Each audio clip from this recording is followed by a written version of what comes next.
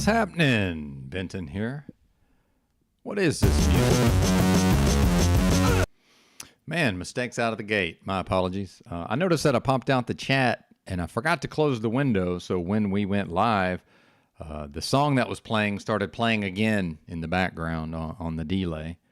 My apologies. Now we've got the thing. Forgot I was in an album and it went to the next song. Man, what is this?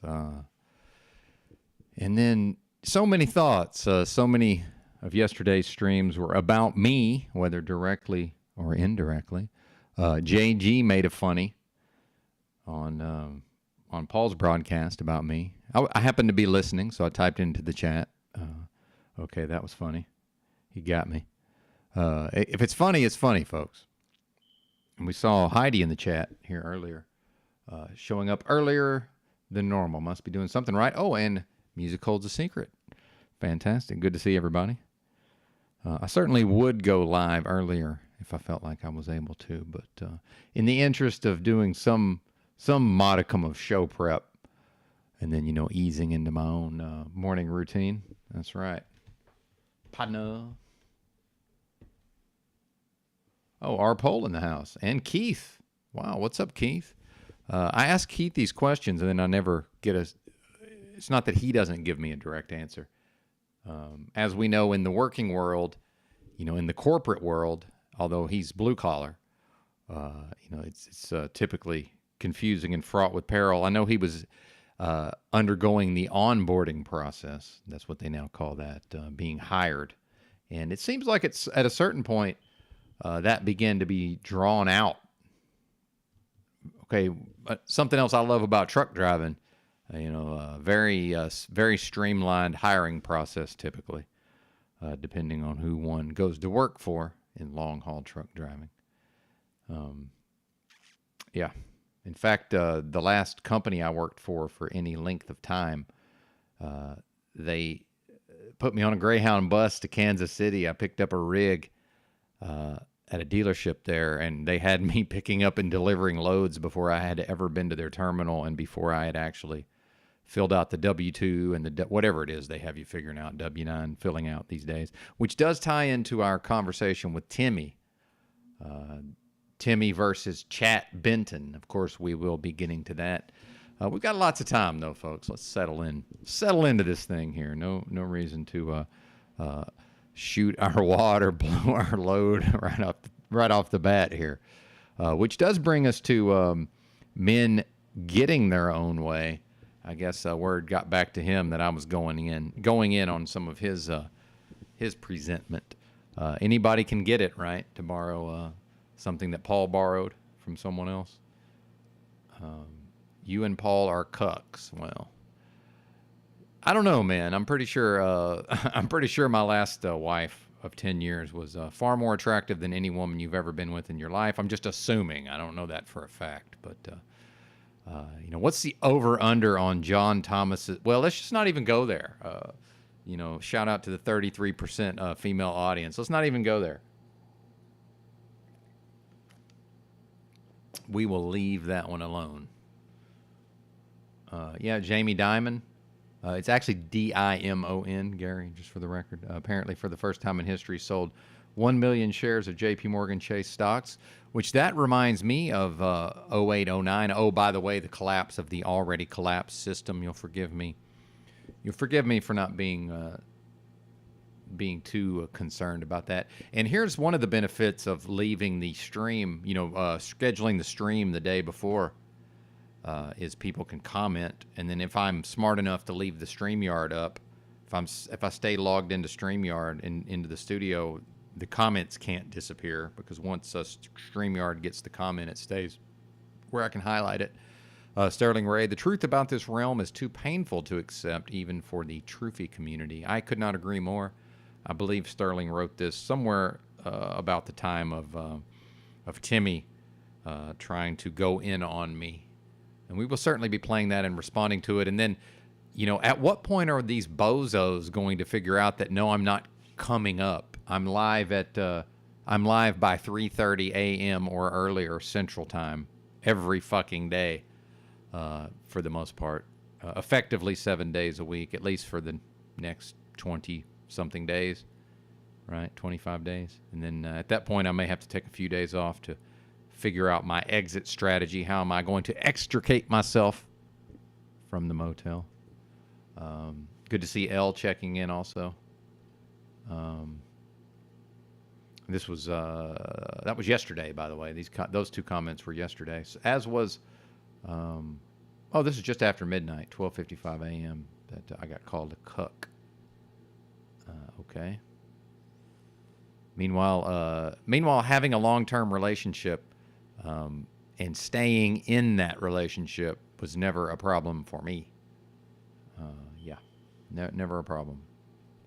Yeah, clearly I've had a series of relationships and I'm not in one now, but pretty sure I could still be with the last one if I had so chosen. But yeah, that's right. Imagine being in something called the truth community. And in fact, Sterling Ray, I think at the risk of, repeating some of my old material back during the Chalk Body Outline days, that was one of the first things that I recognized. And I had never even really heard of the truth community. I was familiar with 9/11 truth. Well, apparently that morphed into the truth community at a certain point. So, I was working with various ideas. My icon, my graphics for my podcast that I then shortly launched thereafter heavily involved the Unabomber sketch, right? And I was really into the writings attributed to Ted Kaczynski, which is the number one thing, in my opinion, the Unabomber Manifesto, Industrial Society, and Its Future. These ideas attributed to Ted Kaczynski, the Unabomber. I see none of that reconciled. None of that is been woven into the discourse of people like Timmy. And this is a grave error. How can society have, supposedly, by IQ, one of the most intelligent beings who then became, again, official fiction, right? And I always reserve the right to refer to the official fiction. I'm talking official fiction here, folks.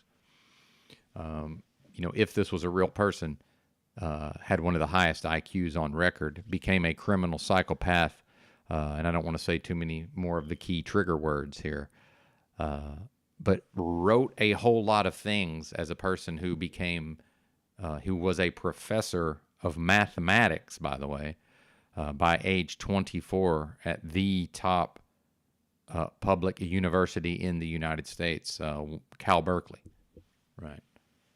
Are you kidding me? And then people haven't even read his writings. That's a them problem, okay? And in fact, I would also reference Saul Alinsky's Rules for Radicals. For folks who just haven't read much of anything, that's okay if they haven't. And some folks, I understand, learn by hearing, right, or learn from listening to YouTube videos. I'm pretty sure there's a YouTube video somewhere of someone reading Industrial Society and Its Future, the so-called Unabomber Manifesto. Then I would also go for Saul Alinsky's Rules for Radicals, a.k.a. the leftist communist playbook. Many of those tactics, by the way, have been adopted by the MAGA bozos and the people who purport themselves to be conservatives, traditional family values. Well, easy to assert that when it's not a requirement to actually live the principles. I've said it before, I'll say it again. If you want to know who your traditional family values conservatives are, that would be the Amish and similar groups. Maybe some of the Mormons, perhaps. I don't know. But yeah, and real quick, I know I'm on to several different topics here already off the bat. What this reminds me of, Gary, and I started to make this point earlier and then diverted myself onto other points, is this reminds me of Henry Paulson, who was one of the main people who managed the 08-09 crisis, and he sacrificed for the greater good by converting what I believe was hundreds of millions of dollars of Goldman Sachs stock. He had to sell his position because he, worked for Goldman Sachs, and that was a conflict of interest, or he had previously worked for them. I'm not sure. Maybe he was retired. So, he sacrificed, pardon me, by selling the stock so that he could go into the government. So maybe that's a potential thing on the horizon for Mr. Diamond. Don't know. I would look at maybe who's going to be the Secretary of the Treasury. So I would say and I'm no expert, and certainly I'm not. My predictions never bear fruit, but I am able to see some trends ahead of time. So especially if what if there was to be an actual another series of bailouts and Occupy Wall Street level of protests, and there was the taxed enough already movement, and all of these things, these movements, right, on behalf of the system. So I think it's important to look back and view Occupy Wall Street as not something that ever had a chance of transforming society for the good of society, right? That was never a possibility. Why? Well, read Kaczynski. Kaczynski will explain to you why that wasn't possible. So things like Occupy Wall Street and the Tea Party, taxed enough already, as we see, nothing of substance came out of any of these movements. Well, these movements are by the system, for the system, on behalf of the system, to serve the system. That's what this is, right? And like it or not, all of this stuff that I see coming out of not just Paul Enslaved, but also other communities, right? Oh, and I never made my point about the truth community. My apologies. I'm getting better, Woody. Maybe it's the saturated fat from the egg yolks. I don't know, but I looked around and said, okay, now I'm seeing these ideas that we are in an inverted world. Nothing is as it seems. Nothing is as it purports to be. But the one thing that is exactly as advertised is the truth community. I said, is this even possible? Right? Deductive reasoning, by the way. No, of course it's not possible. So, of course, it's not the truth community. It's the you can't handle the truth community. But what I would say is if you see, movements in maybe, if you start hearing talk of, could the Secretary of the Treasury resign or retire or whatever that is, that may be a space to try to slide Mr. Diamond in there, who, by the way, is a billionaire, and he's only ever worked for other people, while we listen to Timmy try to say that basically we're all supposed to go start our own small businesses. Okay. And then and we're going to play all of this. Believe me, I think it's actually better that I wait and sleep on things and ruminate versus just immediately responding. By the way, if I go up on the panel and I just give my knee-jerk, unthoughtful, unthought-out response, well, of course that feeds into the numbers for the broadcast. Of course that feeds the drama. But does that benefit me? That doesn't seem like the correct strategic move for yours truly. And meanwhile, when will they ever figure it out? That's right. He goes live in the early AM. For some folks, it's still nighttime because they haven't been to sleep yet. Right? Yeah, I'll just go talk about it then and there. Right? On my broadcast. Now, if some of these folks, although not Timmy clearly, but maybe somebody would want to come over here and have a conversation with me, right? But I don't see them lining up and coming over here asking for the link. Now, Paul did one day after he, came up here and refused to have an actual conversation with me, and just that was when he was in that frenetic, manic energy that one day, though. So maybe we should give Mr. Unslaved a pass for that. Maybe we should give him another shot over here, perhaps. I don't know. What does the audience think? And apologies for all the mic noise. I don't know why I'm molesting the mic stand today. Croco, though. Shout out to Croco, by the way. That was one of his specialities. Was beating the fuck out of the mic and pounding on the desk. I at least have this deadening, a cloth for deadening between the desk and the mic stand. Where's Croco? I know I got some Croco drops here on the soundboard. What's up, guys? How's everybody doing? Doing well, sir. May peace be upon you. Well, I got a lot of topics. Oh, well, yeah, of course you do. So do I. Yeah, indeed. Where is Benton? Yeah, I've been up since 3. Where's Benton? That's right. Well, I'm here. Meat in the seat, y'all. Meat in the seat. Redneck, white scars, blue collar. There you go. Highly suspect. Have you been able to start your job yet?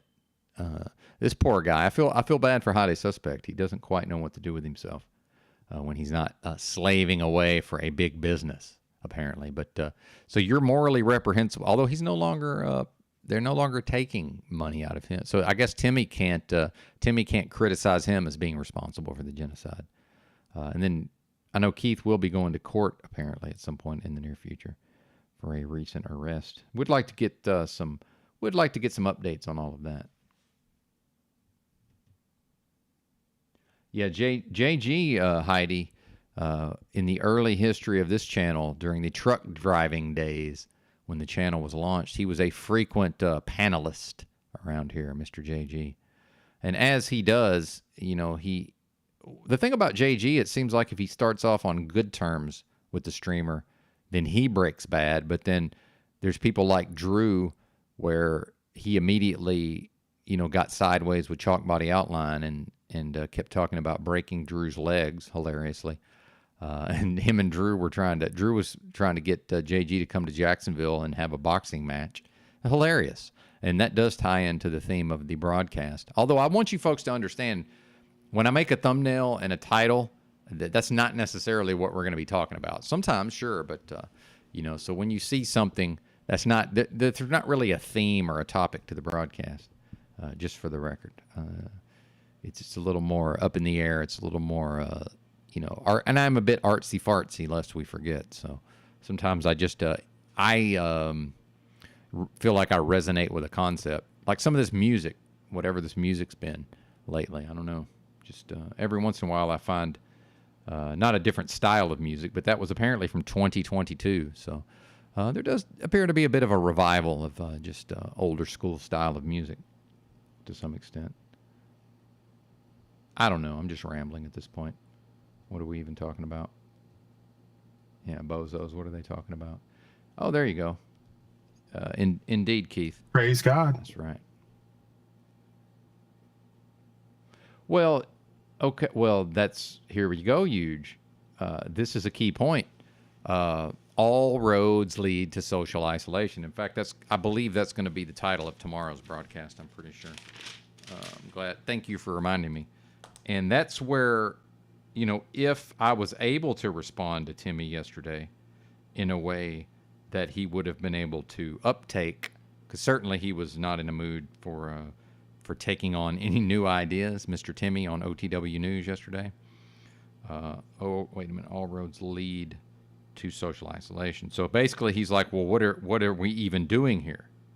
All right. And we're going to play his own words. We're not going to, I'm not going to rehash what he's saying necessarily. We're going to play, hopefully anyway. I can't promise, but I'm pretty sure we are going to play the man's words back to him. But what I would say to Timmy is that people are here because they're socially isolated, Timmy, because of a fake pandemic, which, as far as I can tell, is the only reason, not the only reason, it's the major reason Paul enslaved. And I'm glad he's able to. I think it's wonderful when somebody's able to earn a living from something they enjoy, like broadcasting, especially not having to go to a physical location to punch a clock every day, punch a wage slave or whatever. It's wonderful. However, as Paul tells it, he says, well, I didn't come on here and start doing a live stream, basically. People asked me to do this, is what he said. The people, basically, his view of it, and this may very well be what happened, is Paul's view of this is that, the people demanded it, more or less. And that now he has turned that into a way to earn his living, right? And mutually beneficial.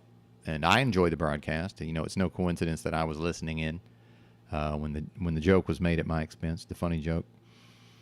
But there is some truth in that. We're all addicted to each other, meaning what I would take that to mean is most of us no longer, and I'm going to continue to hammer this point, right? Most of us can no longer get what we need to get socially out there. outside our own doors.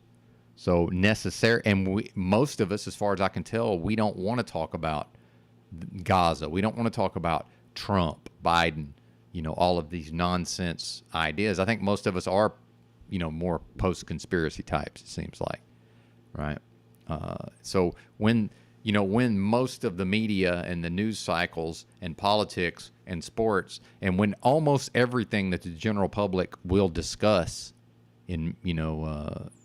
is fake or not genuine, how am I going to go out here and have anything other than surface level interactions with these people?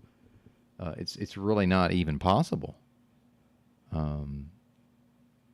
So that's the reason for all of this, in my view, is all roads lead back to our own individual social isolation. So, of course, people are now wanting to go to live streams, particularly, right? Because that's where the camaraderie is. That's where the fellowship is. Some people do catch up with these after the stream ends, but not very many, right? It's mostly people who want to view live. And I think it's a huge mistake for the streamers not to work together. Myself, OTW, Z, Paul, whoever else, is live on a near daily basis. By the way, OTW gave a big speech. He got all fired up and motivated and gave a speech at the end of his stream yesterday. Maybe that'll be the best place to start. And I see now he's actually scheduled his 8 a.m. show ahead of time. But as we know with OTW, he has a bad habit. Well, he has a habit of scheduling the live stream and then pushing it off into the future, which I've done occasionally, but not very often, right? And in fact, fairly often I've gone live before the scheduled time. Not that there's any, not that there's any honor in that, but the fact is I'm a grinder. I'm always one of the best employees anywhere I've worked. I get in there and kick ass. I'm pretty much always the top truck driver based on whatever metrics they're looking for, or at least one of the top ones. Of course, they don't tell you that necessarily, but eventually it's sort of, one of the, eventually somebody will sort of let it slip, Yeah, exactly, Don Scruggs. Well, and then, what's up, Tribe? Good to see you, man. I don't know what that means. USA APE. Not surprised though that I don't know what that means. Well, I think you're not aware, John Thomas, and I'm glad you're here, that I did a podcast about dating and relationships in 2011, and I had a website in 2011 that's still available on the Wayback Machine, and I wrote my own. I've written extensively in these areas before there was a thing called MGTOW. It did not yet exist. So the fact is, I was on message boards before MGTOW was coined as a phrase, and I contributed some of the founding literature to your own movement, sir. And then I mastered those concepts and I moved on with my life, which is what I think those are for. The mistake you seem to be making is you're turning it into your self-identity. You're identifying with an ideology or a series of ideas. The ideas are there to be used as tools so you can move on to the next phase of your life, sir. So, I don't know what to tell you, brother. I can break down these dynamics all fucking day long, sir. All day long. In fact, we had Josh was in here at one point, and I just as an aside, I was breaking down a lot of concepts at an expert level. By the way, I do have an expert level of comprehension and ability to verbalize these things. And the fact is, these people who are now making their living on YouTube talking about these ideas, I was on message boards with some of those people, right? But then I moved on with my life, and for some reason, some of these people, probably to earn money, they stayed in that arena. Now, I moved on with my life, sir. It's kind of like once you learn the rules, you get to break all the rules, right? So we can go right now and find my message board posts from 2011 on sosuave.net. They're still there, sir. Now, a lot of what I wrote ended up being on a site called offtopic.com, where I was one of the most active members for over 10 years. And eventually I decided I was going to compile my posts into a book So I actually copied and pasted all of my posts on the topic into like a Word document, and then I deleted them off the site, and I'm not a member there anymore anyway. So it's not like I would have access to it because it's you have to have a login and a subscription. It's a paid service thing. Although I had a lifetime subscription, by the way, and still chose to leave, never to return. But yeah, you can't come at me. So basically, I have a greater level of understanding and attainment in John Thomas's own arena that he's claiming with this. See his icon with the men getting their own way. It's just ridiculous, sir. I mean, it really is. It's fucking ridiculous. Yep. Well, there's nothing wrong with that. Well, what I mean, huge, is that people have to have interaction. I'm one of the most introverted hermits there is. Like, I can easily go a week and not talk to anybody. Nobody hits my phone. I don't know if you know this. I have phone service on a daily basis. Nobody hits my phone. Every once in a while, I'll get into a back and forth with somebody like Keith Highly Suspect or Big L, Dallas Don Juan, who cruises through here every once in a while. He's been on the panel a few times.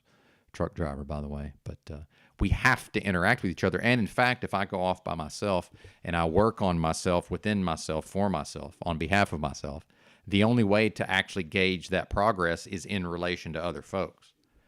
Right. So the fact is, huge, what you're saying is true, of course, but literally everything only exists in the mind. But then at a certain point, are we solipsistic? Meaning, are you actually a figment of my imagination? Or do you actually exist as a discrete being, separate being from myself? Or are we all one? And in fact, I am everything that's here. And I am, one with whatever that creative force is. And just, I'm imagining all of you. Right. But then wouldn't all of you be imagining me? See, I'm not solipsistic. Yeah. Uh-huh. But yeah, Scruggs, we definitely don't want to talk bullshit politics. And I don't want to talk about PUA or MGTOW, right? I've just lost interest in talking about those things. But John, if I did a stream, it was only a couple of hours I think on Saturday, and I broke down some of those dynamics, and had some of the women in the chat were responding quite favorably to me. Not that was my intention, but if you want to see how it's done, you might want to go check that out, sir. Because I don't see you being able to attract ladies to a broadcast and keep them around. Now, I've seen that apparently you've got a few over in those MGTOW circles, but that's not what I'm talking about. Those type of argumentative broads who are there for God knows what reason that I can't call. But we got 33% female audience over here and growing, sir. And I've grown that through my own abilities as a broadcaster. So you might want to get on my level before you start trying to tear me down to your level. It's interesting how those who can't really push me to go to the next level, they just show up and start trying to tear me down. Isn't that fascinating? Sounds like a you problem. Meanwhile, I promote everybody's channels, sir. I'll promote your channel. What the fuck is it again? Anybody know John Thomas's channel? Anybody? I guess I could find that out for myself since I'm admin or whatever. Since I'm a mod. Let's promote his channel here. Where is he? Men getting their own way. Men getting in their own way. That's what rename it to Men Getting in Their Own Way. All right, we're subscribed. 22 subscribers at John Thomas 1981. Yeah, we're going to promote you, sir. Maybe. Let me click the buttons. Okay, here we go. What can we call it? I think you'll have more people will know you by John Thomas channel, but y'all just type in Men Getting Their Own Way channel.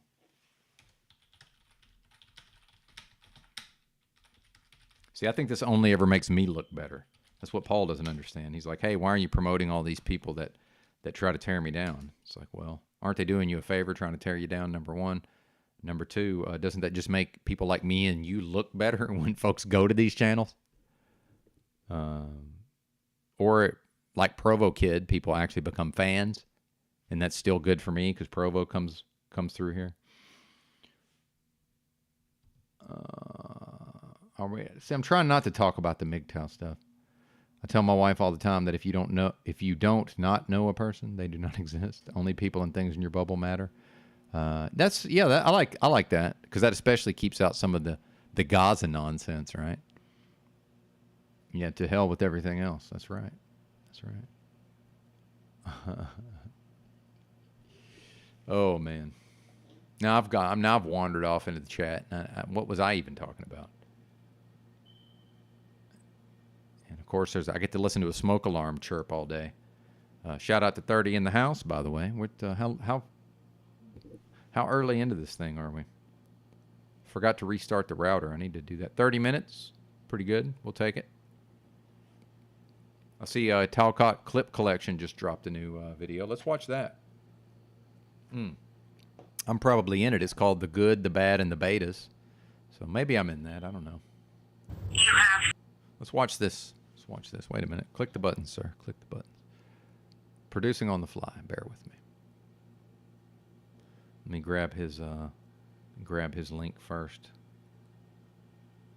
Yeah, Heidi indeed can handle herself quite well. Let's see, Talcott Clips Collection channel. Can't spell.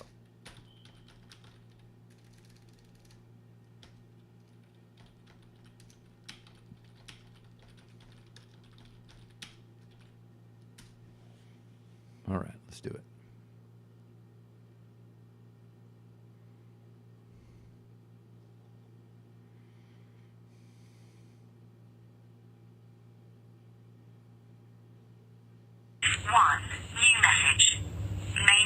Now, I will say this: if this is one of those AI video, I'm not even going to watch this AI stuff. Just to let you know. See, I'm already thinking we're in trouble because it says new voicemail from Jack Talcott. S1, sorry. First, new message. Received today at 2:52 a.m. Hey, Bob. I hope you can hear this, and I'll try and keep it brief. By now, you know my care, my admiration. Yeah, we're not doing this because Tommy called this, by the way. People don't listen to Tommy much of the time, but I do. Tommy called it. He said this AI and the deep fakes, because that's what that is. It's a deep fake. He said the AI and these deep fakes is going to end panels. Because the fact is, I just forgot what I was watching when I saw that clip of Cynthia and Talcott, and she's talking about wanting to, blowing him and all this. And then I was like, wait a minute, this is a deep fake. And eventually just people aren't going to go on, they're just not going to be able to go on panels. And I think Tommy was right about that. So it's a bit of a bummer. But Tommy called that months ago. I don't think people really understood what he was saying, but we're now starting to see it happen, right? Like why, unless I catch the panel live, right? But then, why are people going to want to go on panels when, it can just be misrepresented? Because a lot of folks are going to see that thing about, her talking about wanting, a specific act, and they're just going to assume she really said that, right? Same thing with whatever this is. I can suspend disbelief in my own mind, but I'm just not interested, I have to say, or at least, some version of hey, this did not really happen, right, on the screen, which even that people are still going to miss it somehow. But yeah, I'm not watching. I'm just not going to watch that. It's not going to happen. Nothing. And I know Talcott Clips Collection used to come through here on occasion. Probably still might. Who knows? But yeah, nothing personal. I'm not watching that. I'm not. I find it not at all interesting. There's too many things people actually say that can be used to make content. In my view, there's too much. There's too much out there. Well, let's see if we can get to the internet will never be man to man, or should we just play Timmy from yesterday? What should we do? Let's take a look at the notes here. Yeah, all roads lead to social isolation.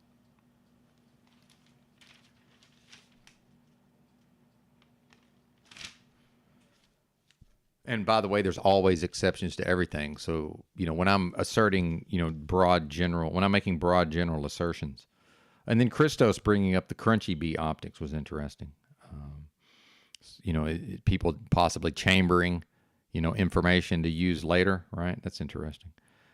Which, if memory serves, that was when I was on panel with Z and Crunchy Bee was on there drunk, and Crunchy Bee had been calling into Z intoxicated apparently, and then that was when I had a lot of energy around. I was really figuring out what drinking was all about, because something had unlocked in my mind when I chose to live instead of drink myself to death. For whatever reason. Oh, and then Timmy wanting to go in on me for, weren't you drinking yourself to death? Yeah, of course. How do you think y'all know that, by the way? I wasn't on here drinking myself to death in Paul and Slave Land on live streams. I was over on the fucking EBT's Discord, for fuck's sakes. I wasn't around you folks yet. But yeah, I got a lot of different directions I want to go, so that's there for by the time I get to it, it will still be there.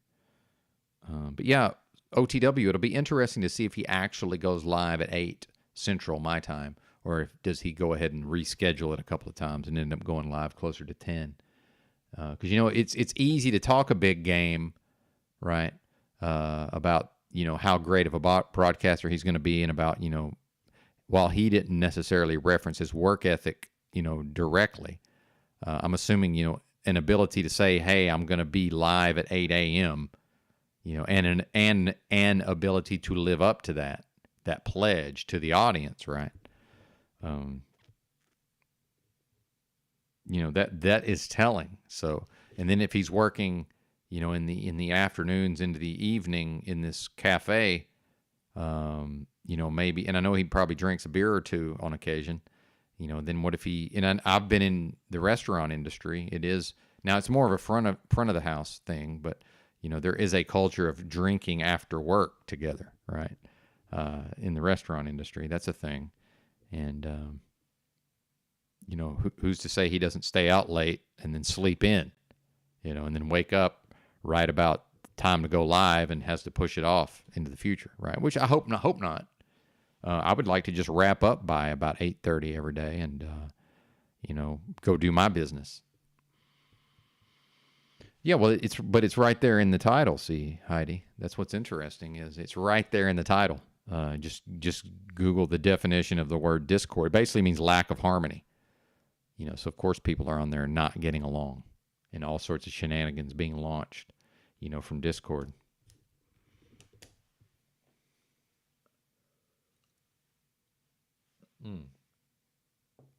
Now, one of the things I did appreciate with the old Chalk Body Outline Discord was, and that transferred over into EBT's Discord, is it was really a dog eat dog, every man for himself, just melee. Like, it was just a straight up melee in the text chat at times. I mean, just motherfuckers going in on each other.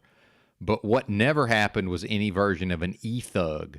So you had all the back and forth dynamics without this, oh, well, you can't talk to me like a man. And, well, if I was in the room with you, blah, blah, blah. It's like, that just shows how low level some of these people are. I mean, low level when it comes to the internet. The culture of the internet it will never be man to man.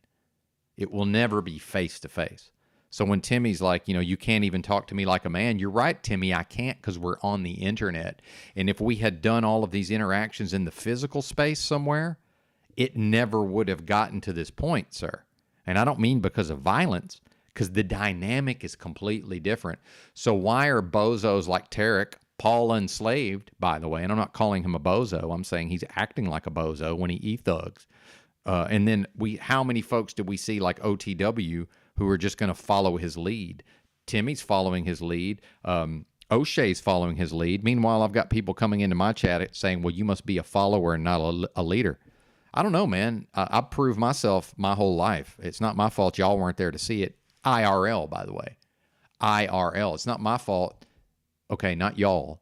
It's not my fault they weren't there to see me prove myself over and over and over again in real life. But I'm in the internet, right? So I'm not on the internet. Paul is on whatever state he's on. He's on the land. I'm in the internet, sir. In the internet, there's no man to man, right? Your physicality doesn't matter. Your ability to, get out here and show what you can do in the physical, it's not relevant. Now, I can say things and I can reference things I've done IRL, but it's still up to the audience to either believe this or not, unless I can demonstrate it. Now, I'm pretty sure I can demonstrate a high level of attainment because I've worked on myself and grown and changed, and I've mastered various aspects of myself. I still have a long way to go, right? But the fact, Timmy, that I went from living out of a backpack with nothing effectively, with nothing other than what I could physically carry, Timmy, okay?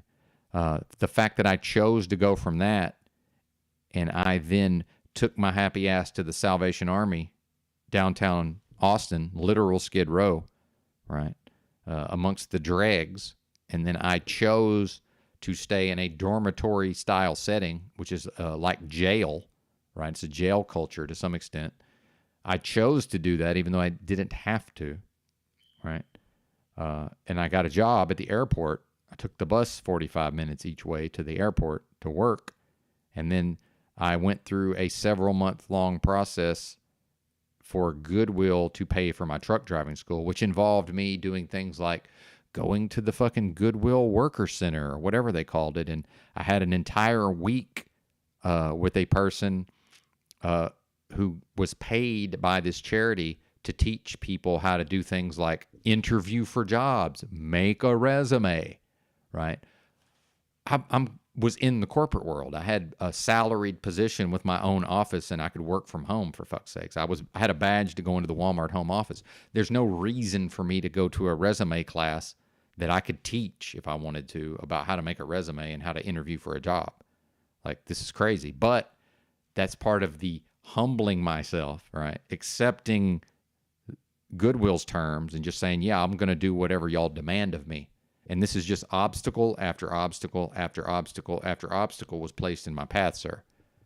So the obstacles I overcame because I chose to be undeniable and I wasn't going to be denied. And I got my CDL, sir. As a homeless person staying in a fucking homeless shelter, working a job. And when I took that job, it's the first job I had in years. And I went to work every single day, even on my days off. I worked like 20-something days in a row. Finally, they just had to tell me, hey, they told me to tell you, you can't just show up and work. I just showed up and worked every day until they told me not to. They basically said, you have to take days off. You're getting too much overtime. This is crazy. What are you doing? Right. Meanwhile, other people can't even be bothered to show up on time. Other people can't even.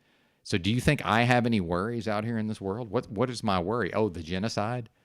The collapse of the already collapsed financial system. I already know how to live with nothing, Timmy. This realm can't threaten me with anything. This realm can't do anything to me. If it could destroy me, it would have done so already. Whatever this realm can throw at me just makes me stronger. It makes me more of what I am. And then Timmy wants to imply that my attitude it doesn't come to bear. If anybody that saw what happened in this country over the fake pandemic, people like to say the last 3 years, however long it was. I don't fucking know how long it lasted. I think we all went into a version of a survival mode, right? Whatever we did to get through that. Oh, meanwhile, for the first 6 months of the thing, I worked 7 days a week driving a big rig, taking the products to the stores. You're welcome, by the way. Now, I did it for money, but, you're welcome, by the way. 7 days a week. Okay, had 3 days off for breakdowns. Right. And I don't know what Thomas is talking about down there. You're welcome for the promoting your channel, by the way. More people saw me drop a link to your channel than you have subscribed to your channel. So you're welcome. Let's see how many are in here now. Maybe we should, when it peaks out when we become the Z pre-show here in about an hour, and we probably are going to peak out around, I don't know, 50 people or so. Maybe I'll drop it again if I remember. Hello? That's right. Didn't mean to hit that button, but yeah, that worked good.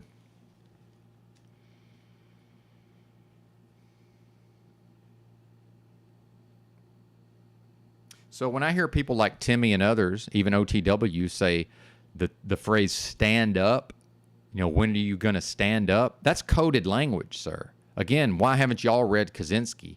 Why haven't you understood Kaczynski enough to know that stand up is a creation of the system, by the system, on behalf of the system, for the benefit of the system? That's a control mechanism that's been installed into your mind. And now morons, literal morons like Timmy are running around, saying things like, well, have you even asked them?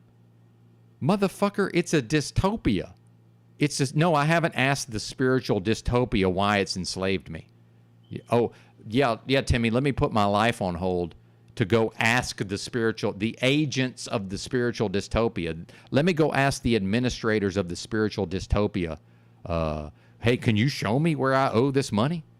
Do you think it's a coincidence, Timmy, that when I work for a trucking company, they take the taxes out first? And that, in fact, before I could just claim like 10 exemptions, so that they were taking, I think my first job, they were taking something like 17% of my paycheck, although part of that was because I was in Texas with no state income tax. Now I'm in Arkansas. So, yeah, Arkansas is taking 7%, although I do believe Highly Suspect said he's still paying the state tax. I'm pretty sure he said he chose to pay that. So, but the point I'm making is, yeah, there's a reason why they take their money off the top. So why would I buy my own truck, by the way, Timmy? Do you think I didn't consider buying my own truck? I don't want to own and operate a business. And that's where Timmy's logic breaks down is, Timmy, if everybody goes out here and runs and operates their own business, who's going to work for the businesses? Right? And I see no value in having my own truck and having my own authority. That's just more work for me. Right? Meanwhile, I don't know if you know this, Timmy, these owner-operators just go out of business continuously. It's just they're continuously put out of business. As just like in every other industry, it's the further consolidation towards corporate, the big corporations, right? So the so-called mega carriers, they take over more and more and more over time, sir. And by the way, see, I will not learn the lessons. Like, I will not view what happened during the fake pandemic. I've learned those lessons. America, Timmy, voted for big corporations. Every town in this country allowed yes, every town. I'm not interested in what your little podunk town did, your one-horse town did. I'm saying every place in this, and I know because I went to all of these places. I'm not speaking hypothetically. I got in a big rig and I went motherfucking everywhere. Okay. Everywhere. And I seen it with my own two eyes during the fake pandemic. And effectively, every town of any kind of population in this country, they shut the mom and pops down, but Walmart and McDonald's stayed open. Oh, but McDonald's, you couldn't dine in. Well, the fucking restaurant was open. So America voted against mom and pops, and it voted for corporations. So when Timmy says, hey, in 2023, all you need is like a work ethic and fucking people skills and, this and that. Yeah, and you can build up your own fucking local mom and pop, and then there's going to be another fake pandemic, and you're going to shut it down because people have shown you what they are. And if anybody saw the events of the last however many years, the fake pandemic, anybody that did not become full doomer during that was in a state of complete delusion and denial. And I can't maintain my sanity. And a topic came up on Paul Enslaved yesterday, which was with this crazy lady, this lady going through some sort of a mental health crisis, if she was what she purports to be, and who knows, but just taking that at face value, somebody going through some sort of a mental health crisis, whether or not somebody else put her up to calling in. This person, somebody brought up the idea of, managing your own mental health. Yeah, that's what I do. I've started managing my own mental health over 10 years ago to stay out of the fucking system, to stay off the meds. And surprise, surprise, I'm not on anything. I'm on caffeine. I'm on coffee. I'm not even on cannabis right now. For fuck's sake. Oh, because why? Because I might need to go back to truck driving. Because my ace in the hole is I have a CDL with nothing on my record, and I have I've never ran into anything. I've never caused any accidents. My inspection record is good overall. And, trucking is so diabolical that it's like the experience is in a 5-year window, but I still have I still have 2 years within 5 years, meaning I can go to work tomorrow if I need to. I'd prefer not to. Meanwhile, I lived in the streets with nothing, folks, for years on end. I'm untouchable in many ways. Now, I'm a human, so I have fears and anxieties just like everybody else. Not a lot of insecurities, though. Surprise, surprise. But, yeah, so I woke up this morning kind of in a little bit of a fear space around my living situation. So what? Worst case scenario, I just, I lose, I turn my back on everything except what I can physically carry. I sell my car, and I go back to some version of being a homeless person, except I will probably do it to a greater extent this time, meaning I will most likely, in order to carry a firearm, I will probably never be able to go to a shelter, which means, I don't know, when it's 0 degrees Fahrenheit, or, it does get cold in the South in the winter to some extent, that's up to me to figure out, can I stay with a person? Can I get the money to rent a motel room? Although I got to think, if I'm out here live streaming every day, probably people will donate even more, I'm assuming. And there won't be an $800 a month charge to stay in a motel room, right? So I can just camp out, find a place to pitch the camp. At that point, the main problem becomes, how do I charge up the fucking phones to do live streams, right? That becomes and I know people are already saying, oh, well, you can go here and they've got outlets. Look, I lived as a homeless person for 6 straight years. I already know the drill. I don't need problem solving from the audience, but thank you. Believe me, I've been there and done that. I know all of the available options, right? I'm very familiar with all the options that would be available to me in that scenario. And at the end of the day, it really comes down to what can a person carry around with them physically. Well, I'm gaining weight finally, thank God. I think I'm up to about 135 pounds. I didn't realize, though, if I had realized that I was going to be gaining weight, I think I would have got on the calisthenics. I would have at least done the push-ups and the squats, because I'm looking a little sloppy around the middle. But, nothing like homelessness, a potentially looming homelessness, to trim the fat around the middle, right? And that's another reason I don't want to go back to truck driving. It's just a horrible, even if a person eats well, like I did, I ate well the whole last year for the most part. Well, I mean, other than, some of that food was out of cans, but, or a lot of it early on anyway, but, I ate good, actual, real food the whole time. It's still a very unhealthy lifestyle. Any way you slice it, it's an unhealthy lifestyle. Thank you, Heidi. Yep, that's right. Indeed. And the realm is abundant. Yeah, I'm full doomer when it comes to humans, right? The realm is abundant. My doomerism revolves around these people's mind control that I can't do anything about. Timmy and Paul can preach and proselytize, and they can have an OTW. They can have whatever ideas they want. Nothing can be done about the fact that this system has achieved psychological control of the populace. There's nothing can be done about that. You can't counter that propaganda. Each individual person would have to unplug themselves, wake up, which I don't even believe in that concept, and deprogram and then reprogram. Oh, I did that in order to get control of my mental health. I deprogrammed from a literal cult called the Jehovah's Witnesses. Yeah, I did that in my fucking 30s, into my 40s, living in the streets with nothing, walking around 10 miles a day with 35 plus pounds on my back. Made good use of that time. So that's part of the reason I can sit here on no drugs and no alcohol, by the way.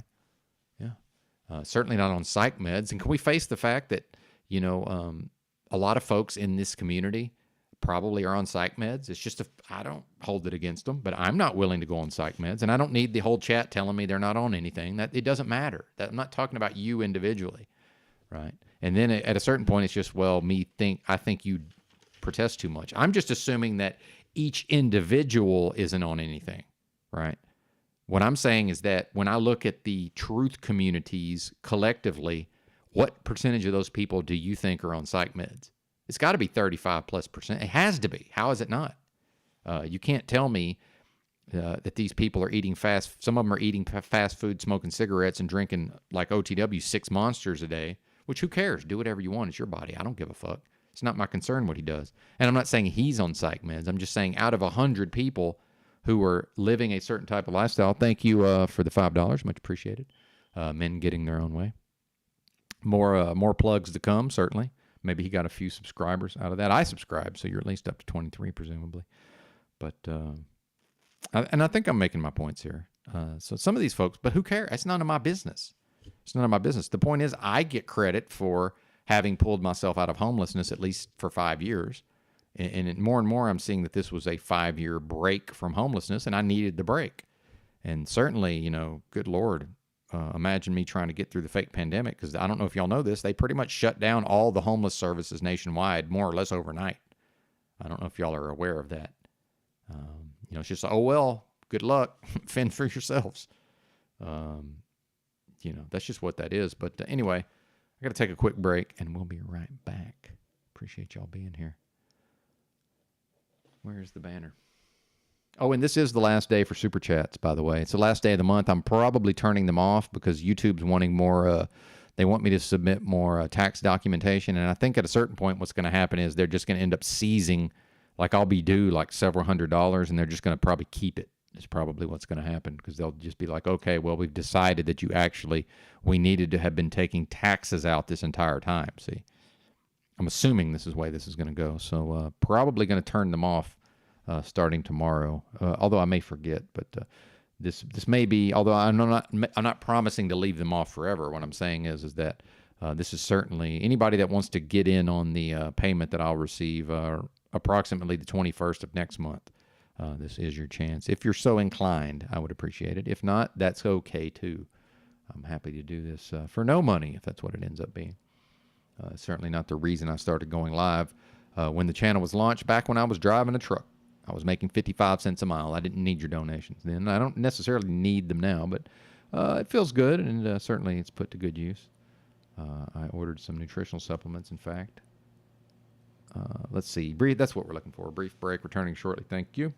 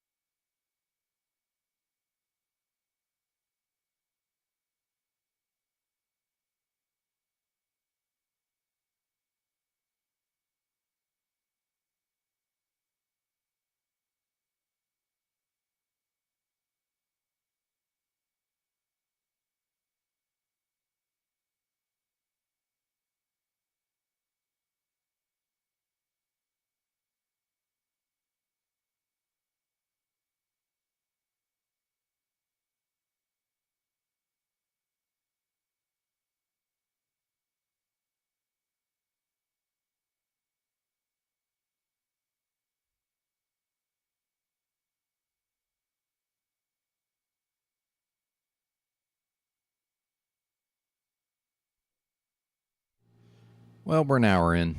It's probably a good time to make some coffee. What should we play? The problem is that anything I play while I'm gone, I kind of need to be able to listen to it and stop it and respond to it. I guess we could get started on the Timmy stuff.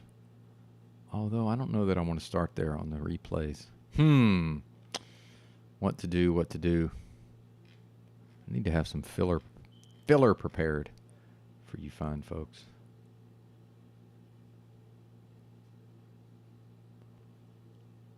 Let's see.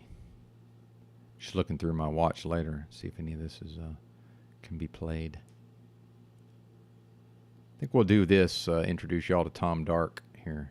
Some folks may not know Mr. Tom Dark here. Let me grab the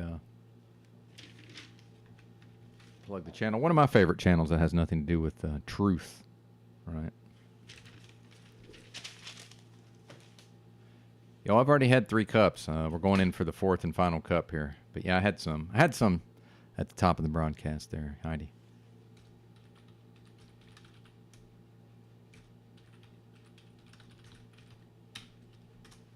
And this video is kind of interesting because it does tie in with the Palestinian stuff. And by the way, it shows just how ridiculous a lot of these dynamics are with the general public and this war. All right. What's up, Skib?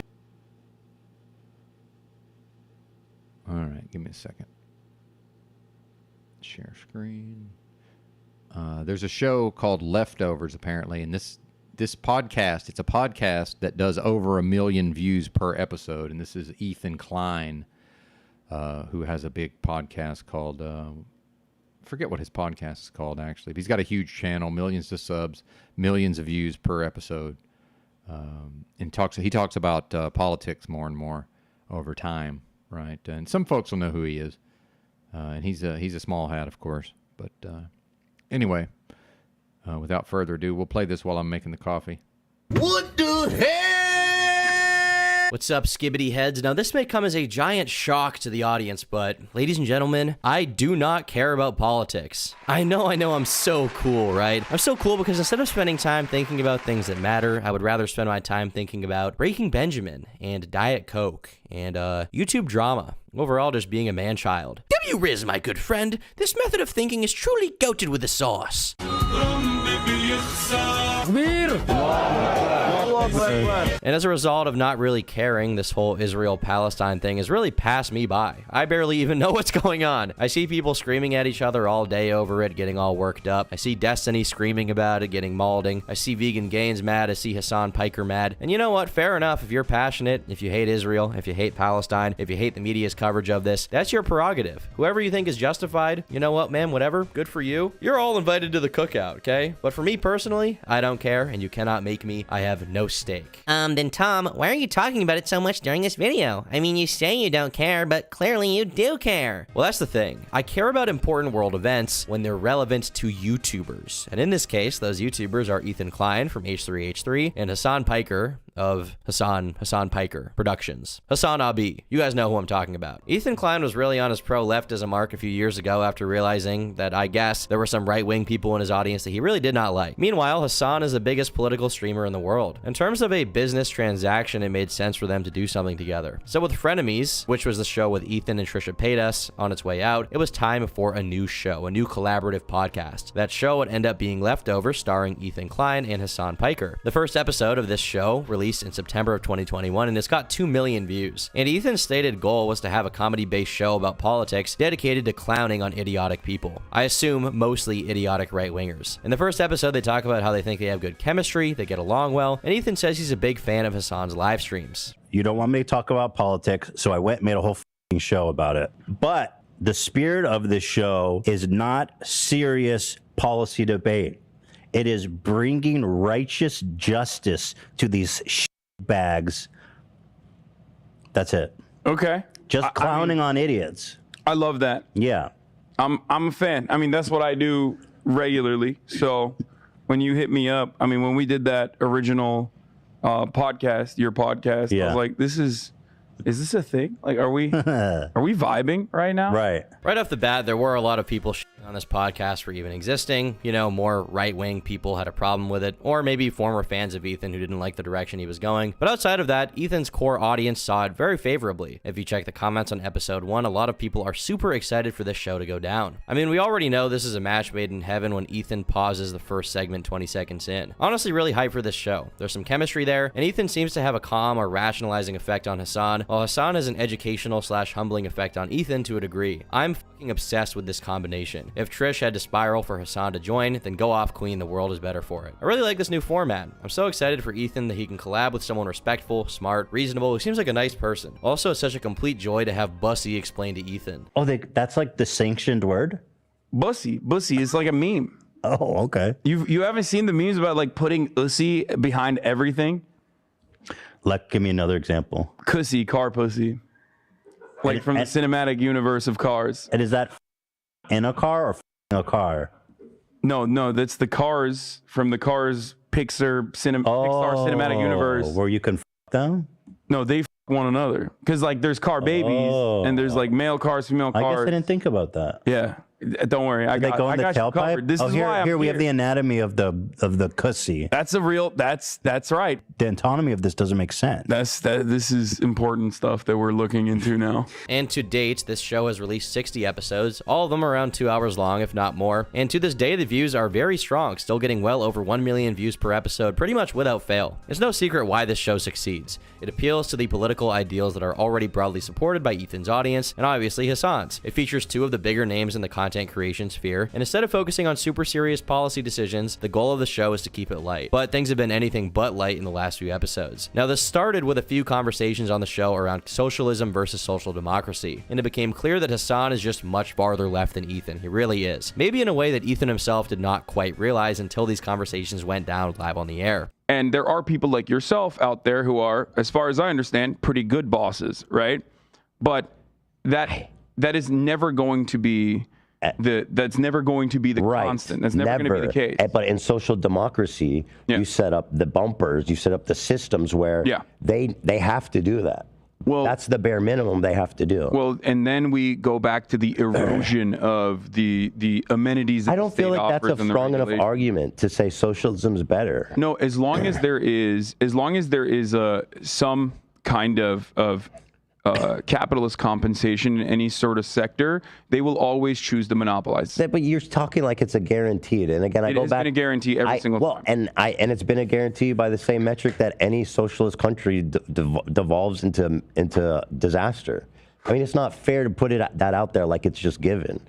Because on the other flip coin, you can say, this, like I mentioned, socialism. There's going to be people moving towards capitalism. So socialist nation states, it's too hypothetical. Socialist nation states, however, historically, most of them at least, have not eroded or been destroyed due to like people who are just like, I want to be capitalist. Usually those people are being goaded or supported, facilitated by a much more powerful nation that is using the inherent greed to their advantage to cause divisions. But the real material issues in socialist nation states, historical socialism, real socialism in the real world that has happened, has always been due to mishaps, famine, or the government exercising too much authoritarian control. Yeah, you could say the same thing. Sorts of things. Now, this debate on the air was pretty civil, and I would say there wasn't a ton of animosity in the air, but even on the podcast, it became clear that Ethan's staff and Hassan are farther left than him. Something that maybe he knew but had not really confronted until this point, but he was really grappling with it in a very real way on these shows. But here, does this make sense? Yeah. You're inside of, and I want to ask you, Dan, because I'm curious about your opinion. You're inside a big company. Let's just say they make cars. There's tons of employees there. The CEO, founder, he makes a lot more than the employees. Do you think that the leaders should make more than the workers, Dan? Well, it just kind of depends on. I think there's nuance there because I think it really depends on what the company looks like, how it operates. Should the CEO, who is on a day-to-day basis working and managing a company, make more money? He works the same hours as the production people. I mean, with more responsibility, I think should inherently come with some more privilege. However, I mean, now, are we talking about a CEO or are we talking about an owner? Because a lot of owners don't do shit. No, I'm talking about someone who's working, because the idea of ownership is probably different in a socialist. Right, and the owners may be private, or it may even be a public company. The CEO. So you agree he should make more? So it just depends. There's not room for nuance. There's just not. What do you mean? If you're living in a socialist country, this needs to be like laid out. Like, there's not room for nuance, where in every workplace, we're going to decide little different rules for everything. Now, everyone here is still friends. Seemingly, it's all fine. But then the audience, specifically Hassan's, starts to get really mad. They thought Ethan was a full-on socialist or even a communist. He's only a social democrat? What's going on here? He doesn't 100% agree with Hassan? And around the same time, we start seeing posts like this from Ethan. Please do not take these political conversations personally. Being called a class traitor 1,000 times because I'm only a social democrat and not a full socialist makes me not want to have combos like this anymore, which is probably the least productive negative outcome. The audience is mad at him because he's not far left enough. Certainly not all of them, but some of them were mad. Those who had come there from Hassan's chat who wanted to hear their thoughts repeated back to them by their favorite internet personality were having a very hard time. This came to a head most recently with the Israel-Palestine conflict. They would do a 4-hour episode of Leftovers 2 weeks ago, and in this episode, both of them would end up crying. Sorry. This is really up.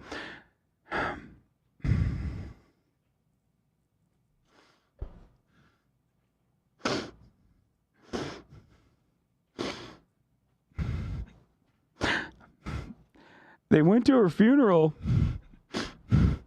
and beat the shit out of people and ripped the Palestinian flag off of her.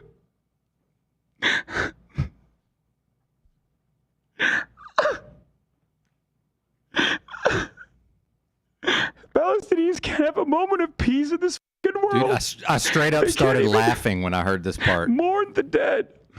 The thing Hassan is crying about here, as he says, is Israeli forces apparently attacking the funeral of a Palestinian journalist, which, if that did happen, that sounds very sad. But of course, a lot of people began pointing out times when he's laughed at others crying, like when he laughed at Kyle Rittenhouse crying on the stand during his trial.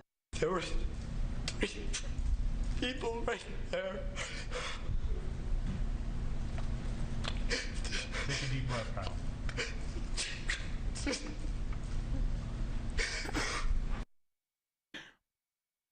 He really looks like a pig. I mean, he's a pig. And people are going to compare these situations and try to justify one instance of laughing at Kyle, but defend Hassan crying in the other case, and then shit on people who laugh at him crying. Ultimately, I don't have a big stake in this, but I do think Kyle's crying was genuine. That's just my personal opinion. I don't think he was faking it or anything like that. And Ethan also cried during this episode. That's another thing worth noting. They both broke down into tears over photos of suffering they had seen online of this war. It's pretty crazy to be living in an era where now, instead of like hearing from overseas, like, you know, in ye olden days, right, you know, 1940s, 50s, 60s, 70s even, when people heard about wars, it was all through the TV, it was all from the news, and it was not graphic imagery. It was heavily censored, right? Now, I mean, on TikTok, a lot of stuff doesn't get taken down right away. We're seeing graphic images of war, bodies torn apart, gore, crazy missile explosions and stuff like that. It's crazy to be living in an era like this, right? Zoomers are so screwed, dude. But yeah, Ethan also cried during this episode. I saw videos of Palestinian dads holding his dead, like, 5-year-old daughter. I mean, and then there was another one that, like, as a father, it's even hard to talk about. This dude was holding his infant. It was like a year old.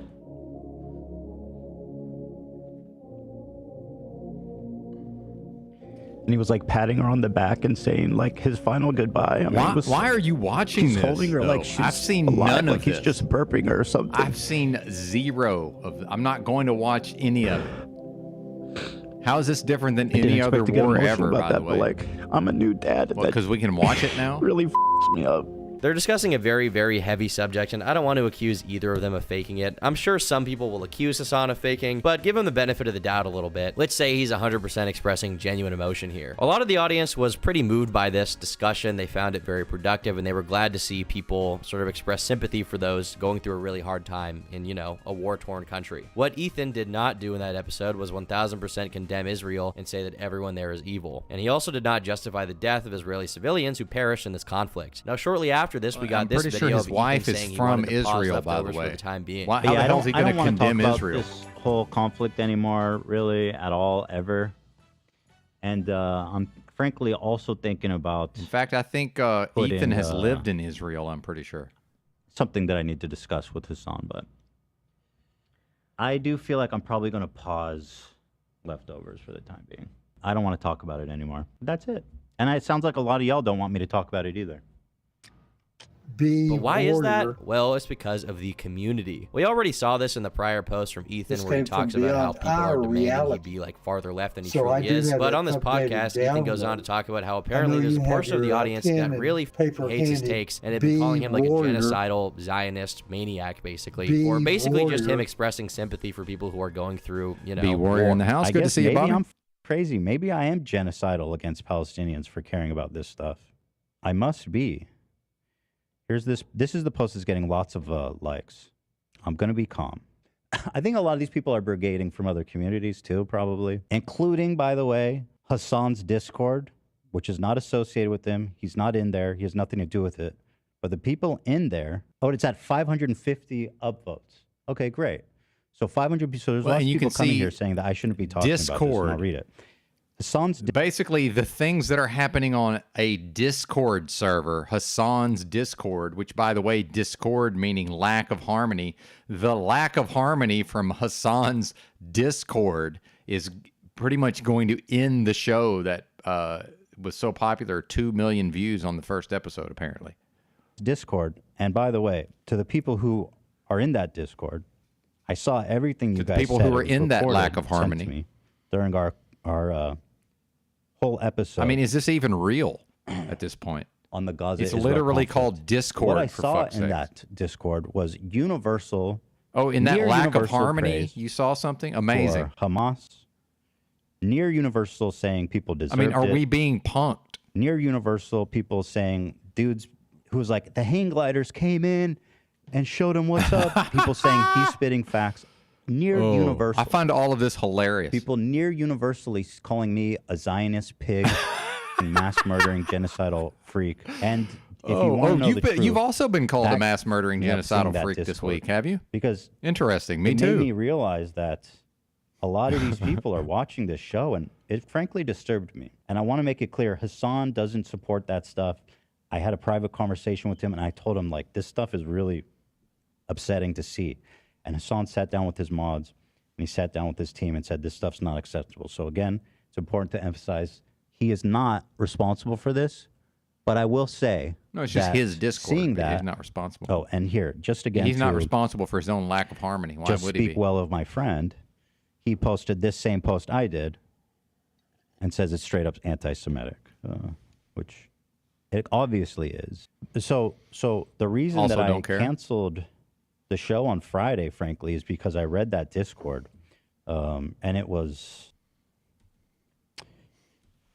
I don't know what's the word, but frankly, it was, I don't know what's the word. I mean, I was. Yeah, this is a rich guy with millions of subscribers talking about something going on a Discord server. That these people were watching this and like they didn't actually care at all. They saw me as like a vessel.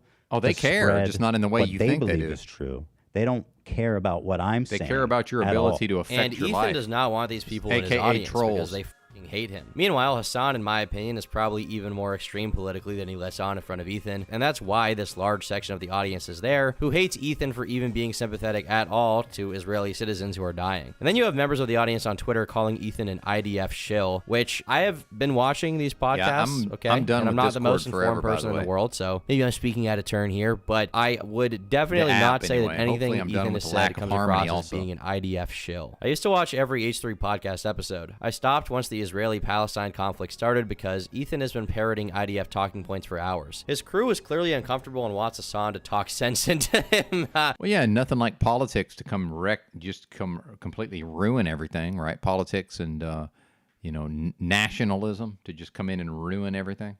Not around here, folks. But you see, who are the folks who've been promoting ideas of genocide? Timmy. Interesting. Here comes Timmy with his lack of harmony. If we're dumb enough to let him, he'll ruin our channel too. He'll ruin our broadcast. Here we are getting in where we fit in. And here comes Timmy to try to accuse everybody of genocide. Fuck you, Timmy, you bozo. Yeah, they want Hassan to talk some sense into him. Too bad he just canceled Leftovers. I get that this is a rough time for Ethan and his family, but he has a massive platform, and his commentary has been irresponsible. Go look at the H3 subreddit. It's disgusting. Also, I find what Ethan says after AB's statement gross. He criticizes the audience without seeing why his crew doesn't want to speak. It's not the audience they're afraid of. It's Ethan and how he'll respond. Ethan has always had problems, but this might be the worst in terms of him being blind to his own biases. As someone watching from the outside in, he seems defeated and beaten. This is worse than anything his haters have pegged him with in the past. This is a group of people who want to express no sympathy for Israel or its citizens, no matter what happens to them. I personally have no stake, once again, but obviously if these people don't give a flying fuck about Israel, Gaza, and they any of it. include everyone living within those borders, within that hatred. Don't care. Ethan is expressing some Now, if sympathy you for make those me people. pick a and there's gonna side, be a it bit of seems like conflict the there. I've even seen Palestinians have people taken the tweeting worst out of it. claiming that Ethan Klein's From what I wife can tell, personally their has homes murdered bulldozed and Palestinians whatnot. because she was a part Their of the land IDF, stolen. which I think she I mean, was that part of the seems to be IDF. a real thing, but do you really see Hila Klein? I don't even care mowing about down that. people. I mean, I Do do. you really see that? You know, you think I that feel some happens? type I of think way Ethan's about starting to people realize losing their that homes, people will straight up obviously. lie But about you. guess who's Even if you're losing a their leftist, homes? Even if you're nice, other leftists Americans will are losing lie their about homes. you So and that's try the to people destroy you I if care you don't about. agree with their opinions 100%. Apologies for talking over It's the Tom same here. purity testing that the far left has been doing online for years, and he's Well, and just that's finally what- being exposed to it. That's what People say I'm silencing. leftists don't seem to realize that something that Yuri Bezmenov talked about in the mid-'80s was, you know, it never stops. Like, it's just a never-ending series of leftists eating each other on the way to the top here. That's the way to climb to the top of the leftist pyramid, is by being more leftist than everybody else. And then as the mass of people, you know, gets on the same page with the head fucking leftist in charge, well, here, if another leftist wants to take over, they have to be even more leftist. Like, this is how this works. Bezmenov described it in the 80s. And we're seeing it happen in real time in 2023 on the internet. You guys, or so I don't in know the if anyone internet. wants to say anything. In the internet. And go check out the video for yourself, because if you need to hear what he All said, right. because he makes good videos. I Tom feel does. like it's a conversation. And the that's channel's better not for about someone like politics, you and by the Hassan way. to have together. It's about YouTubers. I don't know if I'm properly equipped to. Indeed. Give my side. in the Bobby, correct thank God way. for that. Can I advocate for you for a minute? I enjoy Bobby's channel. I need to go see if The he's people who dropped are any saying new videos. AB I could be needs playing to a B respond, Warrior AB video needs to instead of speak this. up. I think it's good every once in a I'm while not to gonna check say- in I'll and say sort it. of You don't have see to say anything, and I'm not just I'm how not speaking for AB. insane the This is general my public opinion. has become. Who the are you to demand him to talk about something? I appreciate that. Let him process it and feel what he wants without your expectations and coming down on There him you go, from all Huge. I different like that. angles. Now, the Huge first is, episode we auto looked hoax. at was titled "Hassan is leaving leftovers," which at the time felt Yeah, I like a don't believe a tongue-in-cheek bear is eating title. my But leg now it looks until I like this see may it. be the That's case right. after all. Ethan having to Meanwhile, grapple nothing with has and face happened. this large I mean, portion of his as far as audience I've been- that is I've been here basically 48 years, political nothing's extremists happened. has made him reevaluate things in a major way. I wouldn't say it's done for good. All I said is that it's, you know, I would like to take a pause from it. That's all. And a lot of people are disappointed by that. You know, it'd been going for a while, and I felt like we were hitting. Yeah, and they're going to let a bunch of losers on a Discord server end what was a good business, I'm sure. Ethan's phone. And so here, this is me relinquishing plan. my phone. I'm saying, I am taking a break with peace and love. My fear with the show is just basically that. Great plan. For the time being, is that there's going to be a lot of more episodes that are going to make people really angry. Yeah, that's what I should have been playing. And My it's gonna be apologies, really audience. upsetting. We could have been watching B Is Warrior there in any his, beef with Hassan? in his Halloween costume. Of course not. Me and Hassan talked about it. We're friends first and foremost above everything. He is compassionate. He understands. He's being supportive. The H3 subreddit has people posting things like, I understand why he feels like this. He has been hated his whole life just for being a Jew. If I were a Jew, I'd be very scared myself. This is a crazy post, man. I have to assume this is just poorly worded, but damn, this is a bad post, man. Meanwhile, other posts on the subreddit are people saying they want the show to come back and they'd like to see it happen again. There are reasonable people in the audience willing to hear the debate. These controversial episodes actually performed very well, and there was an audience that saw it positively. But there's also Just this dropped your link subsection down of the there. audience Apparently, we've which ran off mostly 11 comes from people or Hassan's 9 chat people. and We were up to like 42, stuff but that's who are okay. psychotic and think Ethan Klein is 33 is a good pro-genocide. number. It's pretty insane the place that the H3 brand currently is. Meanwhile, Keemstar tweets out saying that 93 he's shocked fucking Ethan cases. Klein is the only person with a reasonable Hello? take on this conflict. Listen, everyone in my periphery, Trying to remember which everyone button in is my which here. circle, all the leftists, And you don't even know you're people that I being watch, dragged that I'm part until of, the end. that watch this show, because I consider myself a part of that side, are all pretty much uncritically accepting of Hamas propaganda and uncaring about the rewriting of history right before our fucking eyes about this stuff. So I'm not seeing a lot of people, even though you might look at the popular media and say, you know, everybody's supporting Why would I Israel. look at the popular media, media's sir? defense of Israel is cartoonishly A done. third of the audience left just showing this, burn for them all fuck's to the sakes. ground. They have a right to defend themselves. Bomb God. Anyway, like we're done psycho with that. Okay. But on the left, I don't see anyone saying what I'm saying right now. Yeah, we're done with that, sir. And apologies to the audience. We could have been watching B Warrior. I'll do better. You have won. It's my goal to do better, folks. We're gonna do better. Yep, indeed. Coffee time. This new video is only what, 33 minutes and 30. Oh, it's at 3:13, Heidi. The B Warrior's new video is 3 minutes and 13 seconds. Just for you, perhaps. Bobby's shirtless in the video, apparently. Interesting. Is this a normal thing? I don't know.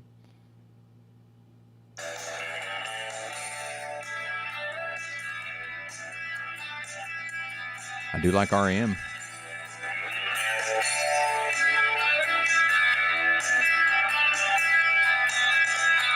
This one goes out to the one I love. See, I could play this on repeat, and we could have kept 42 in the house. To the one I left behind. A simple prop to occupy my time. The warrior. This one goes out to the one I love. The warrior.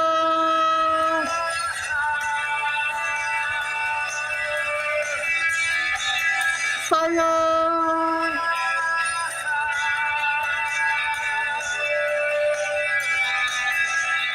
This one goes out to the one I love. This one goes out to the one I left behind. So I do have it updated down. Anyways, what a beautiful stream. What a wonderful stream. This one goes out to the one I love. Fire!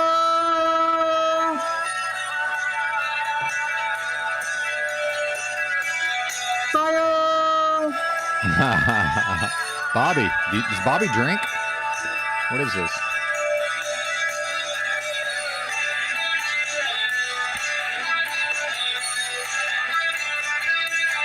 I like it. Bobby's baked.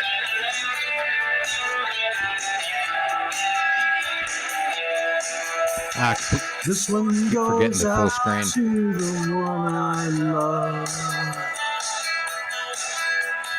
This one goes out to the one I left behind. Another crop. I don't know the words, Bobby. Has occupied my time. This one goes out to the one I love. Fire! Brave trying to sing a Michael Stipe song, though. Great singer, man. Fire! There you go. Fire! Bobby living his best life out here. Yeah, man. Good luck singing all that.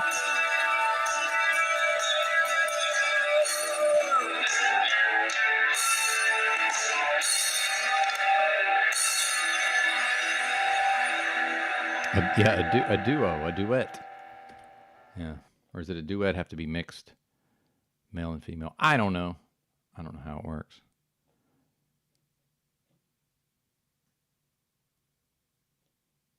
Good stuff. Go check him out. 34 subscribers. That's not enough. I'm subscribed. I got the bell on, all notifications. I don't know that I got this notification. That was a week ago, though. Probably I did. Yes, that's right. The internet will never be man-to-man, lest we forget. That's not the format here, folks. Head Doomer in charge. Happy to see you, folks.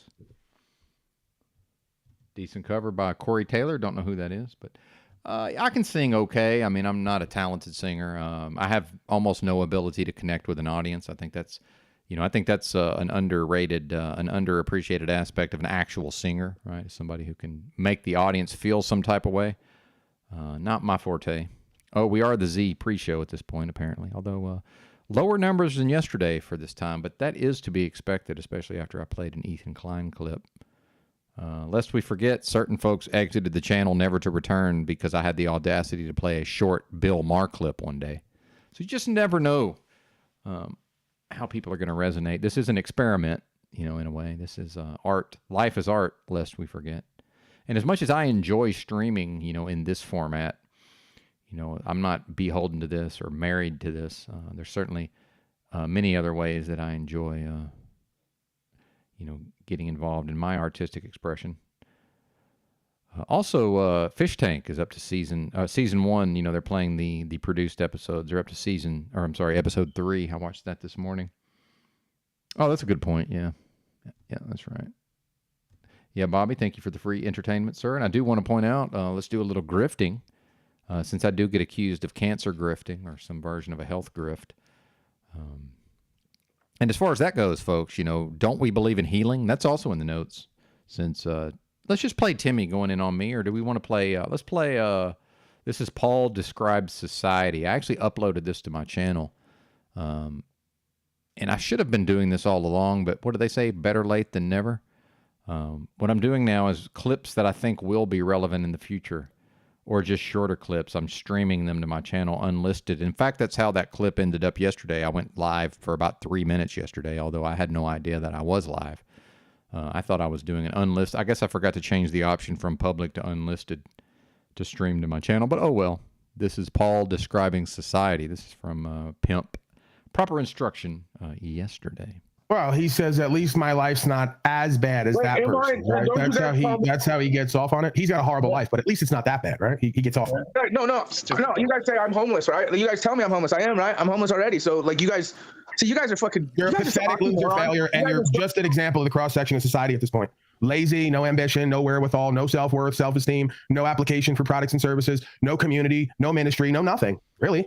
You got children you don't take care of. What else is new? Who knows where they are right now? We know you're online in the same place you are every day, but we don't know where your fucking child is. Right? This is what I deal with 24/7, 365. And then they have the balls to ask me why I didn't help them more, why I didn't do more. As they half hate on me. They half hate on me, shit on me, and restream me to take me down and undermine me, then ask me why I didn't help them and do more. Amazing. Yeah. Hey, I was just watching the interaction of what Daddy was going to do to help one of his ones reaching out to him. What's Daddy going to do, right? Once again, how's Daddy going to travel freely? How's Daddy going to secure free speech? How's Daddy going to have a face during a scamdemic? How's Daddy going to avoid the treatments and still work? What's Daddy going to do first? Maybe if he can get it done, we'll all figure out what we're going to do next, right? I got a lot of that in my Gmail too, in my inbox. Hey, could you do all this for us and show us how to get it done and maybe go to jail a half a dozen more times so we can then decide when we're going to take a step out into our power and personal choice? Right. And you think I'm going to respond with what to that other than suck my dick in public? And that's why I say I call myself Daddy, because I got a bunch of broken children who want Daddy to step out and do it all before they even think about forming their own identity, their own process, procedure, and setting their own goals they're going to hit. Then you got also Snap trying to sue Daddy. Yeah, crazy. Right. And you got a bunch of people sitting around me while in between me going to jail, working one person at a time and creating a community and building on the land, telling me they want to grift off me and use what I created here so they can make a few extra dollars to go global warehouse, make it happen. You're not building on the land. That's part of his grift, by the way. What are you building on the land, sir? Can we see pictures of this? Is this? I mean, until there's a place that people can go, there's not. It's like the guy, Huge, I think, in the chat there. Huge, right? Like, I guess that's a Trump reference now that I think about it. But yeah, I'm a little slow in the uptake sometimes. They're huge. But yeah, I'm exactly. He says, I don't believe a bear's chewing off my leg until I see it. Same thing, Don't piss. What do they say? Don't piss. Judge Judy used to say, "Don't piss on my leg and tell me it's raining." It's like people can say, and this is my favorite refrain is when I point out that nothing is happening, and the idea of folks waiting for the shit hits the fan moment, and then everybody chooses a piece of dirt and goes there and builds a community. That's a fucking fantasy. Well, now it's like, oh, it's already happening. People are already organizing behind the scenes and this and that. It's like. Yeah, until there's a place to go and a destination that people can show up to, it doesn't fucking exist. It's a figment of folks' imagination. It's a fantasy. Until it's brought into reality, you can tell me, oh, it's there. It's just super secret. Yeah, sure. Forgive me for not taking your word for it, folks. Broken children who want Daddy to step out and do it all before they even think about forming their own identity, their own process, procedure, and setting their own goals they're going to hit. No, I've done all that. I've done all of that. Now, it doesn't mean other folks have, but I've done this. So I think it's interesting. That's probably part of the reason why, although I do get called bentard, and that's fine. It's all in good fun. But I'm not necessarily included with the bozos, the beta bozos. I'm not necessarily included in that. If folks notice this, because I've actually done what Paul is saying here. This exact thing. Let's play it. Hey, could you do all this for us and show us how to get it done and maybe go to jail half a dozen more times so we can then decide when we're going to take a step out into our power and personal choice? Right. And you think I'm going to respond with what to that other than suck my dick in public? And that's why I say I call myself daddy, because I got a bunch of broken children who want daddy to step out and do it all before they even think about forming their own identity, their own process, procedure, and setting their own goals they're going to hit. Did it. Going to continue to do it. Did it. Doing it. Going to continue to do it. Now that I've chosen to live. Because the realm did almost destroy me. Yeah, and Timmy, I'm willing to admit that yeah, it almost got the better of me, but it didn't. Now, hopefully, I've taken enough years off of my life that I don't have to be here for the next fake pandemic, but I don't know if whatever the force is that we might call God wills it, I guess I'll be here. It's not really up to me now, is it? Then you got also Snapple trying to sue daddy. Yeah, crazy. Right. Whatever. And you got a bunch of people sitting around me while in between me going to jail, working one person at a time and creating a community and building on the land, telling me they want to grift off me and use what I've created here so they can make a few. But, you know, again, I hope look, and I don't want to be this skeptical. You know, I hope Paul is doing what he says he's doing, but I don't believe it till I see it. And going into the internet and talking is not the same thing as building on. Those are two separate things. So until I see folks that I recognize putting the fucking shovels in the dirt, it doesn't exist. A few extra dollars to go global warehouse making hash. Until I can go and visit, it doesn't exist. The majority of folks who come on here, unfortunately. You're gonna have a few bobbleheads, Terry. You're gonna have like. And if people can say, "Oh well, Benton, it's because you don't do this right and you don't do that right," it's like, well, okay, if my behavior is not appropriate to go physically be able to see the digging in the dirt, meanwhile, I'm pretty sure I'll be physically capable by then. You know, I do seem to be on the mend, and we do believe in healing, don't we, Timmy? Timmy, don't we believe in healing as a community? Isn't it possible that I was actively dying and now I'm not because I've received some measure of healing? And, hey, don't let me get back to being able to eat the goy slop out of the fucking dumpsters. They really won't be able to tell me anything. Timmy can talk about paying taxes and genocide till he's blue in the face. It's like, I don't know what to tell you, Podna. I live out back by. Now I'm starting to sound like the people who make fun of the way I say Podna. I don't know, man. I'm out back eating out of the dumpster, so I don't, you know, until you can explain to me how that equates to genocide, I don't know what to tell you. You know, I got a tent in the woods back there behind the Slave Mart, and I'm eating out of the local restaurant's dumpster or whatever. You know, fucking the local fucking $5 pizza place. You know, they have too many pizzas every day, so I just go get the pizzas out of the dumpster. Right, pretty fucking easy to get enough calories to sustain one's life in America, where, according to the system itself, up to 40% of all the food goes into the trash, lest we forget. And as a reminder, folks, this is your last day to get in on the Super Chats for the next payment. I'm probably turning them off beginning tomorrow, most likely, although I might forget, possibly. But YouTube, it looks like the writing's on the wall. They're probably going to just more or less seize an entire monthly payment under the auspices of, oh, well, we've decided that we need to withhold taxes, right? Because there's been no taxes withheld to this point. There you go. That's right. Indeed. I like that, huge. Yeah, this is the process. You folks get to see the process if you enjoy, you know, my particular style of art, you know, as ridiculous as that sounds. So, you know, this ain't for everybody. I've been saying that since day one. This ain't for everybody. Oh, man. Hey, all right. Back up to 44. I like those numbers. Certain numbers I like. 44 is good. 33 is good. 25 is a good number, especially just for putting up the icon and rambling. Anywhere from 15 to 25 or even more. Put up the icon and ramble. Probably my favorite thing to do. Just ignore the chat and ramble on occasion. Although I do shout out to the chat, by the way. We need Z to shout out the chat because I don't think Paul shouts out the chat. Yeah. Let me say what's up to the chat. Well, go ahead, sir. Feel free. Oh, wait, that's not it. I'm going to shout out the chat, give some people some time to roll in. Indeed, sir, indeed. Z will be talking in right about 30 minutes from now. I think he goes live in like 8 minutes. Padna, that's right. partner, which is it's a joke because it's something my dad says, but I always thought it was funny. That's why I say it. I know I am quite serious and dry, but you know, I do have something of a sense of humor, believe it or not. Believe it or not. God damn, bitch. You're about to get fucking wrecked. Indeed.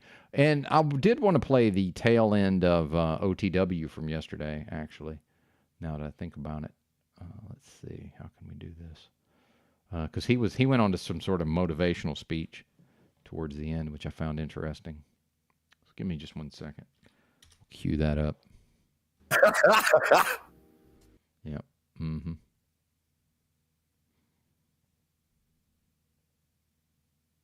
I thought he had the screen, though, when he did that. I thought he was on the screen. Let me see. Where is this? I seem to recall him talking to the camera, but I don't know. Maybe not.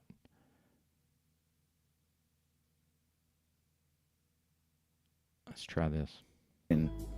What do you think, you guys, it's going to look like 4 years from now? And here we go. Why is it done this way? Honestly, most of the time, they wanted to just fire me. Exactly the same their ego thing. got in the way. Yeah, they just fired me, and then I was like, okay, fine. Then I just go. Well, hang on. And I never made my point about what Paul was saying there. Paul was basically describing society as more or less inept and clueless and out of it. So, Timmy, how do you reconcile Paul's, what I would say is a fairly accurate assessment of the state of society? So how do we reconcile? How is that reconciled with what Timmy seems to be putting forth, which is, you know, basically blaming me and my attitude and the fact that I'm a doomer, as if that's representative of anything, right? The society's either in shambles or it's not. People are either under full psychological control of the system or they're not. The very idea of stand up is either propaganda posited by the system itself or it's not, sir. See, it's nothing about a feeling. It's nothing about, oh, well, Benton's miserable, which I'm not, by the way. You know, I make plenty of male hormones and, you know, I'm thoughtful. I can just walk around and think about shit all day and I'm happy as can be, right? And I'm not wired for jealousy or loneliness, you know. And I got my shit together internally. And what that looks like externally is not my problem. I'm not the one viewing it, by the way. Now, if I'm a bozo like Timmy, who hasn't attained much inside of his internal space, as far as I can tell, well, I probably would be a little more interested in how things appear to others. Not my problem, Timmy. All the employees, that's what happened. Like, I got 3 or 4 employees in there that probably ganged up together to try to get me fired, but the boss fucking saw. Right. He's like, I'm glad. He's not stupid. You know, he fucking sees the dynamic. Yeah, in the next fake pandemic, this business is going to shut down again, like it did last time, I'm assuming. Although, you know, every once in a while I'm just wrong. It's like, oh, no, we never shut down. Okay, well, great. What's that got to do with the millions of other businesses that did? Power trip that they're all having because they all think that they own the place because they've been working there for fucking years. It's like, no, you guys, you don't understand. These guys are here to make money. And if they let themselves get into their feelings, yeah. Well, exactly, Timmy. And this is why one of the main reasons I left the workforce years ago is because I'm a badass worker and I can't show up and do the minimum. I have to show up and do a great job for me, by the way. Exactly. Yeah, they want to do as much as possible and just maintain their shitty paycheck, and they don't want to make it better because they don't see nothing in it for them. They only see the short term. Oh, you know, let's just do minimum amount of work so that this restaurant stays open, but not too many customers come in. By the way, that's the corporate structure, Timmy. That's how the whole system's set up. Yeah, it's great that OTW's in there kicking ass, but you know, let's see. I mean, and I'm not skeptical on his ability to go in there and kick ass. You know, it'll be interesting to see how this works out. I fully expect some version of just one day he's like, yeah, I had it with that place. You know. Okay, well, great. Then what was the point of all these speeches and diatribes? And so I don't really have to do. But that hasn't happened, so who knows? We'll see. I can tell he's got a great work ethic, and he's a great worker. I can see that. Well, guess what? So am I. You know, that's not that unusual. Yeah, it's becoming more and more rare, but it's not. It's just like, oh, you know, in my generation, you know, that I was taught that's just what I'm supposed to do. Do I really get credit for that? Nothing. Right? They don't see long term. Yeah, they don't see long term. Hey, if I make this place better, go ahead. Yeah, no, but they come in and then they come and watch me be a fucking rocket in the kitchen. Something that I believe they've never fucking seen before in their lives, except for maybe the bosses, which are pretty old in their 60s. They've seen guys like me before, and they look at me and goes, "You've worked in this type of restaurant before, haven't you?" I goes, "Yes, I have." He goes, "Okay, now I get it." And he sees me run the fucking place all by myself. I don't need nobody. And I tell him, this guy's a loser. I don't need this guy. Tell him to go work somewhere else. I'll handle this section by myself. And he's tripping the guy because he sees that he can literally. Well, and by the way, I've worked in restaurants. You know, there are restaurants where you can go to work and everybody works this way. When I worked at Outback in Hot Springs, Arkansas, it was the busiest restaurant in town, and it was a resort town, you know, with a racetrack and, you know, lakes in the summer. Summer especially was busy. Yeah, everybody in the restaurant worked that way. We had to. It's the only way to get the job done, and we all had to work together, you know. So it's great, you know, to go in and shake things up, and I know OTW has the personality for it, certainly. But me personally, I'd rather go work somewhere I'm going to bring my game up, which is what happened, you know, when I went to work at Outback. Literally eliminate maybe one or two guys that he had behind the fucking, you know, behind the grill, behind the charcoal and everything. And of course, I became the best server, or you know, probably the strongest server overall. Of course, and not based on my estimation, based on most of my coworkers' estimations. Surprise, surprise. That almost always happens. Just by one guy. Well, that's because I give my fucking 200%. When I get in there, I'm a fucking machine. I put in my mind that I'm going there to fucking produce because the plates need to get out, and they also have to be fucking perfect. So that's what I strive for: perfection, beautiful plates. We call them sexy plates when they go out. They're fucking gorgeous. You know, the appetite comes from the eyes. So, I mean, you know, this is the whole story. And there's a dynamic behind the restaurant business that I learned because I started there when I was 15, washing dishes and by till the I was way, 19. And 19 years old, I was running. By Timmy's logic, OTW is an absolute fool for putting this level of effort into somebody else's business. That's why do people just let Timmy get away with these things, right? When Timmy's in his feelers going in on me, and maybe we're going to play some of that. I don't even know if I've got the stomach for it at this point. And Timmy, just the sound of his voice annoys the fuck out of me. And by the way, there is a lot of information just contained in the tone and the sound of somebody's voice. And I don't think it's a coincidence that Timmy has a very unappealing voice. Right. Now, how did he get to that? Was he just born with it? I don't think so. Running the kitchen where I was working at. It took me 4 years to be the head fucking cook in that kitchen. From dishwasher to head cook in 4 years. I was 19 years old running the kitchen.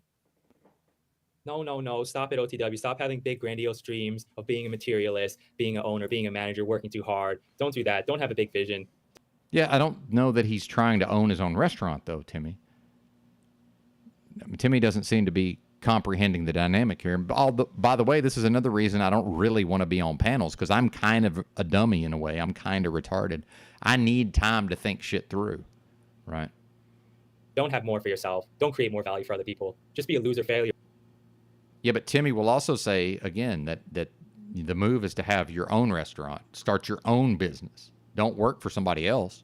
And I'm just like, okay, well, if everybody has a business, who's going to work for the business? You're a miserable bitch like the rest of us. You're right. Don't do anything. Don't work hard. Why try to make yourself better? It's just miserable. Well, meanwhile, that's all I do consistently over time, Timmy, is make myself better. It's what I do. My path is progress, sir.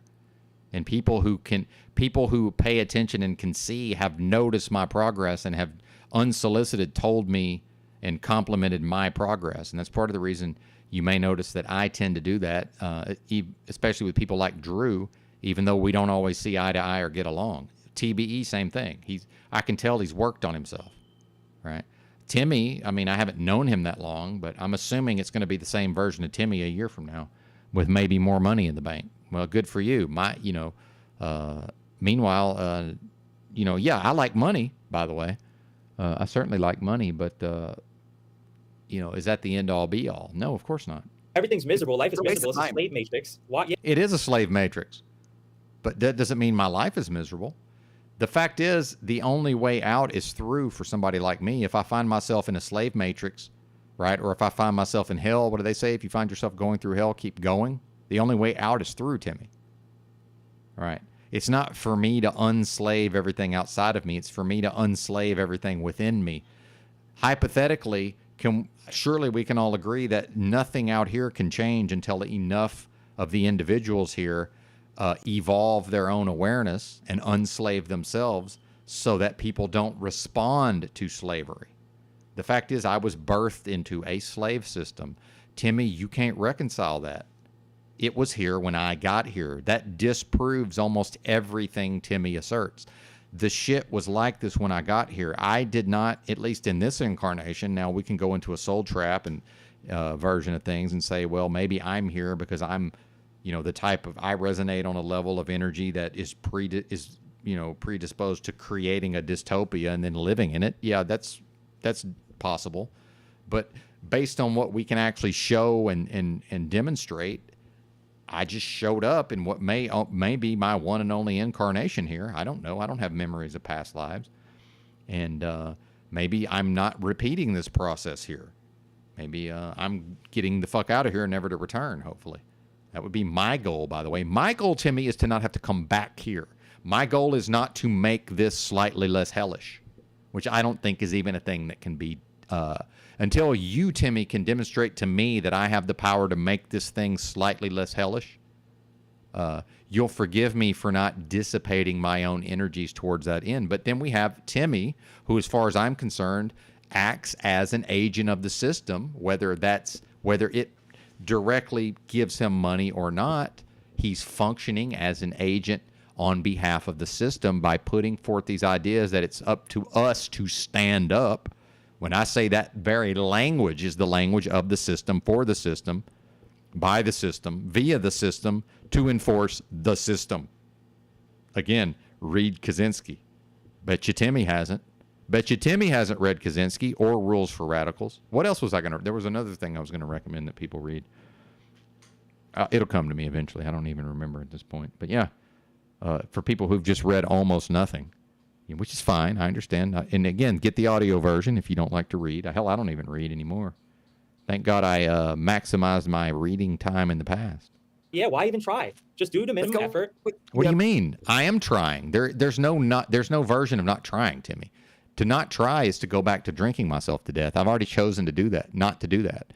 So I know right now I can go get some alcohol, Timmy. Well, actually in 2 hours if I want to, but I can no longer lie to myself about what I'm doing. I know if I tip one back that what I'm doing is I'm signing my own death warrant, Timmy. So I have skin in the game, Timmy. I'm already trying by virtue of changing my life. So the fact that I was drinking myself to death right about a year ago, okay, now it's been more than a year, to me, that's representative of nothing other than, well, number one, the state of the world we find ourselves in. Number two, the fact that what's relevant is that I chose to come up out of that. And that, surprise, surprise, I'm so powerful and resilient that I'm basically sloughed off the practice of alcoholism that absolutely destroys many people's lives and directly fucking kills them. And it almost directly killed me. But here I am now. I'm ravenously hungry for like the last month, and I'm gaining weight, right? I was down to 116 pounds. Now, as far as I can tell, I'm around 135. So I'm probably going to be 150 pretty soon. I'm just, at this point, it's like, fuck, I need to slow down on the weight gain or it's going to be all bad weight, right? Some of it's been good weight and some of it's a little chub around the middle. But, again, Timmy, I learned how to manage all these dynamics. I don't give people health advice, Timmy, like you seem to want to misrepresent. No, I studied nutrition and supplementation and working out many years ago because I was significantly overweight and I lost weight, Timmy. And then I got into weightlifting and put on a lot of muscle mass, something you also know nothing about, but that's okay. In retrospect, I think I would have been better off just being thin and in shape versus trying to put on a bunch of mass. Bentard philosophy, yeah. I'd rather. But what do you mean, my philosophy? Here's how my philosophy is correct philosophy, which is the absence of incorrect philosophy, OTW. Because I'm a thinker, unlike you, sir. And that's okay that you're not a thinker. But you're definitely a follower of thinkers, one Paul enslaved, which we all see you, OTW, basically. Now you're running around as a little Paul. So is Timmy to some extent. So is O'Shea to some extent, right? Wizard at least is his own man as far as I can tell. I'd rather go with the Bentard philosophy and abandon right now and not have any ambition or go anywhere. Just like there's no hope. Yeah, life sucks. It's all over. There is no hope. There's no hope for this realm. There's no hope for this realm. This is a slave system hell realm, spiritual dystopia. And until you can demonstrate that I have the power to change that into something else, I'm going to assume that number one, since I don't have the power to do so, I'm going to assume that's representative of something. I'm further going to extrapolate that because I do have the power to transform my own internal space and raise my levels of awareness, which I've done and continue to do through various practices.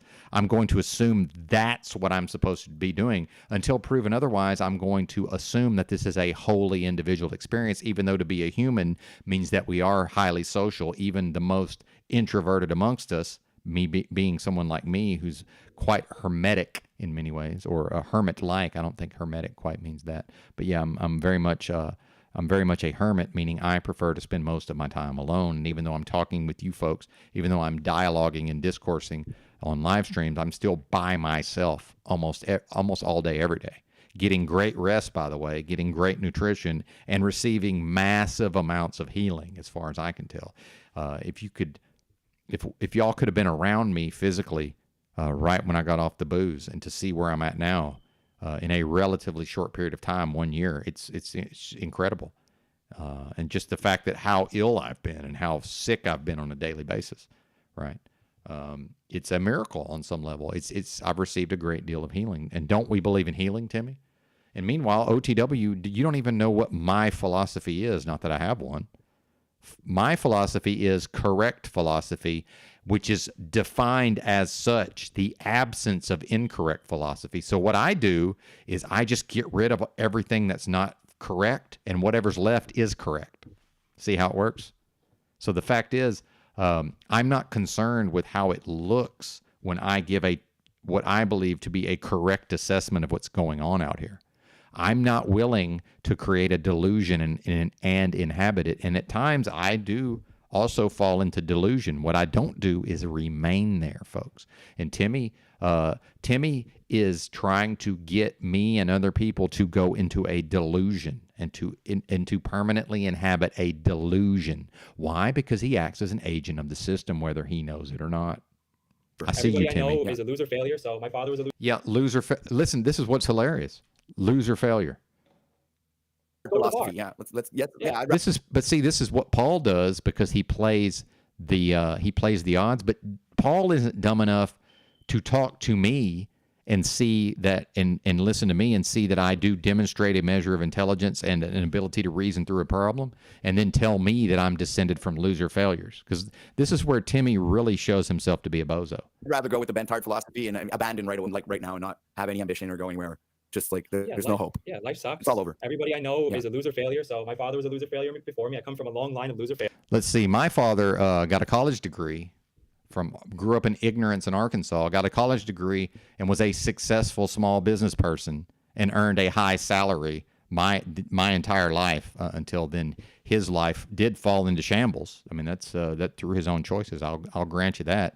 His father, my grandfather, Jim Benton, was so famous for playing football, Timmy, that it was national motherfucking news when he passed in 2001, shortly before September the 11th. Timmy, national news, Sports Center, AP news articles across the country. My grandfather was so much the opposite of a loser failure that they had to inform the entire nation when he died, and he had not played football for over 40 years by then, Timmy. And my dad got a college degree and became a successful small business person. One of his brothers is still a judge in Arkansas. So no, I hate to break it to you. Oh, and on my mom's side, my grandmother founded a successful small business that exists in my hometown to this day. She founded it in the late 60s. And it's still in the family, by the way. An excellent cash business, Timmy. Now, if I'm kind of the black sheep of the family, isn't that okay? Right? So yeah, that's not exactly, I don't come from loser failures, Timmy. This is just not the case. Now, I understand that when Paul goes up there and does that, he's playing the odds and he's speaking more generally. But see, Timmy's in his feelings and he's saying things that are ridiculous. My grandfather has a Wikipedia page for sports, sir. And in fact was famous and well known in my town. And I did well in my town simply because of my last name, sir. So I don't know what to tell you, brother. Failures, and nothing's Same going to be any different. Yeah, you're right. I mean, even this is a terrible broadcast. I mean, it's just going up in numbers. I mean, going down in numbers, and it's like It's getting worse and worse. Look at me even using terrible words when I speak. I mean, look at that. It's like, I understand, Timmy. I resonate with that. I get it. You're right. Yeah. Don't piggyback off your past successes to then do something greater than before. Just do the same thing for 30 years and see your paycheck go up by 3% a year. You're not actually getting paid more. Well, again, but Timmy, you're sitting next to someone who's choosing to work for other people, by the way.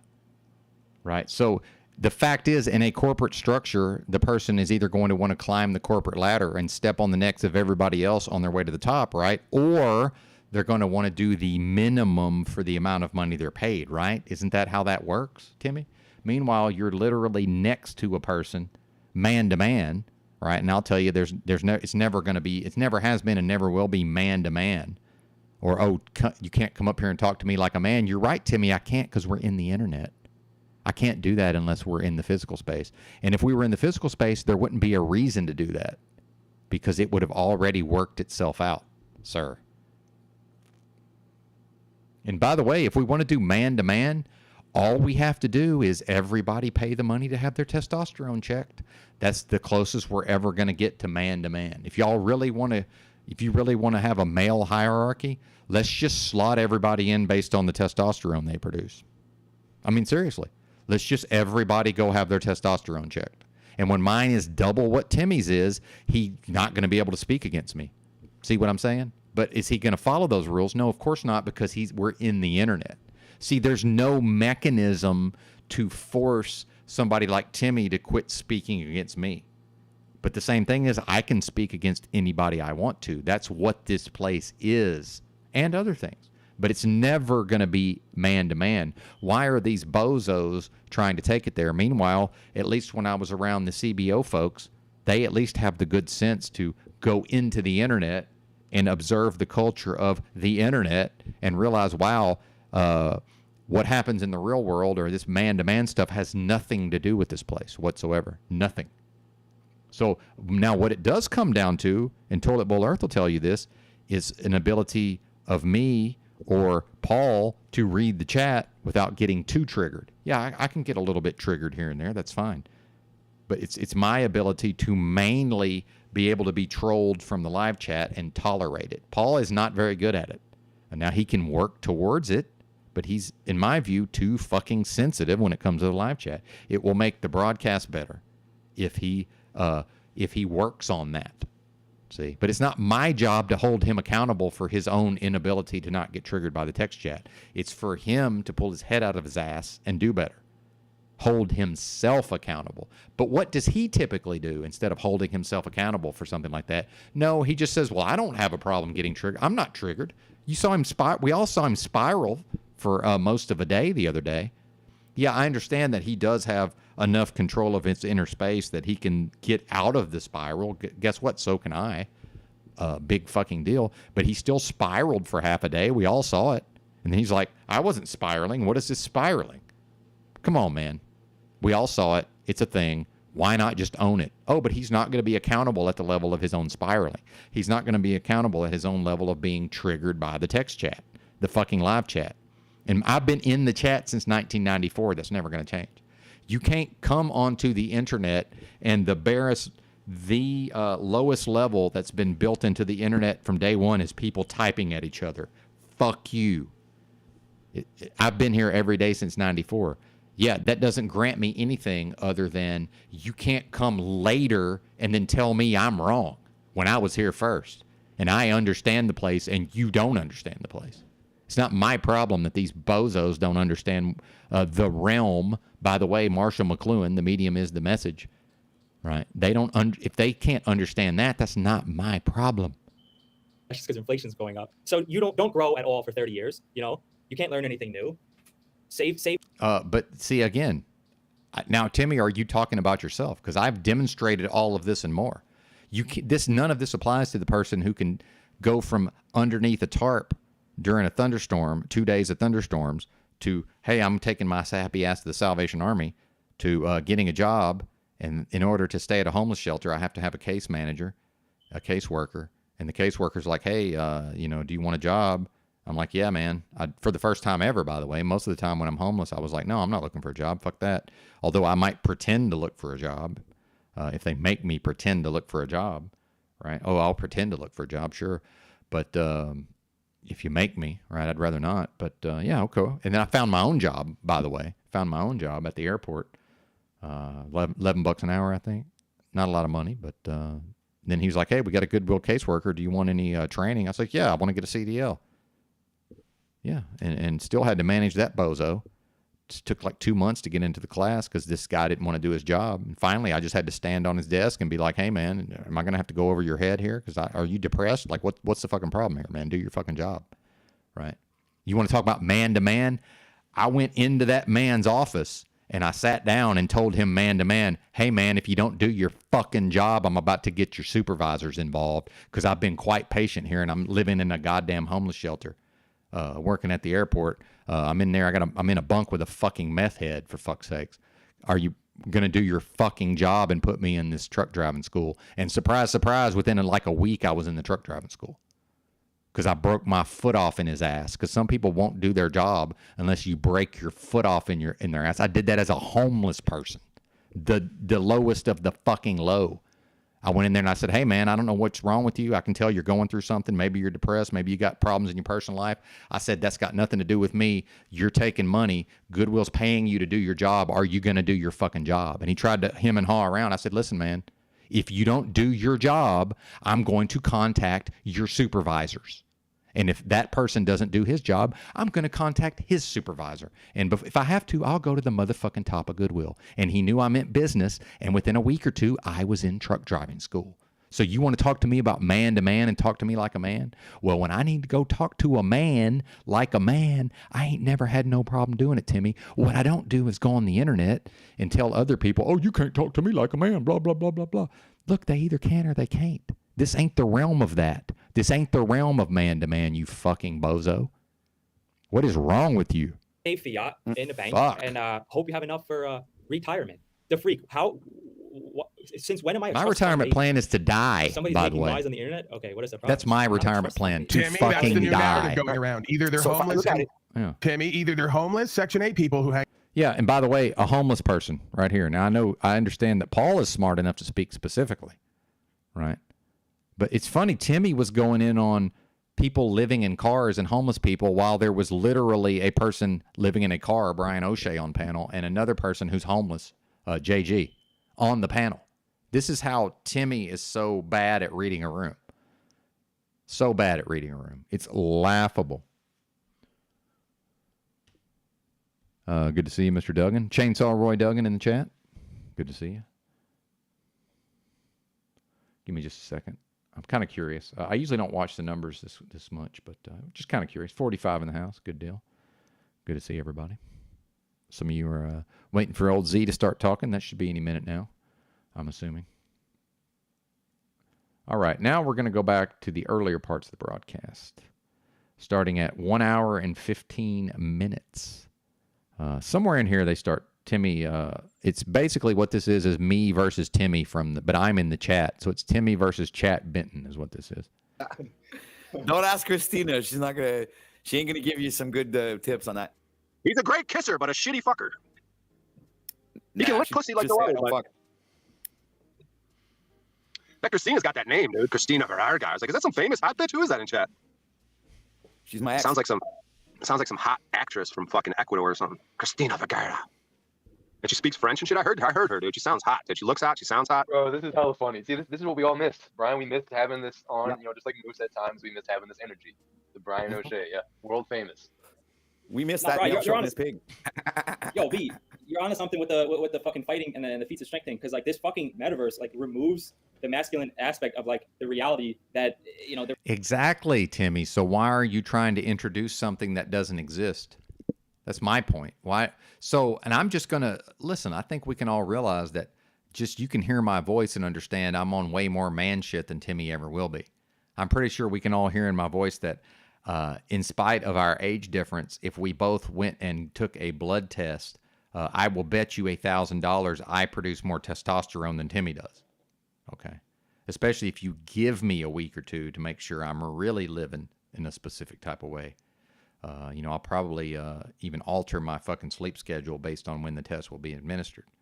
I'll certainly, make sure to get plenty of the nutrients I know my body needs to produce maximum levels of testosterone. See, I think we can all see this, that in the real world, Timmy cannot stand up to people like me on this male hierarchy. So of course, meanwhile, who's never talking about this? Who's never trying to bring it to the man-to-man level in the internet? Me, because that's not what this is about. Oh, but people like Timmy are. Shocking, by the way. While Timmy goes out in public and follows his woman around by his own admission. Yeah, I thought it was the woman supposed to follow the man. Timmy's telling stories where he's walking behind his woman and he sees other guys looking at her ass, so he's like trying to block the guy's view. Now, whether or not this happened or not, I have no idea. The reality of physical strain and physical presence. Like, if me and my friends growing up, like, and that's my fault for not keeping that clip. I need to just grab every clip I can find from now on, and you won't have to take my word for anything.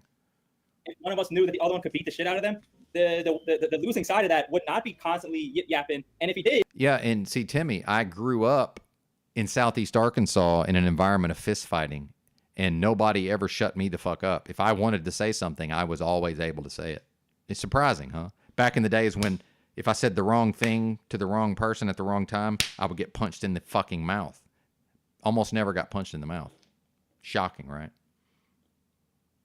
he just get wrestled to the ground and like physically dominated. It's like, so I'm with you. Okay, like people wanted to say whatever they want to say on here. But again, I was never wrestled to the ground and physically dominated. Like, isn't this? Oh, but that's right. My last name, Benton, the name I go by on here, is famous for a physical, manly sport, Timmy. That's so much so that my famous ancestor, when he passed, was national news for his performance in a manly, masculine sport, Timmy. Now, sports are fake, and I think it's all ridiculous anyway at this point. But come on, buddy. I was famous. My family was famous for this. Two of my cousins were the first brothers in the history of the state to both be quarterbacks on teams that won state titles, man. My whole family goes deep in sports. I myself, as an undersized man, was good at fucking basketball, and I was the only honky on the court, Timmy. It was me and 7 black guys running up and down the court playing basketball, Timmy. Okay. And I'm from a family famous for sports in the state I'm from. Like, do you really think I had any problems with people wrestling me to the ground? And if we're going to go might makes right, I could probably carry the day much of the time, even though I was smaller. I was the smallest kid in school till 9th grade, Timmy. Imagine if I'd been as big as most of the men on my dad's side of the family. Been a whole different Benton. I probably wouldn't be sitting here talking to y'all. I'd probably be dead or in jail. I'm guessing.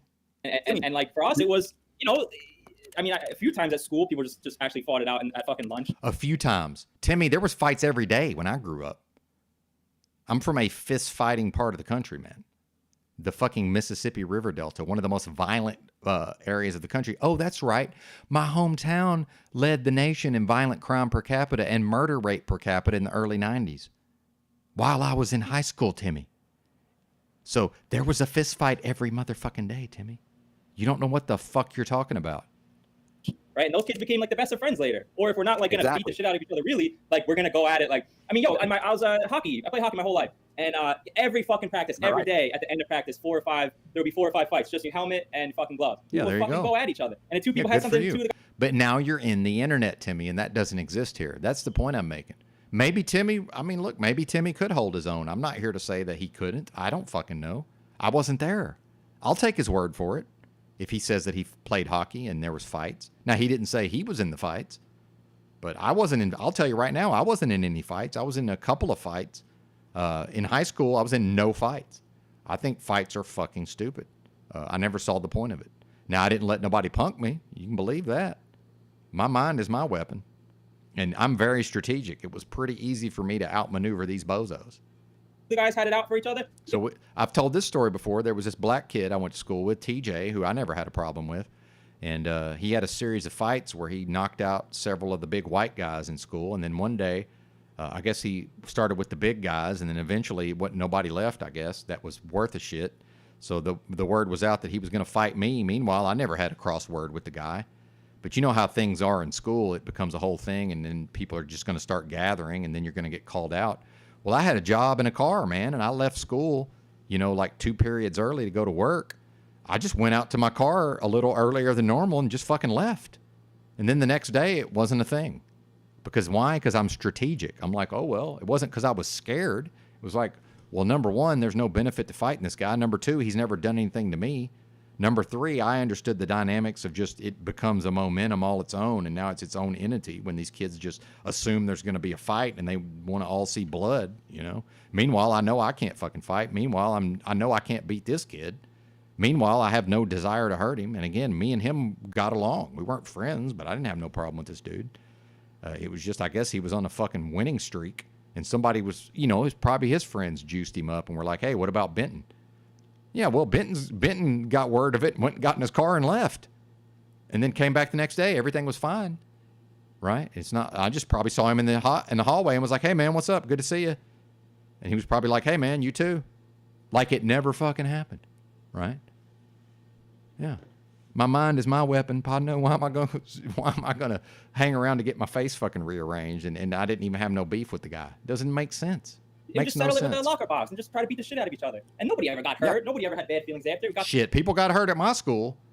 Fuck, I remember one day I came around the corners, blood everywhere, man. I was like, what the fuck is this? Well, it turned out the two fucking top dogs went at it one day. Oh, it was fucking horrible, man. Yeah, that's the last thing you want to see is two determined good fighters fucking duke it out with full testosterone at age 15 or 16. Fuck, it was a nightmare. I didn't see the fight, thank God, but I remember coming around the corner and just blood everywhere. One guy's, you know, got his fucking shirt around his nose, fucking bleeding out his nose. I guess that's the guy that lost. And the other guys, you know, fucking knuckles are all fucking beat up. That was just normal where I went to school. That was not that unusual. Now, it didn't happen a lot, but it wasn't, you know, it was a little shocking, but it wasn't, you know, that unusual. It's like, oh, yeah, the two top dogs, these two tough guys went at it. You know, these two scrappy motherfuckers had it out. Well, probably if one of them had if one of them had a mind as a weapon, probably would have never been a fight, see? Probably the other people got it going. And I understood all of this back then as a very immature person. I understood the dynamics. Got that aggression out, solve the fucking issue, whoever won, and that's the fucking I got my aggression out on the fucking basketball court, partner. Yeah, check it out. Check it out. You know what? Hold on a second, Brian. Wait, you're just putting an accent on the Freaky Friday stream that I did. 40 minutes of freaking out because I was having issues with somebody at work. The next day I went into work. This is an update when you're just bringing me back to that story. The next day I walked into the work after that interaction I had with that other employee. He actually looked at me and said, "Are we good?" I looked at him and says, "We're good." We shook hands like men, and it was over. So we had like a face-to-face in a parking lot. Well, and by the way, you never know what somebody can do until there's a fight. Because I just looked in the chat. I had a roommate in college that everybody just assumed was a puss.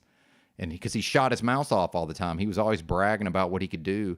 And he was always bragging about he went to the fucking Hyper, which is where, you know, it's the intramural basketball courts, you know, the intramural building, right? And they had basketball courts in there. And he was always coming home saying that he made all these three-pointers and all this shit. Well, meanwhile, I used to take him out at nighttime.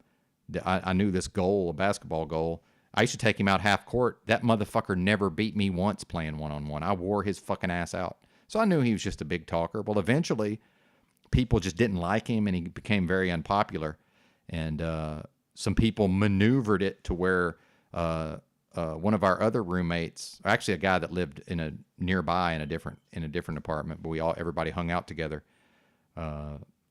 They got in a fight, and the dude that we just assumed was going to get his ass kicked, fucking did good in the fight. You just never know, man.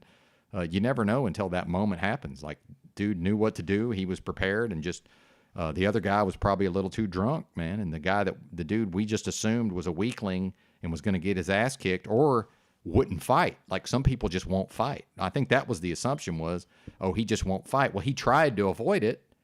Eventually got backed into a corner and just came out with the straight fucking punches to the nose, right? You just never know what somebody's going to do, man. You can't just assume, oh, this guy seems like he seems like he would be a pushover. We don't know until we get to that moment. You can't just assume that. And he walked away from me. And you see the next day he comes up to me and says, "Are we good?" I say, "Yes, it's over. We're with the bigger man, him." Anyway, I don't even want to talk about this. I don't even want to talk about look, dude, I just go up. And then it's bro. You're fucking, it has nothing to do with strength. He's still I did fuck up yesterday. I was like, oh, what are we talking about? And then it was basically like, yeah, whatever, dude. Because like, I grew up with 4 older brothers, so I know what it's like to have physical confrontation, dude. Like, so it's yeah. And I grew up in an better, arena. Yeah, it's better to just come out and say it. I grew up in an environment of fist fighting and bullying, and I was the smallest kid until 9th grade, and nobody ever bullied me. It's a mentality, folks. So yeah, to me, this is just, of course, you know, it's like, yeah, of course. Okay, so there was that Crunchy Beat situation, which I guess what you're saying. Okay, this I wanted to talk about. You should buy this stock and this crypto, and everybody in the room just nodding their heads. It's bizarre. I remember the I don't understand how everybody else doesn't see what I'm seeing. I'm ready to talk. I'm ready to, you know what I mean? And so a lot of times like, oh, you showed up. Okay, let's talk about it. Let's work it out. Like, Toilet Bowl Earth thinks it's about size, strength, man. I have all the power. It's 3 times my size. I walked away, and the next to linger with shit and drag it out. Like when me and Paul got at it, I went retarded on my stream for a little bit, and then the next day I came on here and I was like, yeah, man, that was fun, you know, whatever, water under the bridge. And then I went on his show. He's like, so what's up yesterday? I was like, oh, what are we talking about? And then it was basically like, yeah, whatever, dude, because like I grew up with 4 older brothers, so I know what it's like to have physical confrontation, dude. Like, so it's not a big deal for me. Like, you just work it out. Like, I was the youngest brother, dude. So it's just like, what am I trying to say? Like, with the tough guys that because the priests are like deceitful. Yeah. I have 2 older brothers do it. Because like what is it? What is the alternative to like be like these people on here that constantly have something to say, yet like they've never demonstrated anything? Timmy, like you can't shut us up. That's what you don't seem to understand, Timmy. There's no man to man. There's no e-thug. You can't. This is the environment where everybody gets to talk, Timmy. You can't shut us up. So if your perception is that I'm yip-yapping, you can't do anything about that, Timmy. Nothing. This is how they are in their life. Now you can accept it. And by the way, you can ridicule me to try to sway the fickle feelings of the peanut gallery. Well, I can just sway them back. Pretty sure I'm more popular overall than Timmy, by the way. Pretty sure. You know what is way more important than these nonsense dynamics is popularity. It is a thing. Pretty sure I'm more popular than Timmy around here. Biased. They're just slithering around, endlessly wearing different masks, and they never get anywhere. I get lots of places, Timmy. Lots of places. Yeah. Like if I know I'm going to get hit in the face, like I'd rather just be today, and then get it over with. Yeah, just like when I was homeless and I was flying a sign on Christmas Eve, and the drunks came and told me that I was leaving, and I gathered all my things and said, "Hey, whatever you're going to do to me, you might as well do it because I ain't leaving." Exactly. I confront a situation. So maybe Timmy does that. What's that got to do with what we're talking about here? I don't talk about these things unless I just happen to be telling a story or delivering a discourse and I'm making a greater point. I don't just come on here and talk about like all the times I've faced off in dangerous scenarios. And not just like let it ruminate for years. You see a lot of these fucking crimes and all this shit. For no reason. It seems like it's like, to me, it's a rumination. It's like these people that ruminate. They don't actually be authentic and direct about the situation or the problem or this or that. And they just let it get to like this explosive volcano point where like they go in, you know, for the ones that are in PsyOps, you know, S by cop, right? Or like, you know, deleting their girlfriend or something like that. I feel like. Why is he, by the way, why is he even talking this way? At a certain point, he even talks about an essay of a child. Like, why is he even talking this way? I'm just confused. That shit should have just been addressed directly. Like, yo, why are you being a bitch to me every 5 seconds for this whole day? Why don't men do that with their bitchy wives and girlfriends? Like, the guys that don't do that are these guys like... Yeah, I do all of that, Timmy. So why are you bringing me up in all of this? Like Toilet Bowl Earth, we're just going to, like, slither and, like, not be direct with the content. Well, he might not have brought me up yet, but I'm about to be brought up. And then, like, 5 years down the line, he doesn't know why his wife was like just left him, or he's just gonna snap and just do something crazy. I'm not saying you specifically, Toilet Bowl, but guys like you that slither around and just, you know, never are direct about anything. Like Benton, this is insane. Dude. Yeah, I'm one of the most direct people on here, by the way. This is how fucking... Now, is Timmy just doesn't care that does he understand that I'm not this way and he's just lying and doesn't care? Not only am I not indirect, I'm literally one of the most direct, authentic, tell it like it is people on here. Yeah, I mean, who's more of those things than I am? What, maybe Paul? Maybe? So what are we even talking about? Dude, like, I really think Benton's like a mentally ill, like, inbred. Like, see, and by the way, all of these Northeastern guys have a problem with Southerners, whether they want to admit it or not. He just called me inbred, for fuck's sakes. See, this is a culture clash, by the way. And I think it's interesting that my ancestors famous for football and his part of the country is not shit when it comes to football. They ain't shit. If you could just get rid of the Northeast and the whole rest of the country, football would be exactly the same as it is. It's just not relevant at all. None of the good football players come from where he's from. And I mean none of them. You got to get into like Western Pennsylvania is like maybe the only place in the whole fucking Northeast. This is a cultural clash right now. By the way, Timmy, if you've ever listened to me, I've said out of my own mouth that I was homeless for damn near a decade, and I said nobody's homeless for no fucking reason for 10 years, right? Now, what I'm implying is that I certainly was most likely having issues that I don't like to specifically address because I don't want to speak in language that could represent a diagnosis. Meanwhile, I've never been diagnosed with anything, not even autism, sir. Now, I was raised in a mind control cult that certainly contributed to my mind being all fucked up, if it was fucked up. Meanwhile, I never had to go into the mental health system and be medicated. I've never been 5150'd. I have no criminal record, sir. By the way, this is all verifiable. If you want to pay, what is it, $25 for a background check?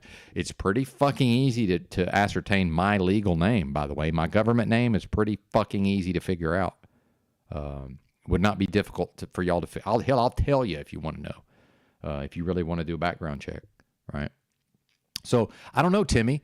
Now is there a stigma around mental illness? Because in my years of living in the streets, one of the things I wanted to work with, so if I wanted to look around and have hope that the dystopia could be reformed or made slightly less hellish, one of the ways I might want to work towards that would be helping to remove the stigma around mental health, Timmy, right? So are you really going to stigmatize what's become very common in this country? Timmy, are you unaware of the extremely high percentage of are you unaware of the high percentage of the adult population that's on psych meds, meaning mentally ill? So let's just take his premise and run with it. If I am, or if I was, or if I am and I've recovered based on my own, by the way, acting as my own analyst and therapist, because I am a lay expert in human psychology. Well, how do you think I got to the point of being a lay expert in human psychology, Timmy? And also, let's look at Russell Crowe, who played John Nash in the movie A Beautiful Mind. I don't know if you remember this from the movie, but they wanted to give him the Nobel Prize for his work in mathematics, but he was schizophrenic, and they were afraid that he was so unpredictable. They delayed it and delayed it and delayed it, and he actually taught himself, apparently, this is the lore, he taught himself to distinguish between the voices in his head and what was actually happening in reality, and he stabilized himself by using his own mind, and eventually they trusted and said, okay, he can behave himself, and he was able to go. Now, meanwhile, he was probably mind-controlled. Meanwhile, guess what? So was I. Yeah, a formalized process of mind control starting when I was a young child, okay? So, yeah, if I had some issues, and I've dealt with them with my own intellect, by the way, and my own hard work and vigilance, Timmy. But Timmy wants to slander me, and Timmy wants to make me, he wants to insult and attack me based on something that may have very well been beyond my control, except then I got it under control using the power of my mind, Timmy. See, Timmy, you can't win here. You can't win here. Now, you can absolutely, via ridicule, appeal to the fickle feelings of the peanut gallery, which to me is representative of nothing. 1 year ago, this guy was like drinking himself to death. And now yeah, I'm wondering why. Why was I doing that, Timmy? Now, if you listen to my channel, I'm sure I've spoken on it, and I'm sure I'll speak on it again. So did I just out of nowhere start drinking myself to death? Oh, that's right. There was a fake pandemic. And I was being told what to do at the level of my own face, Timmy. And everywhere I went in public, all across the country, strangers felt weaponized to pop up out of nowhere and start bossing me around. And I've said it before, I'll say it again. I had more freedom in this country when I was 10 years old. Benton's used to doing whatever the fuck he wants as long as he don't hurt nobody. That's what I'm used to doing, okay? So the fact is, the fake pandemic and the changes, the rapid transformation of society, seemingly, although I would argue it was always lying below the surface, that pushed all of my buttons, Timmy. And yeah, it almost destroyed me, a.k.a. attempting to drink myself to death. But here I am, Timmy. here I am experiencing all what I can only assume is an accelerated healing, Timmy. Yes, we do believe in healing, don't we, Timmy? Don't we believe in healing here in the so-called truth community? I'm pretty sure we do, right? And Timmy, you don't really belong here. I mean, I got to say it, and I'm not calling Timmy a truther. Hell, I don't identify as a truther. I'm a conspiracy theorist, right? And what's wrong with my eyes? I gotta go rinse my eyes out here in a minute. I'll be right back. Something's gotten in my eyes here. BRB.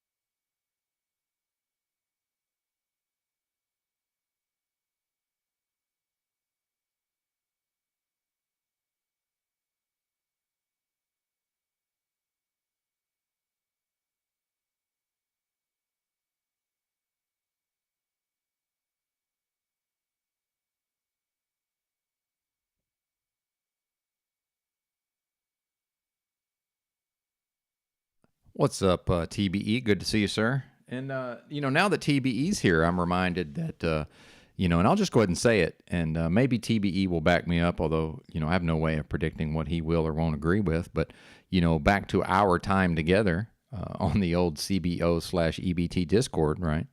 That was an environment of dog eat dog and all of these things and just straight up melees at times. But the fact is, Timmy does not have what he needs between the ears. He does not have the focus and the concentration. He can't go through something point by point with me on my level, right? Meanwhile, on that Discord, we had people, and TBE is one of these people at times, depending on what we were talking about, if depending on the topic, that could do that and possibly best me.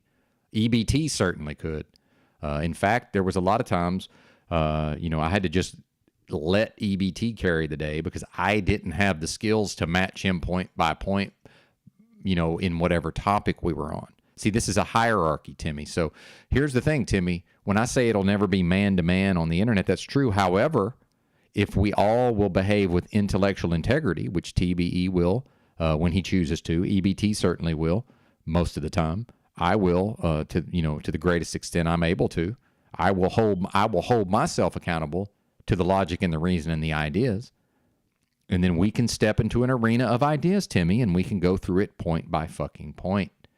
But not if I get up on a panel with you, Timmy, and you're allowed to derail and other people are allowed to derail, and we get to appeal to the fickle feelings of the peanut gallery. Well, on this Discord I'm telling you about, there was no peanut gallery. We were the peanut gallery, for fuck's sakes. And it was just at times it was just fucking mono, just strength on strength. Let's go at it and figure this the fuck out. But with thoughts and ideas and logic and reason, Timmy. You're not equipped for that, sir. And I'm pretty fucking good at it. But I'm not good at it. I'm not good enough to just always win. But against somebody like Timmy, I am. Because he doesn't have the skills or the horsepower between the ears to deal with me. So, of course, he's always trying to get me off into an arena where he will have the advantage, meaning he can derail whatever I'm trying to do. There's no version of going up on OTW's panel and we're just going to go through all this point by point. Well, why would I go live 7 days a week if not in part, remember, strategic thinker, right? If not in part, when I want to go through something point by point, I know I can listen to Timmy and we can have a back and forth in the chat. It's Timmy versus Chat Benton. And he's like, hey, why don't you come up here and talk to me like a man? Well, number one, we're in the internet, so that doesn't exist here, Timmy. Number two, I have a fucking channel, and I'm just going to go live in the morning, and I'm going to play you fucking bozo, and I'm just going to go through it point by point. And I'll take all week to do it if I want to, right? I get to choose how to go through the material, Timmy, right? Timmy. Yeah. Yeah. Why would I go into an arena where I don't have the advantage? Well, maybe to sharpen my sword, but it's not going to happen in this arena. And meanwhile, Christos is about to bring up the Crunchy Bee situation, which I know I could just ignore it, and people don't have a memory, and most folks don't even know what the fuck we're talking about. I don't mind. And yeah, perhaps I did appear foolish, and Christos is going to say that I did. Well, I don't know. I can play you a million clips of him coming over here and kissing my ass, right? Maybe I will, especially in the early part of the channel when he used to just come over here and just shower me with praise. He certainly wasn't, I don't remember him coming up and saying, hey, that Crunchy Beast thing, that sure was weird, huh? Well, yeah, it was. I agree. And I had a lot of energy around alcohol at the time, so probably I identified with Crunchy Bee because I see here's someone who's drinking himself to death, as best as I can tell, right? But for some people, that's a very slow process. See, I had the express train to drinking oneself to death called My Organs Can't Handle It, right? And now, as far as I can tell, they've mostly recovered, right? But I think I probably had some underlying issues. Again, I'm going to catastrophize. I'm going to worst case scenario, and I'm going to build up from there. That's what I'm going to do, right? Again, the opposite of being delusional and in denial. And by the way, Timmy did it without having to go to the medical system, right? Used the power of my mind. Shocking, right?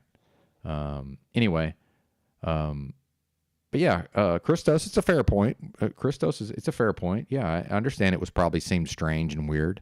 And again, I think what Christos is implying here is I have certain personality traits that are not wholly positive, and that's true. I mean, we can go through the list. I know my psychology in and out, sir. And this is, by the way, this is on the heels of Timmy trying to talk about mental illness. Again, yeah, that's a very common thing in society. Haven't you noticed, right? Oh, but now we're gonna put Benton out on an island and imply something about his mental health, right? Well, my mental health is so fucking good nowadays because I took it very seriously. That's why. Now, I don't know how close I was to drinking myself to death back in the Crunchy Bee time, but what was that, 9 months ago? I mean, fuck. What do you expect? How he's like a fucking super genius. It's fucking laughable, dude. Yeah, I'm a super genius. See, this is Timmy and his feelers. And I talk about that I have a double-digit IQ. And I won't shut the fuck up about the fact that my IQ is not that high. But, now I'm claiming to be a super genius. Well, I'll go ahead and tell you, Timmy, compared to most folks on here, I'm a genius level at strategy. Yeah, and I don't mean chess. I mean real-world fucking strategy. I'm very fucking good at it. Well, maybe just everybody else is bad. I don't know. But in comparison to what I see, I'm very, very good with strategy. But I'm certainly not a genius. And I've said it before. I've said it again. I'm a 99 ASVAB guy. I might be the only person in history with a higher ASVAB score than his actual IQ. I could have a 95 IQ and a 99 ASVAB score. Military-minded, Timmy. Never served in the military, by the way. You were such a fucking disgrace to think that you're like some amazing dude that has amazing logic, a genius. You're fucking laughable. Well, but again, Timmy, my logic doesn't have to be that amazing, and I don't have to be a genius to deal with you, sir. See? That doesn't require much of an attainment to outdo you, Timmy, because you're not showing much, sir. And let me see real quick how many are in here, by the way. So how many people are willing to listen to Benton talk about ideas, by the way? Yeah, I do service the drama. Yeah, I do. But a lot of what we talk about over here is ideas. Oh, Z's live. And there's now, of course, there's going to be more people over there than over here. There's 39 people watching me talk about ideas, Timmy. So, yeah, maybe I'm not a high IQ guy, because I'm certainly not. And believe me, I know I'm not a high IQ guy. I've been around high IQ people. You're not one of them, by the way, Timmy. But Timmy's probably got a higher IQ than I do. But now we get to how does the person think, and what are they able to get out of their brain power, right?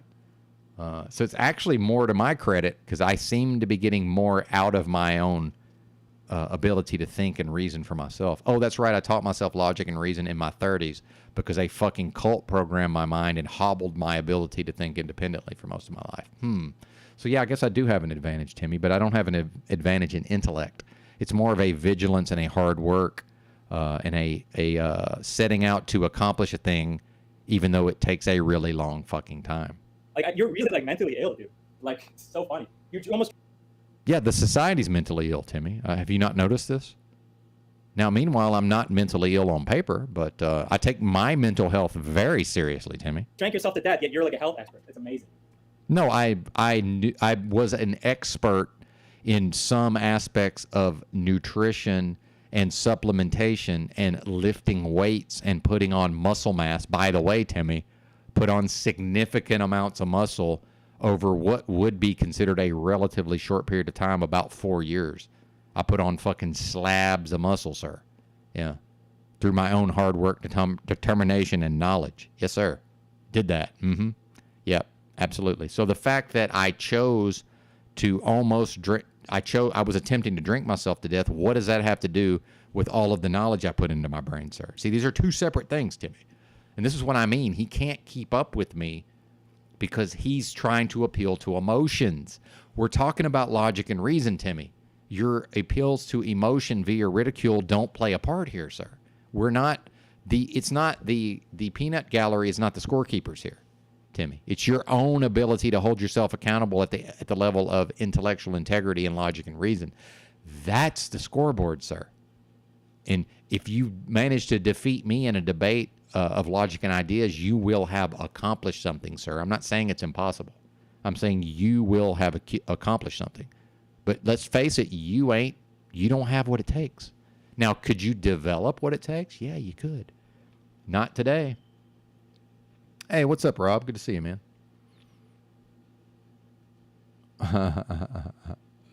Come on, Rob. Come on, Rob.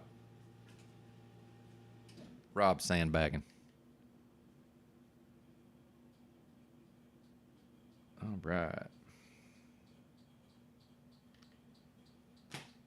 I see Corporate Fiction subscribed. Now, did he unsubscribe or did YouTube unsubscribe him? That's the question. That's the question. You know, why do you think he left the U.S.? I don't know. None of my business. But I know this. I'm not that concerned with the opinions of people who've left the country. And, you know, he may not admit it, but my understanding was that he can't even re-enter the U.S. I mean, what am I hallucinating? Wasn't there discussions about this? Wasn't he on Paul's panel or somewhere else? And I think Wizard was up there, I believe. Oh, and the last thing I wanted to say about the Crunchy Bee stuff is, and this is what Christos is about to reference, is certain negative aspects of my personality apparently were coming out, and I'm willing to accept this. Meanwhile, as far as I know, Z is the only one who might still have the original footage. And I had an actual desire to try to help Crunchy Bee. Although in retrospect, those are futile efforts. But, you know, I don't know that I should be punished for my own desire to help somebody. However, if in the process I exhibited certain personality traits that I'm aware of, by the way, and that I certainly do everything in my power to minimize for the most part, but they're very helpful. Surprise, surprise. Some of these things are very helpful in certain ways. Shocking, I know. But I'm pretty sure what happened was Lou came in and derailed. And this was so early in my, this was before I figured out that there are people like Lou who come in and intentionally derail. Whether that's his intention, it's what he does. if he comes into any kind of discussion, he almost immediately derails it. And he doesn't come on, by the way, he does not come on the panel over here anymore, because finally I recognized it, and I would basically say, hey, we need somebody to come up here and derail this conversation. Lou, where you at? Right. By the way, he was very complimentary as far as I can remember the last time he was here. Ryan is smarter than me. While you were homeless and drinking yourself to death, I was having a very successful. By the way, wasn't homeless drinking myself to death. No, homeless truck driving, right?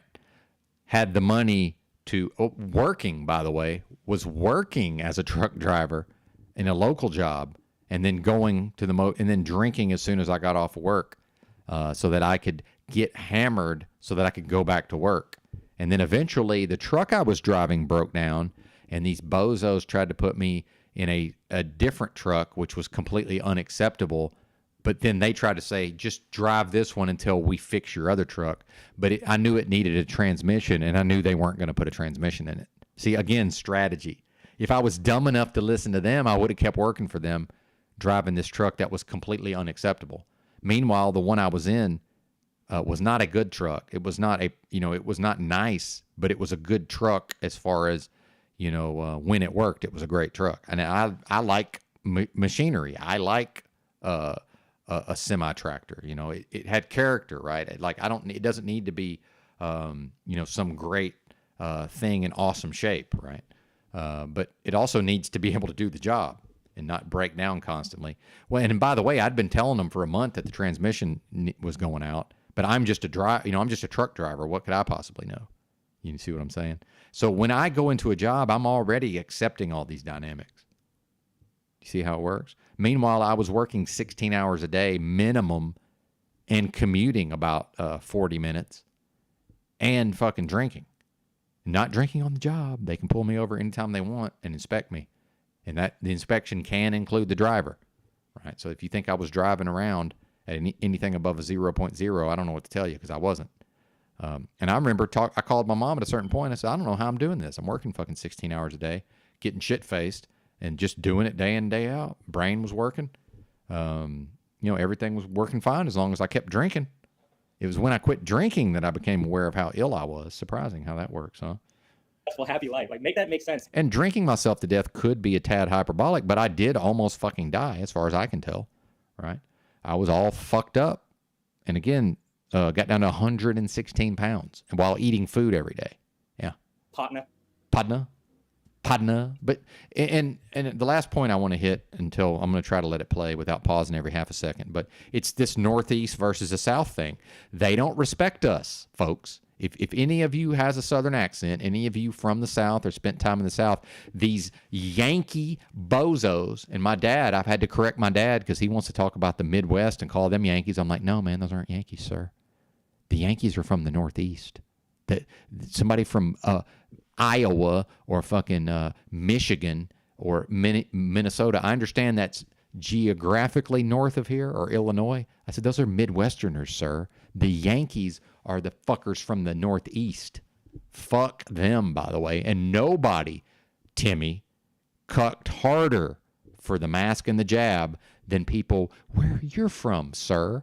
So I'm not surprised that he's left the country, because he damn sure, Paul doesn't live in the Northeast where he's from. Guess who right now is physically in the state of his birth? Me. Yeah. Mm-hmm. Yep. My home state's not fucking ruined like New York. Are you kidding me? It's ruined. And I've got to listen to Paul talk about, well, yeah, and the one thing that separates America, from these other countries is you can still have guns here. Not where you're from, you can't. So when you talk about America, you don't mean where you're from. That shit's gone. It's been gone for a long fucking time. So fuck the Northeast and fuck most of the people that are from there. Surprise, surprise. But the only one I can get along with from up there, as far as I can tell, is Z. Right? And Paul to some extent. Definitely not Timmy. Right? Want to call me an inbred and all of this. Yeah, fuck you, Timmy. It's very easy for me to see how quickly these Northeastern bozos, they'll always look down on a Southerner no matter what. No matter what.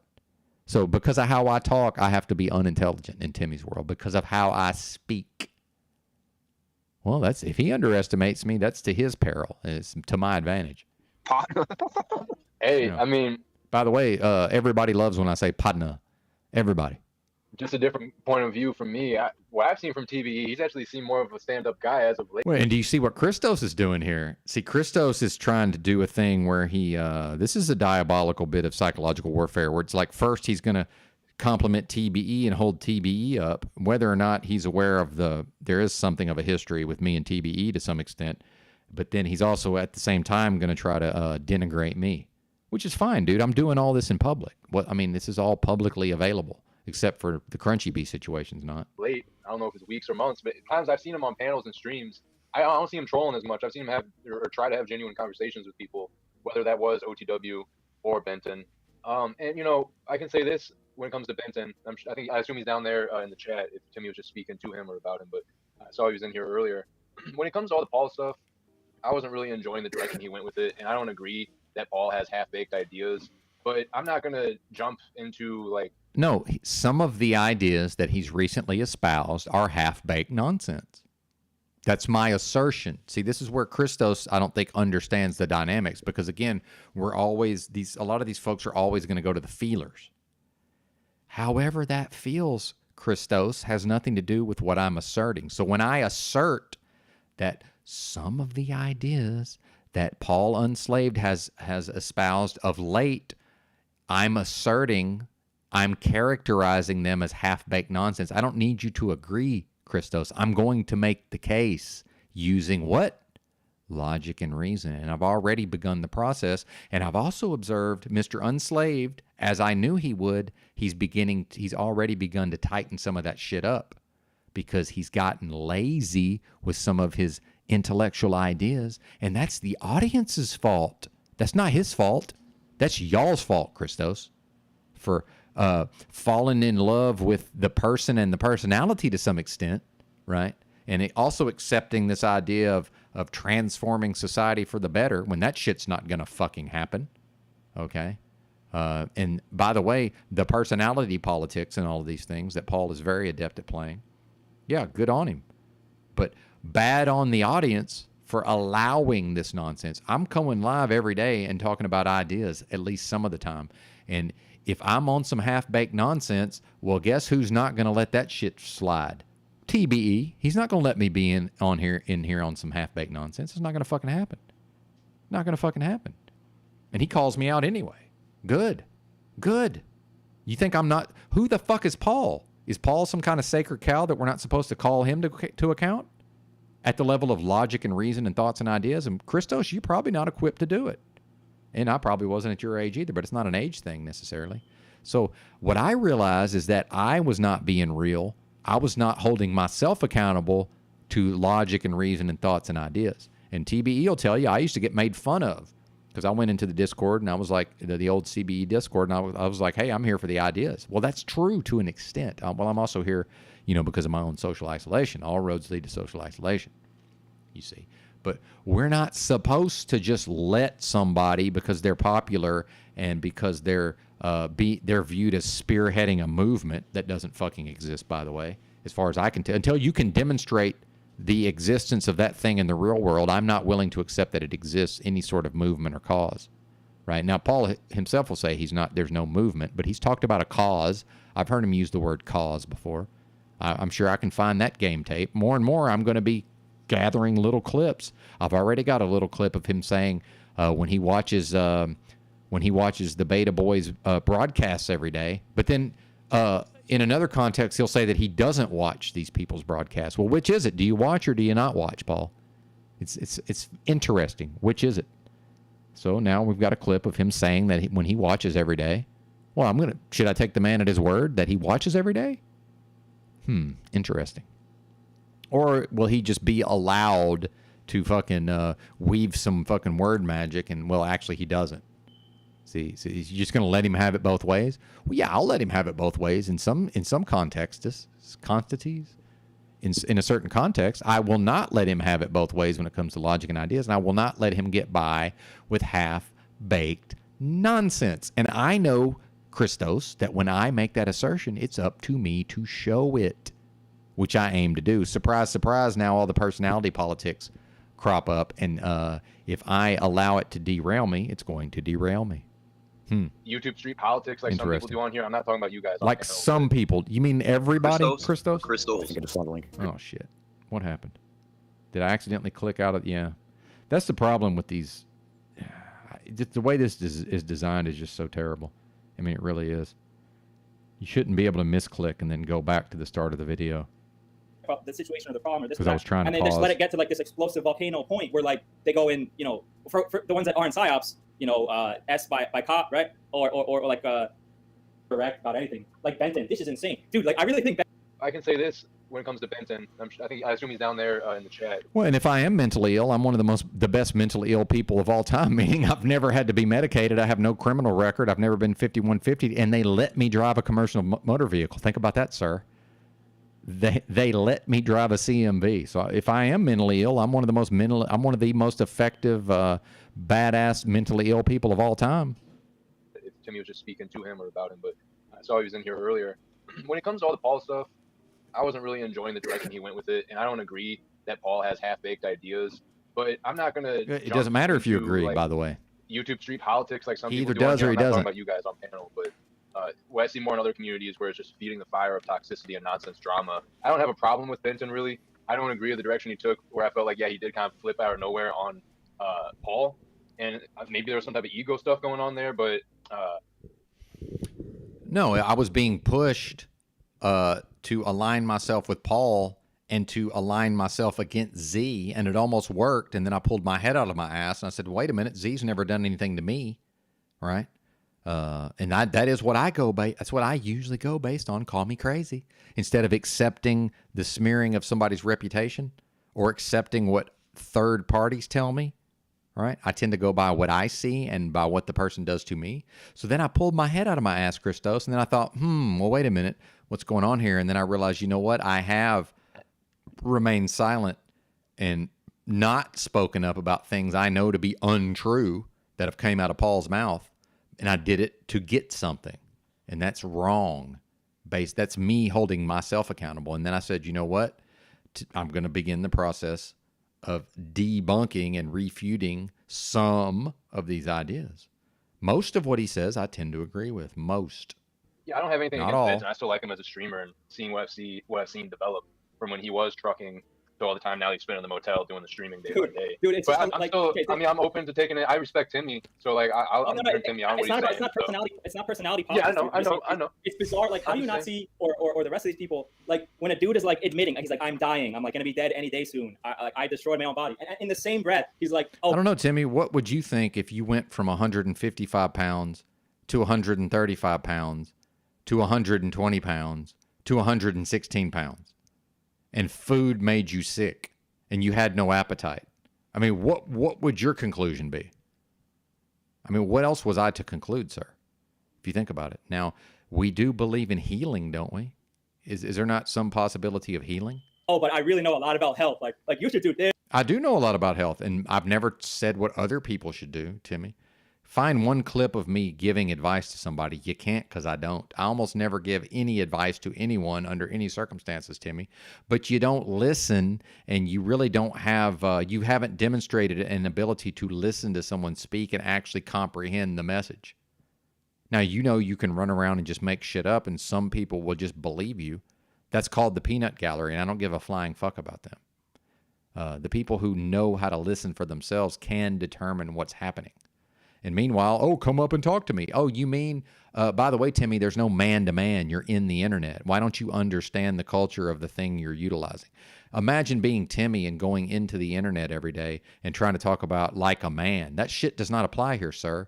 Meanwhile, here's what I would suggest is everybody go take a blood test. Let's figure out everybody's testosterone level, and that can be the hierarchy, because I bet you $1,000 I produce more testosterone than you do, Timmy.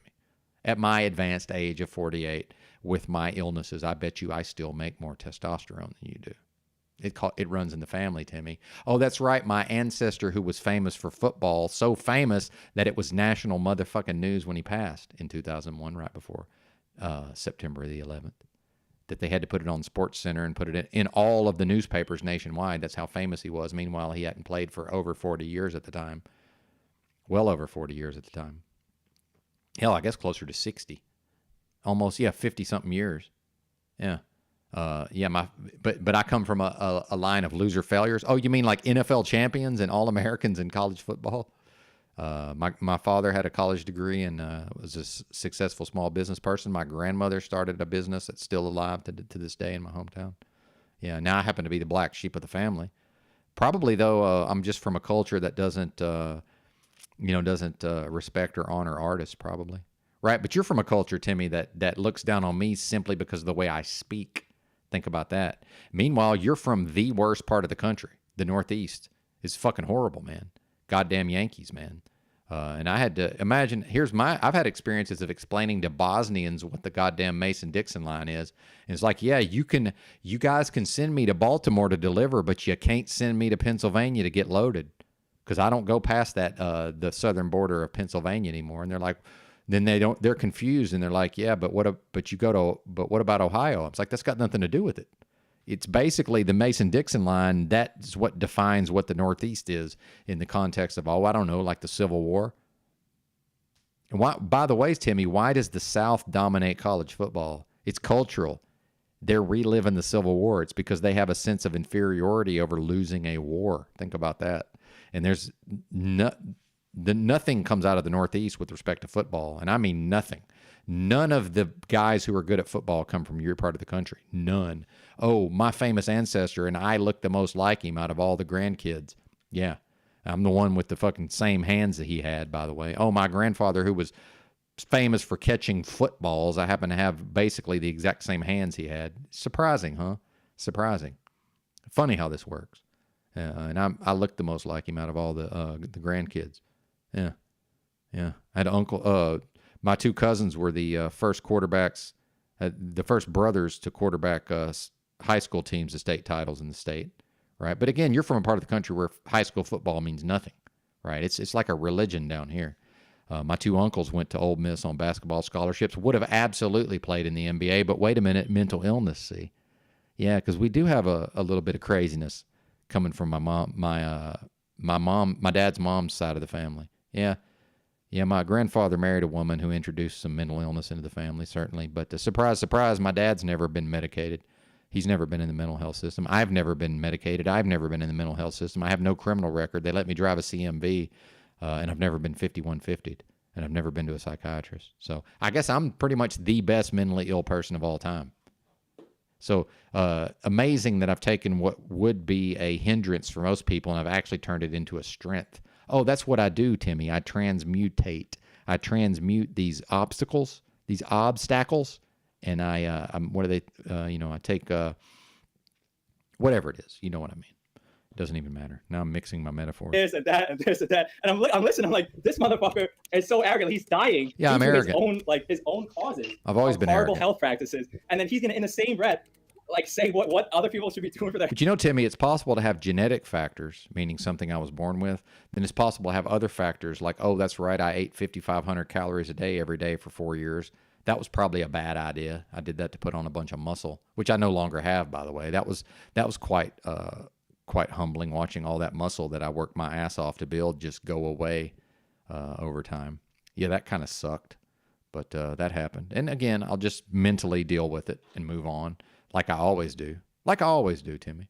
Hell, like it's amazing. It's like a homeless guy in a dumpster being like, "Yeah, you should buy this stock and this crypto," and everybody. No, it's like a homeless guy next to a dumpster, and you see him next to the dumpster every day, and then one day you don't see him, and then you're like, "Hey, where'd the homeless guy go?" And somebody's like, "Oh, you didn't hear? He got his CDL and he went to work as a long haul truck driver." That's me, Timmy. I did that. And now I have enough experience that I can get a job today and I can have an orientation scheduled and I can go to work as a long haul truck driver any fucking time I want, Timmy. Anytime I want. All I have to do is apply. They call me. Then the recruiter says, yeah, here's what we got for you. And then if it sounds interesting, he's like, yeah, just go ahead and take a picture of your driver's license and take a picture of your DOT medical card and send that in. And then we'll get you set up. That's all it takes, Bubba. in the room just nodding their heads. It's bizarre. And that's because I went from next to the dumpster to truck driving school, and then and then I worked for my first company for a year. And when I went to my training for my company, there was a bunch of us. There was a big hiring push back there in 2018. Surprise, surprise, I guess getting us ready for what was to come with the fake pandemic. And the person running the training said, well, he said 90+% of y'all ain't going to be driving trucks in a year. And we just kind of looked at each other like, what's this dude talking about? And he said, yeah, he said more than 90% of everybody that goes into truck driving is not driving a truck a year later. Well, here's how Benton thinks. I thought to myself, well, I will absolutely be driving a truck in a year, even if I then choose to do something else. It's like, oh, challenge accepted. And surprise, surprise, I worked for that company for 14 months. Yeah. And stayed out. The first time I spent a long time working 7 days a week on the road was 14 weeks. Spent 14 weeks on the road. And that was considered just crazy for a rookie. And the most I ever did was 6 months, 7 days a week for 6 months. Never left my workplace. Never left my workplace, Timmy. I remember the I don't understand how everybody else doesn't see what I'm seeing. Hilarious. Well, so there's that Crunchy Beat situation, which I guess what you're saying is making me think about, which I could reply with. You were there, he was there, a couple other people, I think even London Man at one point. But yeah, if anyone that remembers what happened with that, and then the back and forth that you had with Benton about like, I won't even get into it. I don't know, Timmy. Why don't you tell Gary to talk to you like a man? With the whole alcohol thing, and that was a bizarre situation. You fucking bozo. Benton, Yeah, it if was. you're out there listening, I was definitely looking at you sideways when I saw how you were getting real, just like, I don't know how to describe it, real in your ego. Well, yeah, and how have I conducted myself since then, Christos? Because probably I did what I always do, which is I probably reviewed it. I don't mean watch the footage, because actually the footage wasn't available, because that was on Z's channel. And I think he was gone for a while after that. But yeah, I probably reviewed it in my mind and did better, Christos. Man. And I was at my worst at the time, right? Still trying to pull myself out of the hole I dug for myself. But see, Timmy doesn't respect a man digging a hole for himself. I would say what's relevant is not the fact that the man dug a hole for himself. It's how does the man get himself out of the hole, or does he keep digging the hole? Does he dig himself deeper into the hole? Or does finally he look around and say, wait a minute, I've dug myself into a hole here, stop digging, and then claw his way out of the hole? I did that, Timmy. And in that process, I'm transformed. I become better. I become an even greater, more effective, stronger, more resilient, more undeniable version of what I already was, Timmy. See, the benefits accrue to me and me alone, within myself, for myself, on behalf of myself. Because this is, Timmy, a wholly individual experience. This ain't no team sport like you seem to think it is. And the fact is, we were all birthed into a fucking slave matrix, Timmy. And that's reality. I was either birthed into a slave matrix or I wasn't. My attitude towards the slave matrix has nothing to do with the fact that it's either it is a slave matrix or it's not. It's one or the other, Timmy. My attitude, how I choose to live my life, it has nothing to do with anything. And now I'll go ahead and say it for the umpteenth time, Timmy, now that you're here. By the way, better late than never, I suppose. It'll be interesting to see if OTW manages to go live at 8 a.m. or is he going to put it off like he often schedules his streams, but then doesn't go live. But I bet you he will. He seems to be highly motivated these days. And I'll accept Christos' criticism here. I'll absolutely accept it. And by the way, I'm pretty sure I've already made note of it and knocked it the fuck off. But if he wants to go back to 9 months ago to make me appear foolish, by the way, in an event that most people don't even remember, right? And that there's no footage of unless Z was to release the footage, which I'm assuming he's not going to. I would like to have my hands on it. But yeah, anyway, I think my point is made. And but here's the thing, Timmy. Until you can demonstrate to me that I have the power to change this system, I'm just going to go ahead and assume that I don't. And based on the fact that I don't have the power to reform the dystopia, meanwhile, you can say, oh, be the change you want to see in the world. Yeah, that's propaganda of the system, by the system, on behalf of the system, to support the system. Just like stand up is. Oh, when are you guys going to stand up? I don't know, Timmy. Why are you talking to me in system speak? Why are you regurgitating the fucking language of the system? when we know that the system's language is there to benefit the system. Oh, that's right. You haven't read Kaczynski, have you? How can we be this late in the game and you are not well versed in Kaczynski yet? Oh, but that's right. He was a criminal psychopath. Oh, surprise, surprise. It looks like the system has figured out a way to put these ideas out there through a gatekeeper called the Unabomber, Ted Kaczynski, supposedly one of the most intelligent motherfuckers on record by IQ, right? A Cal Berkeley professor by age 24. It's surprise, surprise. They've managed to create this gatekeeper and put the ideas out themselves on the front page of the New York Times, by the way, the Industrial Society and its Future. Yeah, that's right, in the 90s. Not that Timmy probably remembers this, but yeah, that happened, by the way. Timmy probably can't tell us very much about the story of the Unabomber, the official fiction story of the Unabomber. So forgive me, Timmy, for having filled my head full of all this knowledge, right? To just have to pretend like that shit don't exist. And if you haven't reconciled your ideas, not that you have any, but if you haven't reconciled whatever ideas we're discussing through the lens of Kaczynski, I'm probably always going to be able to defeat you. Because remember, if this was a real person, criminal, psychopath or not, this was one of the smartest, most sharpest motherfuckers on record. Oh, a mathematician, by the way. Yeah, no a one else can mathematician. talk to Crunchy. You're the most authoritative source, and we don't need to unravel that whole thing again. That's not the point of me bringing it up, but to what Timmy was just saying, like I have seen, like, I guess certain complexes, certain psychological complexes, like burst out randomly with people, and well, I don't think it was random. Yeah, so I just remember that Crunchy B situation. Well, but see, here's what's interesting, Christos, is we don't, and I'm glad Christos brought this up, because see, we don't honor the part where whatever was present mentally was present then. It hasn't gone away. I've managed it. I was managing it before. Then the wheels fell off, and I chose not to manage it for a time, and also while drinking heavily day in and day out, while knowing that my organs can't stand up to that level of drinking. I've known that for a long time. And I was not a drunk when I was homeless, Timmy. Sorry, I was never a daily drinker until the fake pandemic, sir, which pushed all of my buttons. No, when I was homeless, I didn't have the luxury of drinking because that's too fucking dangerous to be getting drunk and passing out potentially in public. Yeah, it happened a couple of times here and there, almost never. And even then I managed to climb my way into a bush before I passed out. I was pretty good at being intoxicated overall. But I'm the worst kind of drinker. I'm the type who can be 10 drinks deep, and you can't, if you don't know me, you can't tell I've been drinking. You can't tell I've been drinking. I can be 10 drinks deep. If you don't know me, meaning you don't understand and aren't used to my base level of behavior, you won't know I've been drinking unless you smell it on me. Yeah, I'm one of them. It's not good, man. It's not good at all. But I wasn't a big drinker. I was a beer and a blunt guy, because remember, I was homeless. There was no drug testing. I could consume cannabis. So I was like more of a 24-ouncer and half a blunt.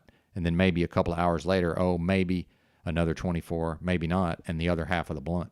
Mm-hmm. Although I was a very heavy smoker at times. I will say that. But yeah, it wasn't. You guys just misconstrue things because you don't listen. Yeah. Yeah. Mm-hmm. Yeah, you might want to get your facts straight there, Timmy. Now that I remember that. I didn't like how he was approaching you, but yeah, it's not about the personality politics, but it is worth examining. Oh, and that's when I yelled at Timmy, by the way. That's what I forgot when I heard the first part. Yeah, that's when I ended up yelling at Timmy in London, man. But Timmy was just on some bullshit. And I had a lot of energy around the topic of drinking at the time. But then again, when is Timmy not on some bullshit?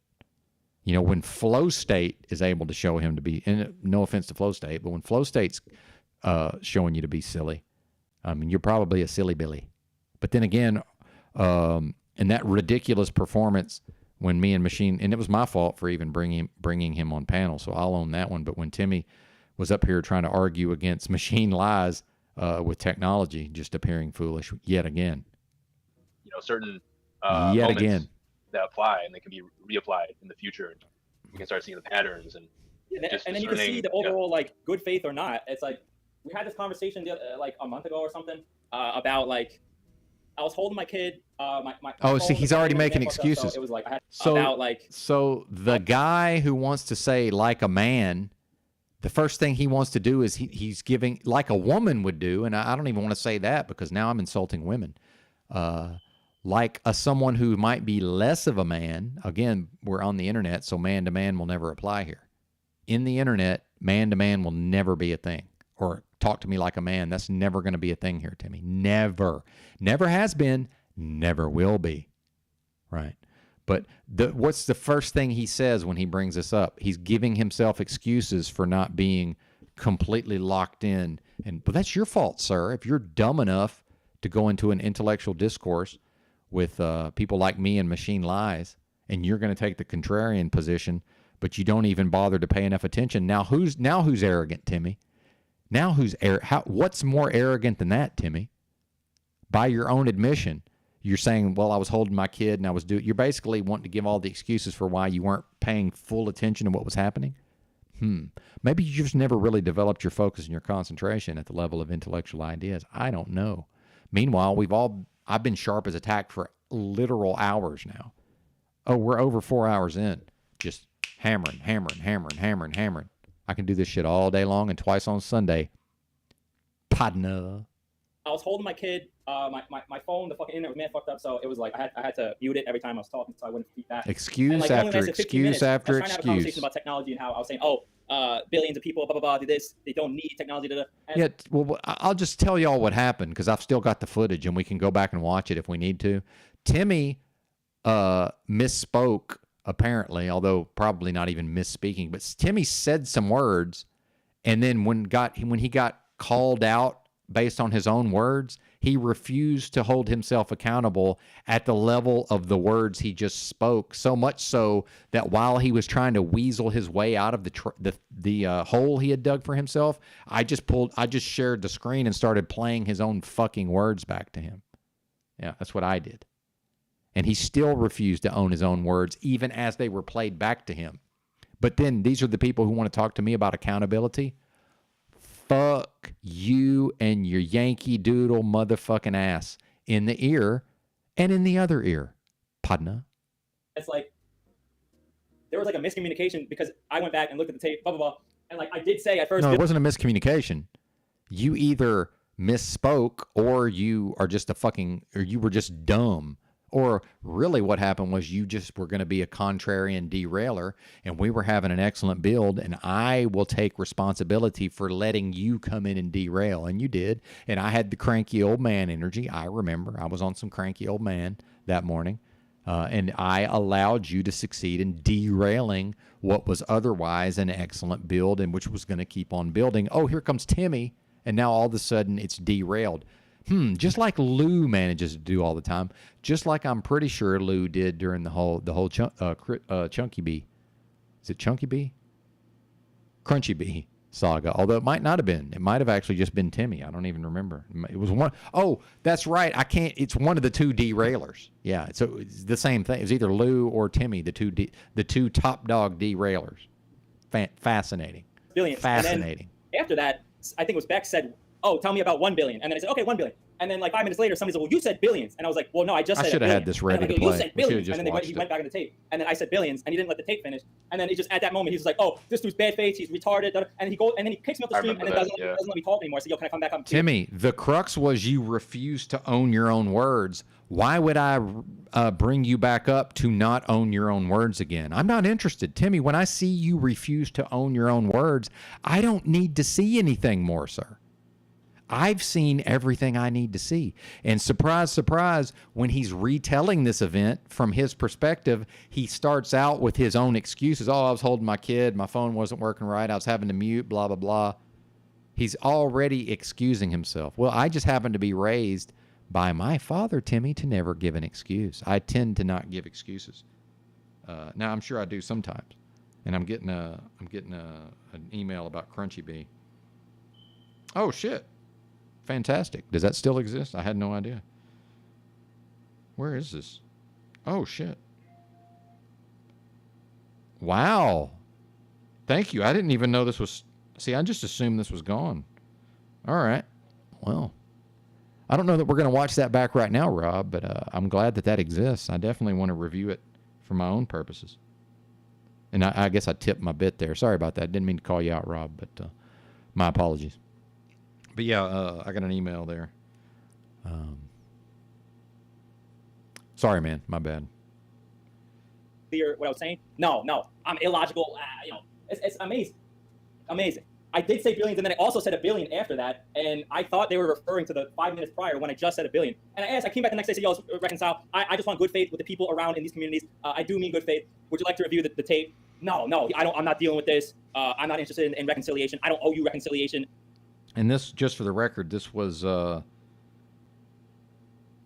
over 7 months ago. This was a little over 7 months ago, by the way. Not that that makes any difference, but again, maybe I did show certain aspects of my personality that made me appear less than stable or whatever.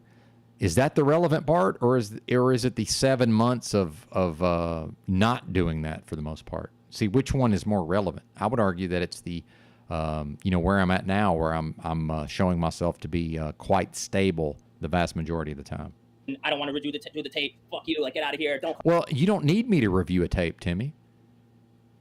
Dude, it's on the channel. All you got to do is take a little time, initiative, and effort, and you could make your own video. And you could break down the game tape. You don't need me for that. What the fuck is wrong with you? Do it yourself. What do you need me to do it for?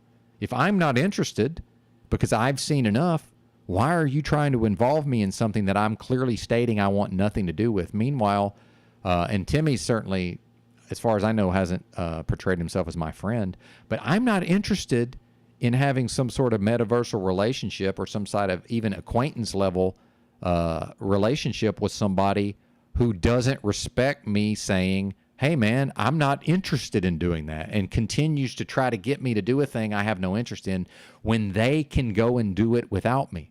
And by the way, if you had just produced your own video, hell, I probably would have played it on here, or at least said, hey, man, we'll upload it to my channel.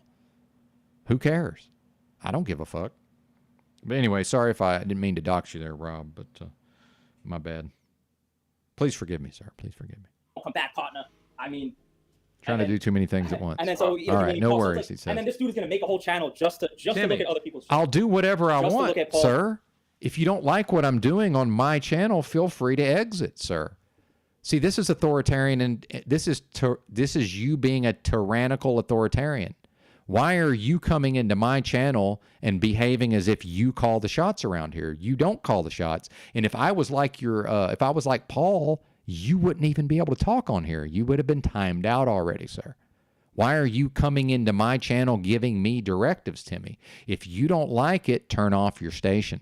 That's what I would say to you, sir. Do I really need to pull up Mike Tyson, talk in the TV interview? I talk to you, Timmy, the way I want to talk to you. Oh, by the way, a great New Yorker, lest we forget, Mike Tyson. Yeah, because it's not everything in the Northeast is beyond redemption and just terrible. No, there's some good stuff comes out of there, believe it or not. Mike Tyson, an actual genius, by the way. Mike Tyson, an actual genius. Yeah, I talk to you the way I want to talk to you, Timmy. If you don't like it, turn off your station. Yeah. Mm-hmm. Why are you coming in here giving directives, sir? Oh, but wait a minute. Now we're back to the man-to-man. See, now Timmy's actually proving my point. There is no man-to-man, Timmy, not in the internet, and there never will be. Because do you really think in the physical that people boss me around and tell me what to do? Well, maybe because of a fake pandemic they did for a period of time. Meanwhile, have you not seen the theme of the channel, sir? It's called Nightmare Dystopia. Full doomer. Head doomer in charge, sir, at your service. And other people, and he's like, yeah, I use them. This is like...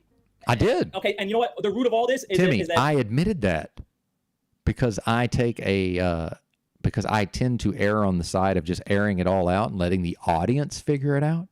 Yeah, I intentionally, with my strategic mind, manipulated circumstances to grow the channel. Yes, I did that, and I make no apologies for it. Although what I said was that that's actually below my standard that I want to hold myself accountable for going forward. So I don't expect a repeat of that, sir. People like this. Yeah, but again, now we're going to get back to Timmy's inability to reason through a problem. Or even if he has the ability to reason through his problem, his inability to separate how he feels about what's happening from the meat and potatoes, logic and reason of the thing. But yeah, let's let him play. I'm going to try to go to the restroom here because otherwise I'm gonna pause every half a second. They've given up. He says it a million times. Unfortunately, No, I did give up, Timmy, and then I chose to live, sir. Yeah. See the nuance here that you're missing? Because you're clouded by what? You're clouded by your emotion.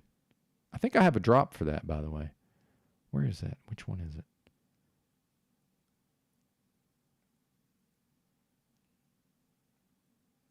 Yeah, here we go. You're preyed on by your own emotions. Yeah. You're preyed on by your own emotions. That's what's happening here, Timmy. You're preyed on by your own emotions. So yes, I gave up, and then I could see that I was about to die, and I chose to live. Now, part of that is I do have a strong will to live, sir. Yeah, that happened. And if you think that in any way proves me to be anything other than a human being, I don't know what to tell you. That's a very human experience, sir. Yeah. Mm-hmm. And in fact, the people who fuck with me, not that they like that I did that necessarily, but they do seem to respond to someone who will go through something like that and then talk about it. Meanwhile, oh, that's right, 48 folks listening to me talk about these very things. Shout out to Z, by the way, 63. And this ain't even about competing against Z, but this is when I'm at my best, is these hours. And oh, that's right, Timmy. Healing. Remember, we all believe in healing, right? Well, I've been receiving accelerated healing lately.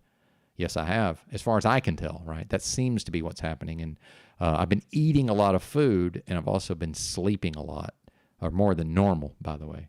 And I've been laying down early every day. I've been laying down from about 3:30 to about 11:30. Oh, an actual 8 hours, believe it or not, although I don't sleep that whole time. I had to listen to him before. You don't have to listen to me, by the way. The last month, like before. And this dude is like, oh, we live in a slave matrix. I was born in the... By the way, what's wrong with freedom, Timmy? Oh, that's right. You're from the most tyrannical, authoritarian part of the country. I forgot. So I guess, they bred it into you, or they indoctrinated it into you when you grew up there in the Northeast, I'm assuming, based on how you talk. I'm just assuming that based on how you talk. Please correct me if I'm wrong. But, you are from, other than, Louisiana certainly seems to be one of the most tyrannical, authoritarian states. But outside of that, right, which is only just one state, but you are from the most tyrannical, authoritarian part of the country. There's no doubt about this. So I'm not shocked to see you running around behaving like an authoritarian, meaning, why do you hate my freedom to do these things, Timmy?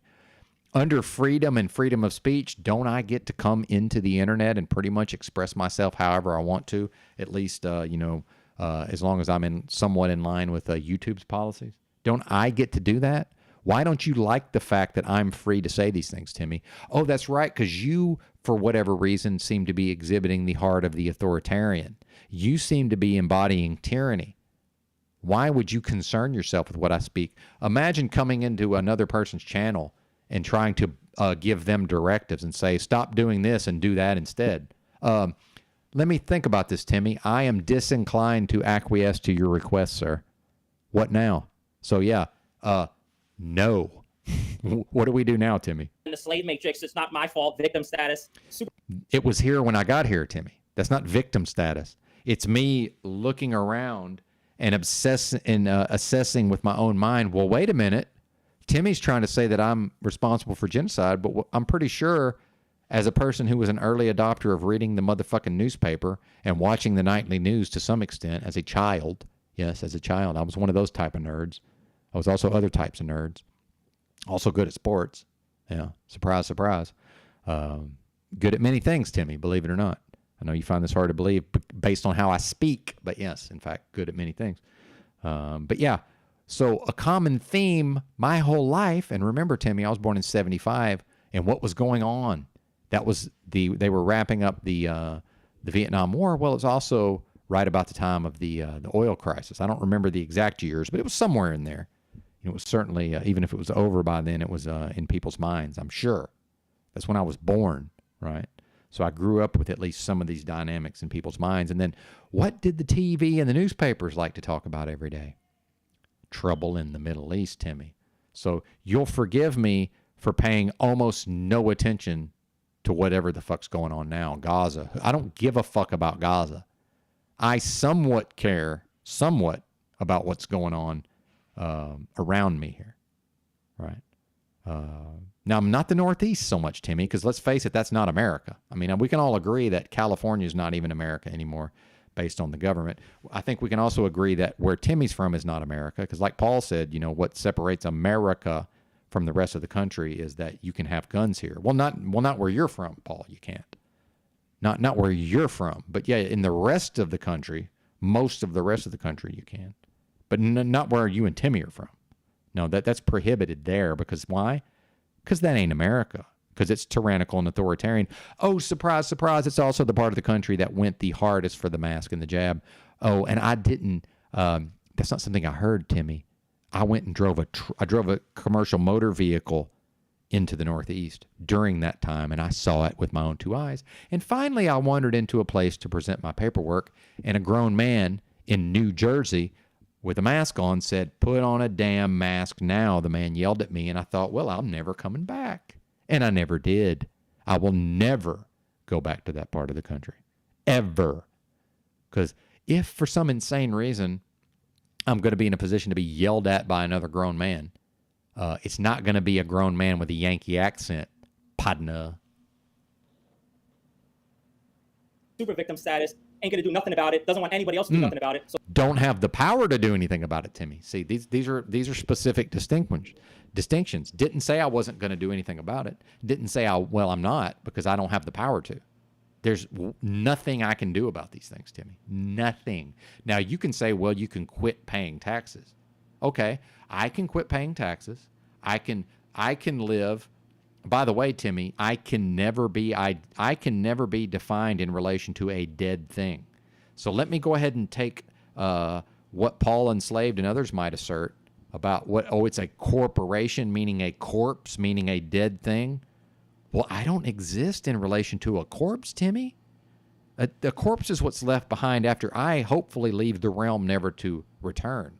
That's like the cocoon and the butterfly and all of these things. So there's going to be I'm going to shed the corpse, presumably, and hopefully my spirit's going to get the fuck out of here never to return. That would be my goal. And that is my goal, by the way. That and being used as a vessel of what I would call the Most High, by the way, Timmy. And I have no way of knowing ahead of time what will that look like. How will that manifest? I don't know. Furthermore, none of my fucking business. I'm not the shot caller at that level. I ain't the shot caller at that level. And I don't even call it a man, right? But whatever that force is, if I can get out of my own way long enough, if I can empty myself of my own flaws, my own evil, right? If I can do those things and get out of my own way, then I can be filled with the Holy Spirit. Yes. Mm-hmm. But again, we're speaking words in the English language. What does that even mean, right? And be used as a vessel of the Most High. What I can't do is know ahead of time, how does that manifest? What does that look like? And I'm certainly not going to make it into my identity, sir. I mean, it's just laughable that,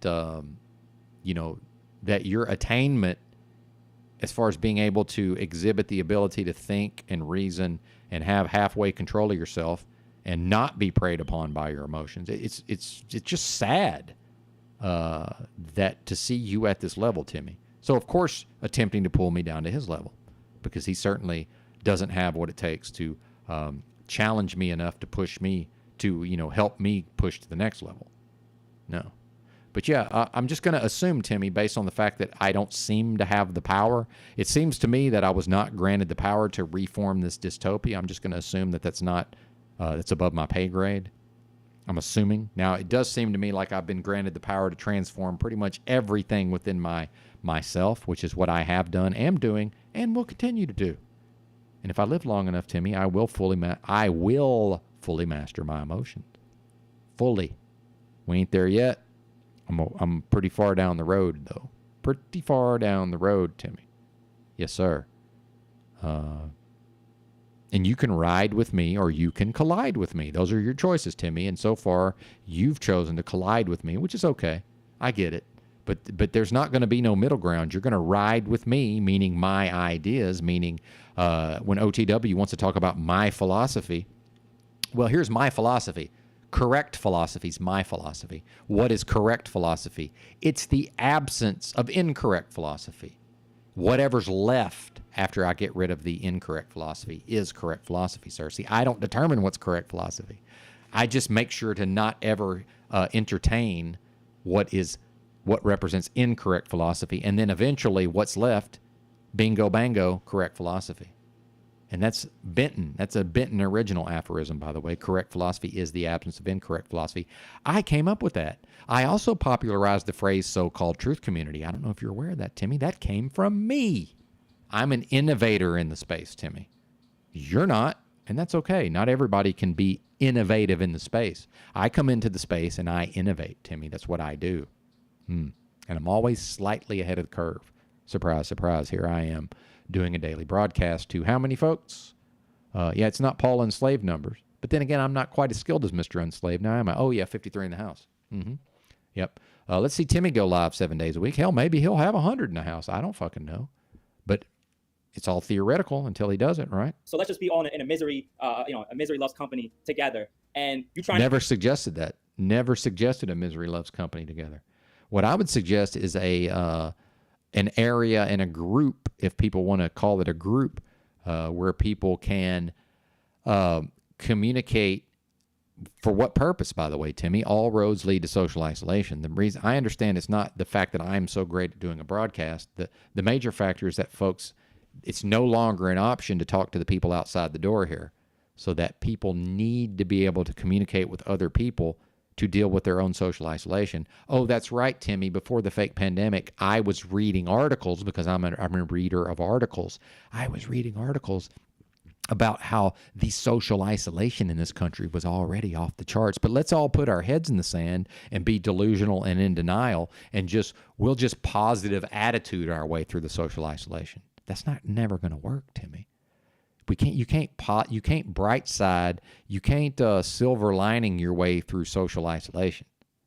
Oh, but here's the fucking psych meds, here's the SSRIs, here's the antidepressants, here's the Adderall. That's how most people are coping with the off the charts fucking social isolation. That's how most people are. That's not an option for me, Bubba. And I damn sure they won't let me drive a truck and be on pharmaceuticals.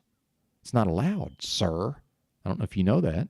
They're quite strict with what they permit a person to be on at the level of, and mental health diagnoses, right? I certainly knew not to go to the system years ago and get diagnosed. But I could have had a version of a UBI. You think I didn't know that of course I could have gone years ago and gotten diagnosed with something through medical coding and billing. And by now they would have put me on SSI and I could be getting somewhere around, I think last I checked, it was about $780 a month, but it's probably gone up a little bit. I don't really know, but yeah, I chose not to, sir. Part of that was I always knew, well, I have a driver's license. That's right, Timmy, a driver's license. And no, I'm not going to go ask the dystopia. I'm not going to go ask the dystopia, hey, why is it a dystopia? And, why can you show me where I have to do these things? It's a system, Timmy. It's a system. If a person chooses, everybody gets to choose how to interoperate with the system. And what I choose to do has nothing to do with you, Timmy. Nothing. So until the majority of the beings that are physically in the realm right now go into themselves internally where their power is and transform themselves and raise their own conscious awareness, until enough people do that to where there's no longer a dystopia being created. By what? How is the dystopia created? It's created through the subversion of all of our creative forces collectively. So if I wake up and stop creating my little portion of dystopia, now I get to sit back and wait around for everybody else to stop doing it. But what I recognize using logic and reason and my powers of observation is that shit's not going to happen, at least not in my lifetime, if ever. And then we get into, is this even a place that can be reformed or transformed? Or, as Music Holds a Secret and Pamela say, this place is it's exactly like it's supposed to be by design, Timmy. And I would have to be a fucking fool, a self-harming fool, to take on the sins of the world within myself and to blame myself for the war and the genocide that was already happening when I incarnated it here. It's happened the whole time I've been here, and it's going to keep going after I leave. Meanwhile, nothing has actually happened within the borders of the United States. What's actually happened here? I haven't seen a war or a genocide, not within the borders of this country. There's been some natural disasters. There's been some false flag fucking psyop attacks, right? Other than that, what's actually happened during my 48 years? Fuck all. So forgive me for assuming, in some financial crises, oh yeah, look, the collapse of the already collapsed system. So forgive me for not accepting this premise that, hey, it's World War III and the financial system's collapsing and it's going to be a CBDC and you guys are behaving this way in the internet. Well, but so are y'all. I mean, when it suits you, right? Y'all meaning the culted ones, right? Paul behaves that way whenever it suits his purposes, but then he just says, well, yeah, but I just do that on purpose to get a rise out of people and, to promote the broadcast and blah, blah, blah, and just pass himself off as some version of an ascended monk or whatever. Meanwhile, he gets triggered by his own text chat, which is something that doesn't happen around here too often. Interesting. Trying to say, how do I get out of the slave hole? Nah. There's nothing about that. Don't try and do that. Stay in your slave hole. Well, Benton, you won't talk to me like a man. I know I'm Gen Z, but I'll never take a doomer pill. So I'm saying it now because, once again, you're now texting to me in the chat. Well, and see, London's probably right here, by the way. See, he says I'm giving them too much energy. Oh, I agree. This is where we get to never wrestle a pig. You both get muddy and the pig likes it. I'm the pig. I love it. But you're right. It is. I am. You're right. You are absolutely right, sir. And I'm going to continue to do so, most likely. Yeah. Mm-hmm. Indeed. But yeah, that's how that works, London. Yeah, I am the pig in that scenario. I do enjoy rolling around in the mud. I certainly do. Chat. So you won't talk to me metaversally face to face, right? Because it's not face to face, but you won't talk to me, but then you're going to text at me from the chat. So, what is that? Because I went onto the internet in 1994, Timmy, and it was nothing but people typing at each other, sir. So yeah, I reserve the right. No matter what, Timmy, I always reserve the right to go into the internet and type at people. Yes, and if they don't want to read what I'm typing, I would suggest that they block me. That would be my suggestion. If somebody does, because that's what I do when I don't want to read somebody's comments, I block them. And then maybe I choose to unblock them later. But at a certain point, I'm like, well, I'm not reading this, and I block them. Because you're a big boy, Timmy. You don't have to read my comments. Think about it, sir. So yeah, I always reserve the right to do what I've been doing since literally my entire adult life, meaning go into the internet and type at people. Yes, I will. Now, because there's a thing called StreamYard and there's live streaming and we can come up there and say it metaversally face to face, don't care. I always reserve the right to type it into the chat. Meanwhile, why is there a live chat in the first place? Like, what's the purpose of the live chat? Isn't it to type comments, Timmy? Isn't that the purpose of it? Pretty sure. I mean, I was going to say earlier, you might as well hit the link, yeah. Nah, I don't know, whatever. Well, or we can, in America, we can respect my freedom to not hit the link. Or y'all can try to cajole me and force me into doing something that's clearly not in my best interest. But as we all talk about, being above not all, but as certain folks want to misconstrue things as if they are above the drama, and can we face the reality that everybody responds to drama? And if I come up there on the panel and have me and Timmy have a yelling match, well, that's good for the numbers now, isn't it? But it's not necessarily in my best interest. Now, every once in a while, I'll choose to do a drive-by yelling at Tarek, maybe. But haven't y'all seen that I've become way more adept at controlling myself? And the fact is, I yelled at London Man the first time I was ever on a panel with him because I didn't have control of myself. Christos. Now I do. Yeah, for the most part. I chose to go yell at Tarek. You can do whatever you want, but I was just responding to him constantly bitching in the chat. Oh, and he's like, you can do whatever you want. Yeah, but you don't respect my right to do whatever I want, Timmy. You don't respect it. Because you weren't raised to respect freedom. You was raised to respect authoritarianism and tyranny. That's what they raised you to respect, whether you recognize it or not. So surprise, surprise, here's Timmy in my chat trying to tell me how to behave. Here he is on OTW's broadcast trying to tell me how to behave. He's an authoritarian at heart. Why do you hate my freedom, sir? It's shocking to me that the same people who want to run around talking about rights and freedoms are some of the most authoritarian, tyrannical personalities I've ever witnessed. He has nothing else to do with this. I'll never take a doomer pill. I never resonated with the doomer energy. Pol Pot. I know he's a self-admitted doomer, and that's okay. I never was doomer, Christos. The fact is, I don't think anybody who lived through through the fake pandemic, at a certain point, there was a choice. A person could be delusional or they could face the reality of what was happening, aka full doomer. What I did was I said, okay, this is how it is from now on, and I will not take myself out of the mental space of doomerism, because that's what this realm is. This is a doomed realm. That's not me dooming. That is what this place is, sir. This place is damned and cursed. Look around you, sir. Can you not see it? Now, we can all create our own version of heaven within this hell, because we do have the creative ability to do that. Meanwhile, anybody can create a delusion and a fantasy and a false reality and inhabit it because of free will, and nobody can force them out of it. So from my perspective, what I'm doing is apprehending the reality to the greatest extent possible for myself, on behalf of myself, for my own purposes, in a wholly individual experience. Meaning what y'all's opinions is of me and how I walk and how I talk and what I do is mostly irrelevant, especially with respect to any notions of salvation or a soul trap or having to come back here and do this again. Right? I'm voting with my feet, gentlemen. Anyway, we'll be right back. I don't think I can even play this while I'm gone because I need to be able to respond to it. There's just too much here, man. And point by point by fucking point. Why doesn't Timmy go through things point by fucking point? Because he probably can't. He would be shown to be no good at it, I'm assuming. But maybe he'll surprise us and do it anyway. BRB.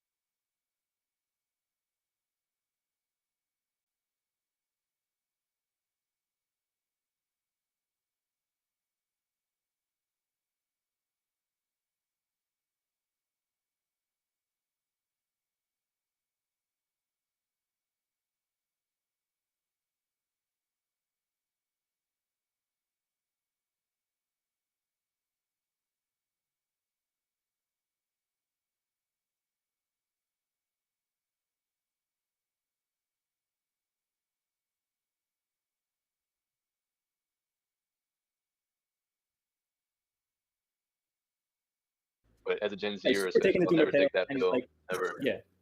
Let me just I'm just gonna accept that this is my slave miserable reality. So I accept it, and I'm just gonna live out my last 2 or 3. Again, I accept it because I will not be in delusion. I will not be in a state of denial. That's why. It's a strategy, just like almost everything I do.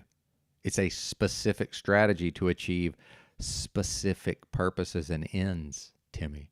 It's a means to an end, sir. Meanwhile, it's either a dystopia or it's not. Right?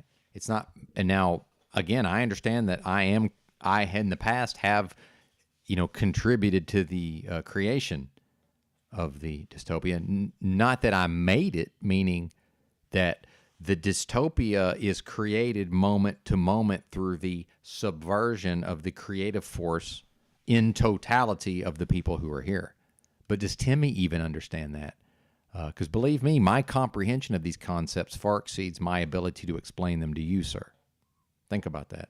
Maybe 10% of what I apprehend and comprehend and understand and know within myself, I can maybe convey 10% of that through my mouth to you, sir.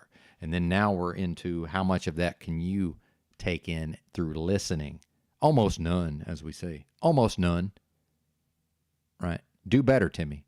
Do better, sir. For your own sake, please. Please do better. 3 years.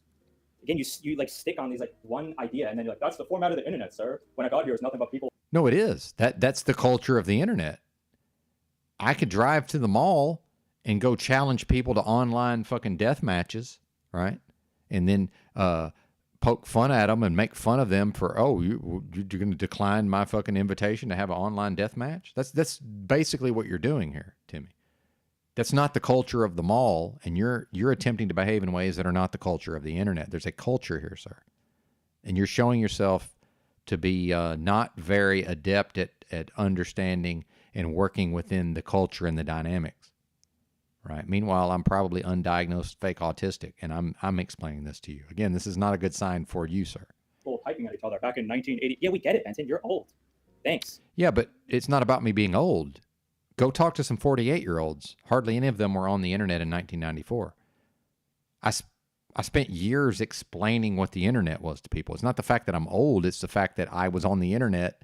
I'm 48 and I was on the internet at the age of 18. That's what's the relevancy, not the fact that I'm old.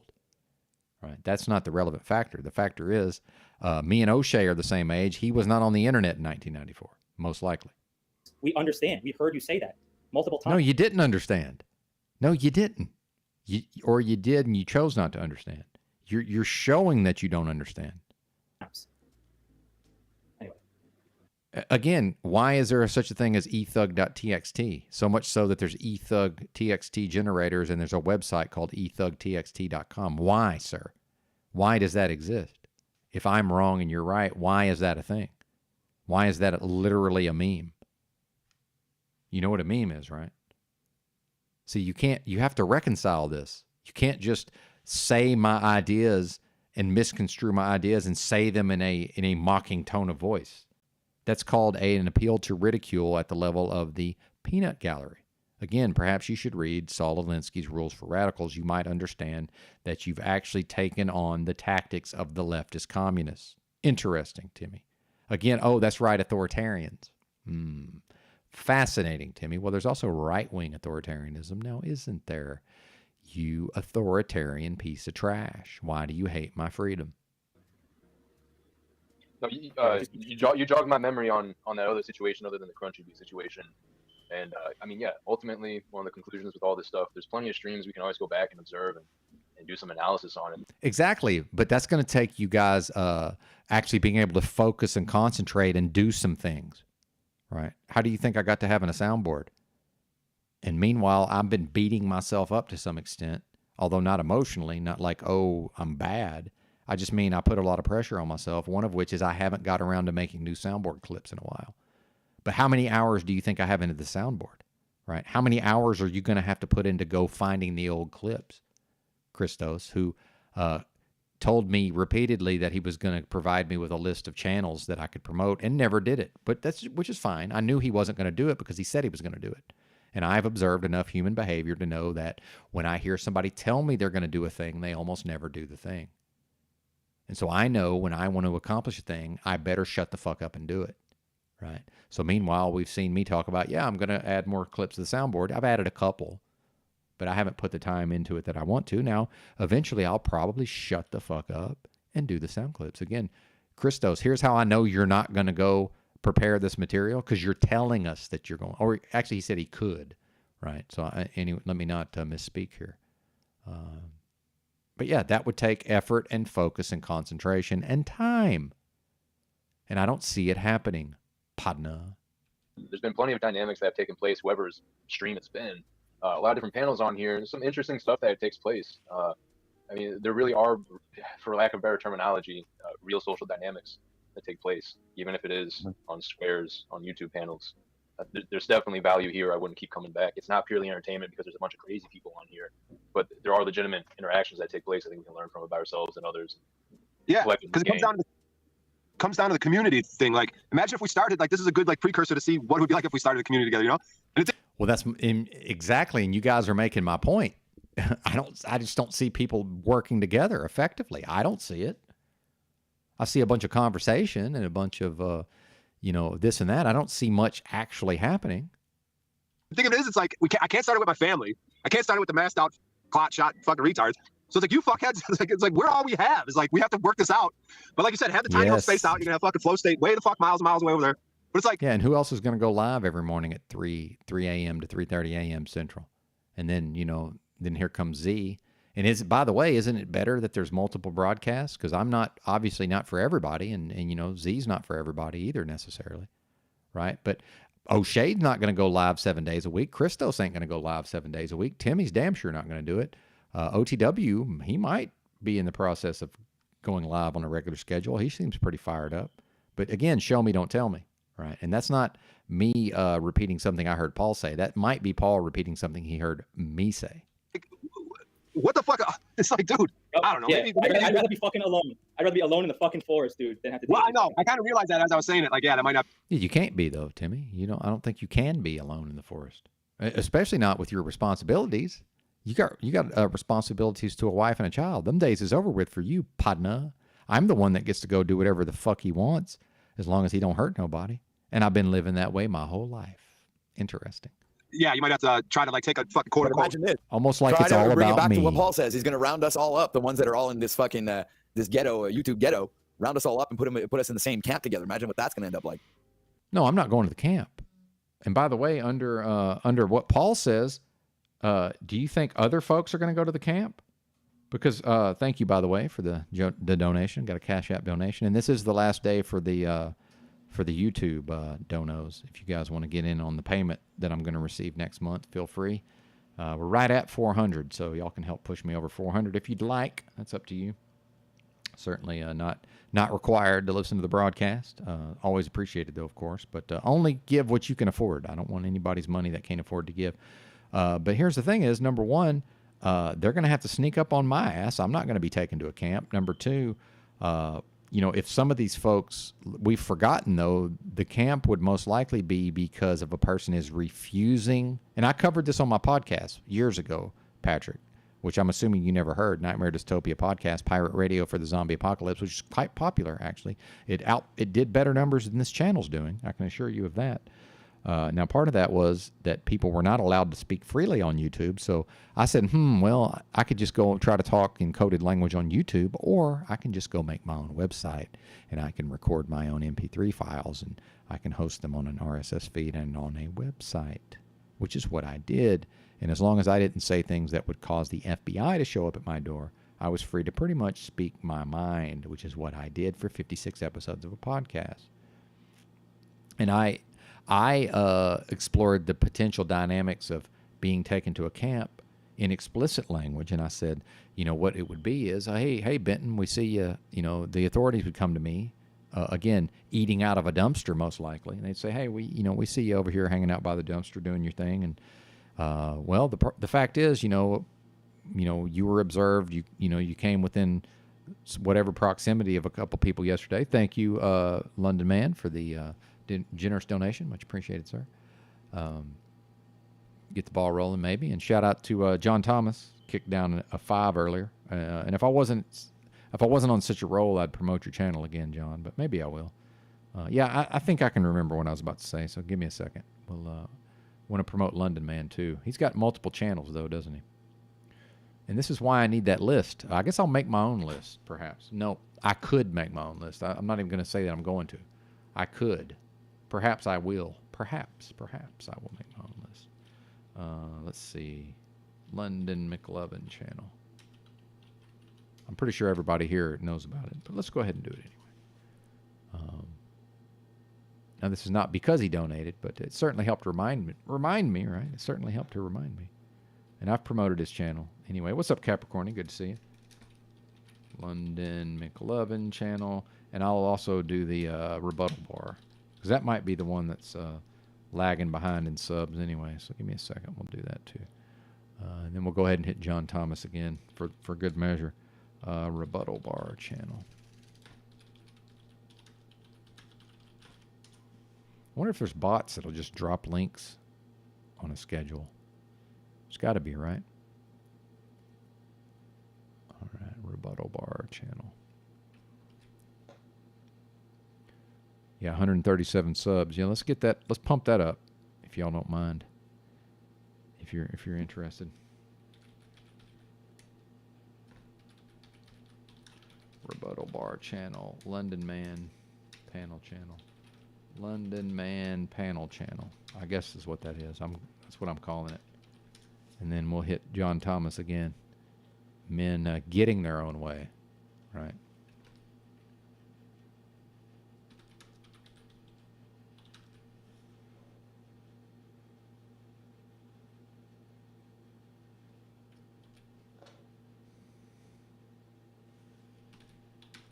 Appreciate your patience. All right, Streamlabs has that function. Interesting. Although some of that stuff doesn't work under Linux, unfortunately, but that might. So yeah, thank you. I need to look into that. John Thomas. And I'm getting out of here, by the way, in about another hour, just for the record. Trying to keep all these under 6 hours as much as possible. But I'm going to go shopping here soon. I'm getting friggin' hungry. Actually, I need to eat right now, but we might shut down a little early. We'll see how it goes. All right. All right. He says, just for being you, Benton. Thank you, sir. Much appreciated. And he calls me wise old owl, so now I got something to try to live up to, which is good. I respond to a challenge. I certainly do, but wait a minute. Click the buttons. Yeah, I know, dude. That's not in here. It's fucked up that you can. That's not in here. I can promise you. If it was in here, I'd be calling them. But I guess I need to call the front desk. But yeah, this has happened before, by the way. But it's in one of the other rooms. Yeah, it sucks, man. I hate that. Oh yeah, what was I talking about? Fuck, I said I would remember, and now I've forgotten. What the hell was I talking about? Oh fuck. Oh yeah, we're already in well, that's a good point. Yeah, and now I remember the camps. But yeah, it's a good point, Roy. We're already there. We've already been herded, right? In fact, I think I've got some Matt Drudge. Yep. They've been successful in pushing everybody into these little ghettos.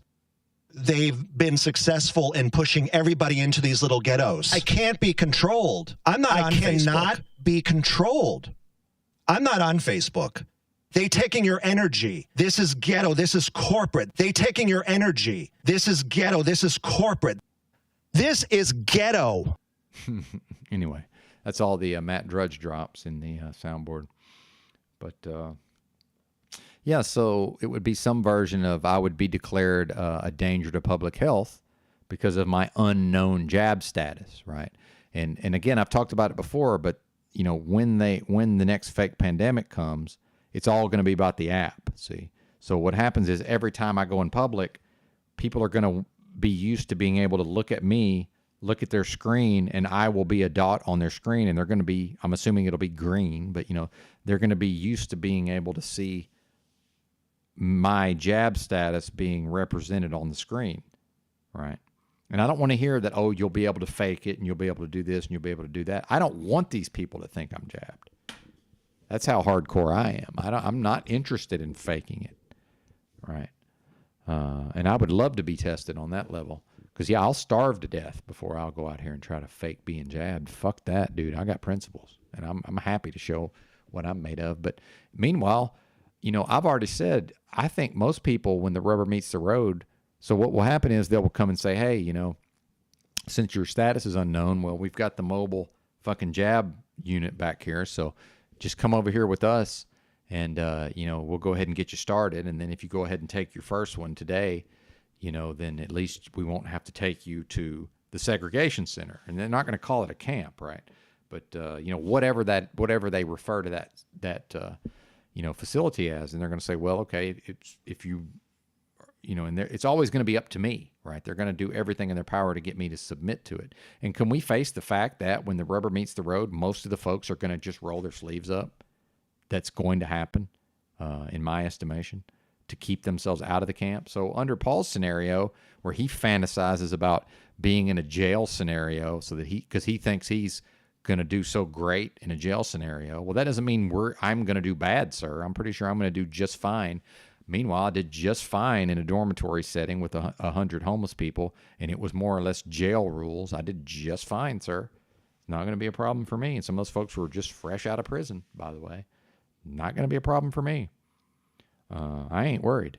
And meanwhile, Paul just assumes he's going to be some version of calling the shots or in charge. Well, maybe, but maybe not. That tale's yet to be written. It kind of depends on who's around now, doesn't it? But you think, good luck, man. Good luck. Do you think you're going to get one over on me? Like my grandfather said when he was in the elevator, and during World War II, my grandfather didn't get drafted. He didn't have to go. He played pro football during World War II. And some guy basically was like, more or less wanted to know why my grandfather wasn't in the war. And then finally the guy was like, if you were in my unit, you'd be cannon fodder, I guess meaning they'd put him out front to get killed first. And my grandfather just said, buddy, I'd be running your unit. That's how I feel about with Paul with all this prison talk. It's like, no, man, I'd probably be running things, not you, Padna. Yeah. Or maybe you would be running things, but you're going to have to rise to a high enough level that I'm not running things, right? Part of that is being able to out-lead the other leaders, right? Not that I'm trying to get that power anyway. Sometimes it's the person who doesn't want the power, right? Paul, he might just assume he's got the power. Well, that's not necessarily how she shakes out in real life, sir.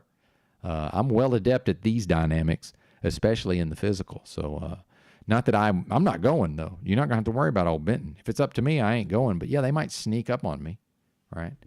They might sneak up on me. Now, in the out by the dumpster scenario, I need to be prepared to prevent them from taking me. And I don't even want to get into it. I'll let you guys figure out how I might feel like I could successfully prevent them from taking me to a detention facility. But I'm not, if it's up to me, I will not be taken to a second location. That's just how it is. Yeah, there you go. I know, man. Well, and sports are fake, unfortunately, London, man. So I don't even get the joys of enjoying sports. Well, yeah, and this is what's interesting, Sterling Ray, is in some ways I've never been healthier during this last year, even though I was quite ill. The fact that I'm no longer consuming the junk food, in the goy slop, as TBE might call it. So some folks didn't want to believe that I was quite as ill as I was, even in public, because my skin looked good. It was like, yeah, well, as far as I can tell, I detoxed all my organs through my own knowledge, Timmy. By the way, through my own knowledge. Oh, not the Deagle report. Yeah, not that. Not that psyop. Yeah, we'll see, man.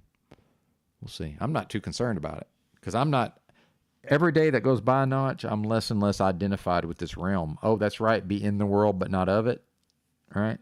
So not only am I not identified with reforming dystopia, like Timmy might suggest I'm supposed to be. In fact, the more time passes, the less identified I am with the realm itself. Dude, this is not my home, Timmy. No matter what happens, I'm getting up out of here, Padna. I just hope I don't have to come back, right, under a soul trap scenario. So I ain't from here, and I'm leaving this place no matter what. Let's just hope I don't have to come back here. That's right, stress from working, indeed. And I've had many jobs. I've had white-collar jobs. I worked in IT. I made my living as a computer expert right around the year 2000. I made my living as a computer expert, right around the year 2000 into the early 2000s. And that shit was quite stressful. Yeah, I'm not interested. You know what's not that stressful? Homelessness. Other than whatever stress I inflict upon myself. And it is stressful at times, depending on the dynamics in the local area. But, in the immediate physicality of whatever might be happening. But overall, not that stressful, I have to say. Yep. Head on a swivel. Yep. Many historians say the term dates back to the Middle Ages when it was used to refer to any sport that was played on foot as opposed to sports played on horseback. Yeah, interesting. Interesting. Well, and, there was no forward pass when football, that was considered like the major innovation, was the forward pass. Because apparently people were getting killed from the flying wedge formation. Because it'd basically be the person running the ball and then all the teammates in front just sort of mowing everybody down, apparently. That's how it's portrayed. I mean, who even knows what was going on back then? And then some people may not realize that in the early days of football, field position was considered so important that sometimes teams, if they had bad field position, they would punt the ball to the other team or kick it or use their foot. And in the early days of football, a person could be running in the open field and kick a field goal while they were running. So again, using the foot. Interesting, the changes that have taken place in the game over time. Good to see a big drink, T. Yes, sir, it's in the motel. I do not have physical access to where that's located. That's not in this room. It's in another room. And eventually the staff will take care of that. But, you know, I can inform them, you know, and then whatever will happen will happen. For my own stress levels, I found it better to just more or less just accept whatever's happening. But yes, unfortunately, that's if it was in this room now, I would just tell them, hey, you guys I'm doing live streams. You got to come change this thing. But I don't even know what room it's coming from. I'm assuming it's a room that somebody's moved out of. And this happened about a month ago. Same thing. But it wasn't quite as loud because it was probably, you know, somewhere else. Right. And this is probably by law, I'm assuming. You know, the fact that these things have to fucking beep like this. It's kind of ridiculous.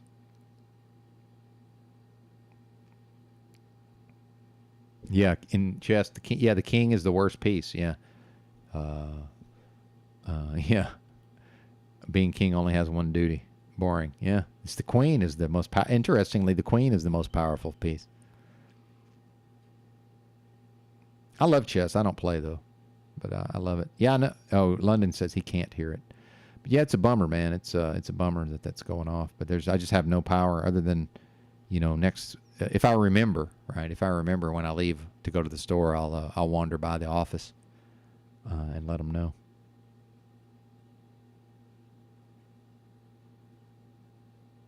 Oh yeah, no. I take in all sources, or I used to. The thing is, like, one source isn't even really. They're all kind of equally bad, right? In a way, that's the way I view it. So it's just. Deagle report, like my dad is always running around talking about the Deagle report, so that's the only reason I had a certain reaction to it. And again, you know, I also, yeah, that's right, the Queen Bee. Well, yeah, it's pretty high pitched, but you know, it would be driving me nuts, except for, you know, I've, you know, done enough meditation and work on being chilled out. Believe it or not. You know, I've worked a lot to be as chill as I am, which I'm pretty high strung by nature. But yeah, I just deal with it. But it's unfortunate. Yeah, hey, I'm doing live streams. That's right. Well, and you know, I probably wouldn't say that, but anyway. Yeah.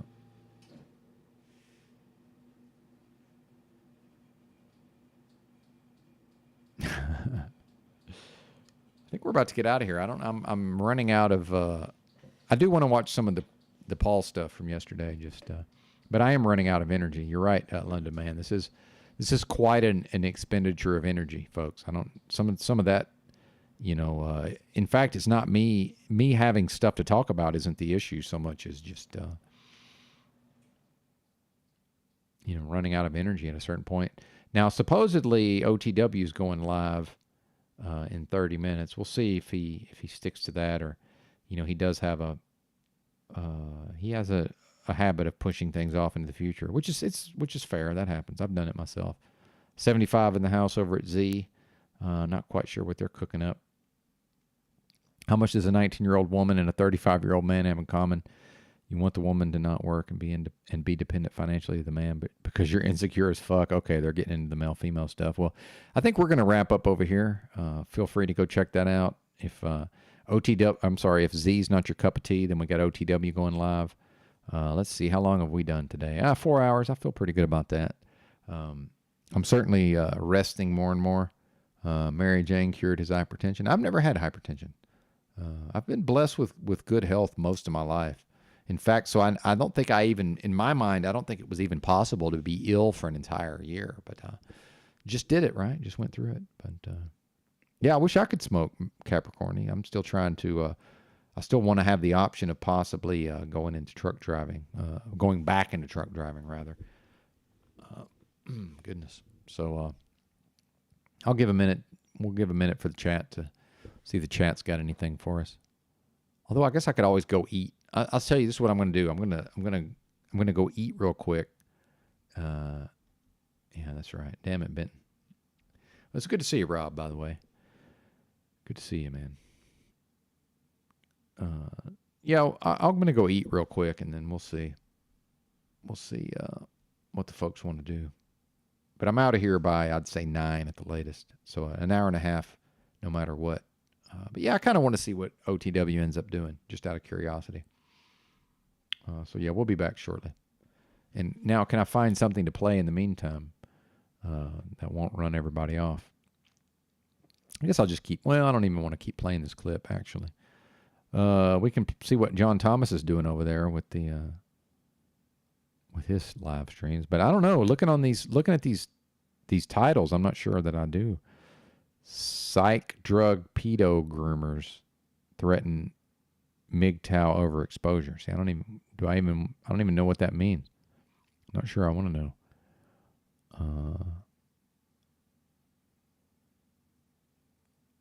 What else have we got? Sam Hyde on the worst movie of all time. That's only 4 minutes, though. Something's going on in my gallbladder region. I feel some stuff's moving around down there in a good way. I already agreed not to I'm not simulcasting Z. I could play him from yesterday, possibly. Did anything happen yesterday on Z?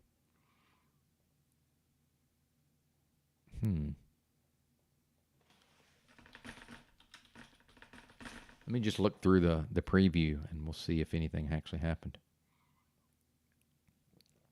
As far as panel. Let's see, panel dynamics. Who is this? Oh, it's Smith. Yeah, okay, this is Smith and Z from yesterday. Hey, let's do some of that. Butterfly in the sky. I will not accept bigotry here. I can go twice as high. Mr. Smith. Bigotry will not be tolerated here. A reading rainbow. Can you cut the music though? Anywhere. Hey, you gotta cut the music, bro. Can't hear you. What are you smoking? I'm guessing you smoke Parliaments. Did I nail it? I smoke Camel Crush menthols. Oh, Camel Crush. That's hardcore. Yeah. Have you ever seen when I type this? Hey, have you ever seen when I type this in the chat? I put yes, WEF can. Instead of yes, we can, it's yes, the World Economic Forum cans. So when we have this division, I think they win. I think your show was off to a good start this morning. I don't know why I got sidetracked. Yeah, I got drunk. I said some shit, whatever. I mean, Friday, I don't think I was that hateful. I was trying to say that Gremlin was a liar for saying Taurus. That's it. That was pretty much it. And I was saying about how they distract from James Bond, and you agreed. You were the one who came up with whatever the term was. They distract with the carnal desire. That's how they distract from the mission. That was my point. So with us having division, that does nothing. That means, yes, the World Economic Forum can, and they win. So it does nothing. That's it. That's all I got. I just didn't see what the point of was making me a feature on your show. People were there, and they saw it. I was drunk. Was I fucking out of my... I might have been pretty drunk. I don't think I did anything. Smith, I'm fascinated with you. That's why you are I appreciate it. So when you play my stuff, don't cut it short and then talk crap about me. It's cool. You don't have to agree with how to present you. I'm your biggest fucking supporter, and you want to fucking come at my nuts. You're insane. You've played a couple of my things. I appreciate that. Are you my biggest supporter? I doubt it. Come on, bro. Am I increasing? Seem like I'm up here wanting to destroy you this morning? No, I'm not. I'm trying to increasing your subscribers. Yes or no? Who else is talking about you? Tell me. Who the fuck else is talking about Smith W? Please, I'd like to hear it. I just went on that other guy's show. I went on Dave's show. They liked it. They liked it. You said he was an agent. He said you were an idiot, and he fucking actually took the show down because of you. He took the stream down because of your ass. It was down, and then I called him out on the next stream, and it was right back up. So here you are with the division. Am I up here trying to be hateful to you? I am not. Did I feel some type of way about you trying to put me as a feature of your show this morning? I did. Play it in slow motion. Play it at normal speed. I wasn't fucking out of my mind. I was drinking. Yeah, I was. I didn't do or say anything absurd. I said they distract from James Bond mission with women. And what did Rose have for one of her specials before show was taken down with that fucking old bald guy? Dating. That was my point. Is Rose an agent? No, she's not. She's had her fucking show taken down, her channel multiple times. I don't think she's an agent. I'm saying it just distracts from the actual things. Time is running out. That's my point. What the fuck? And yes, you did equate my stuff on Friday to it being gematria again. It's not. I don't fucking care. It's not gematria. I don't do that. All love to the people who want to do that. I don't do it. God has numbered our days, so I count them. We're all coming towards judgment. It's gematria. Don't insult the gematria. Exactly. I don't do it. I don't do it. It's all good. Yeah, good for them. All good for them. I didn't understand the Gigi thing either, not even to throw her name out there. I love you, Gigi. All right, I'm not going there. So, all right, so I apologize for anything I said this morning. I'm not drinking. I'm at fucking work. So there's no my point of why I jumped up needed. here. My point of why I came up here is the division. What do you does no hold good for on? anyone. You're shot out of a cannon as always. Why are you smoking those Camel unfilters, dude? What's with that? What's going on with that? They're not unfiltered. Yeah, this is not much Zen here. So yeah, that's it. That's all I got, man. I'm gonna get back to work. Unbelievable. You're not my fucking enemy. Even if you want to be for the sake of ratings, you're not my fucking enemy. All right. Take care, Smith. I'm the best thing you got on these streets, and don't ever forget it. Unbelievable. God, for sake and bid. Can somebody else get up here and cleanse the palate of the Smith W fucking debauchery? Drinking, smoking. What kind of Christian are you? Although, to be fair, I'd imagine Jesus was probably a little bit more like loose and like lascivious than most people could imagine. Is it lascivious or lascivious? Somebody tell me. Is that even a word? Anyway. Everybody likes to have like Jesus on a pedestal. Like he just walked around glowing with his beautifully coiffed, long flowing Pantene wave hair. Fucking white guy. Looked like a fucking model. Jesus looked like Fabio in all the pictures I see him. I'm not buying that Jesus. I think Jesus was probably getting wasted. He appeared to be drinking wine the whole time. I got a bunch of fucking Rastafaris and others telling me that the wine was infused with cannabis, which makes sense to me. So what does that mean? Jesus was drinking, getting high. He was hanging out with the prostitutes, all fucking party people. Jesus was a party person, man. Are you kidding me? Who knows, Smith W? You may have it right. I'm not sure Jesus would have been down in half a bottle of vodka. I mean, that might have been taken a little bit too far, but I'm not buying this fucking perfectly beautiful Jesus that we hear. Lascivious. Thank you, Jack Streaming. Thank you. I appreciate that. That's why I love my chat. Destroyer said this music makes me feel like we're about to watch The Lion King. No, this is Smith W's theme music. Destroyer, I have theme musics for all my prominent guests here. Who knows? Maybe you'll have one someday. But anyway, that was Smith's theme music. But yeah, I'm not buying the beautiful, clean model-like presentation of Jesus, like walking the runway. He lived in the desert, and he was Semitic, the real Semitic, not like the tribe of Judea people that are running around there now, causing all the trouble there in the fucking Middle East. I'm just saying. Kind of a weird Jesus presentation. So maybe he was more like you, Smith. Maybe he was kind of more rough around the edges. Yeah, Heidi. Why do we see Jesus with the Pantene wave hair? You know my theory, Heidi. That Jesus had a glam squad. How else did he look so good running around the desert? What do you think the 12 disciples were? They were Jesus's glam squad. They kept him looking pretty in the desert. Who else wants to come up? I'm going to take the musical interlude now. Get up here. The backstage is open. I need to take a little break anyway. I take 2 interludes during my show, and because of Smith, you maybe missed my second one, so we're taking it. Now's your opportunity to chop it up with your pal Z.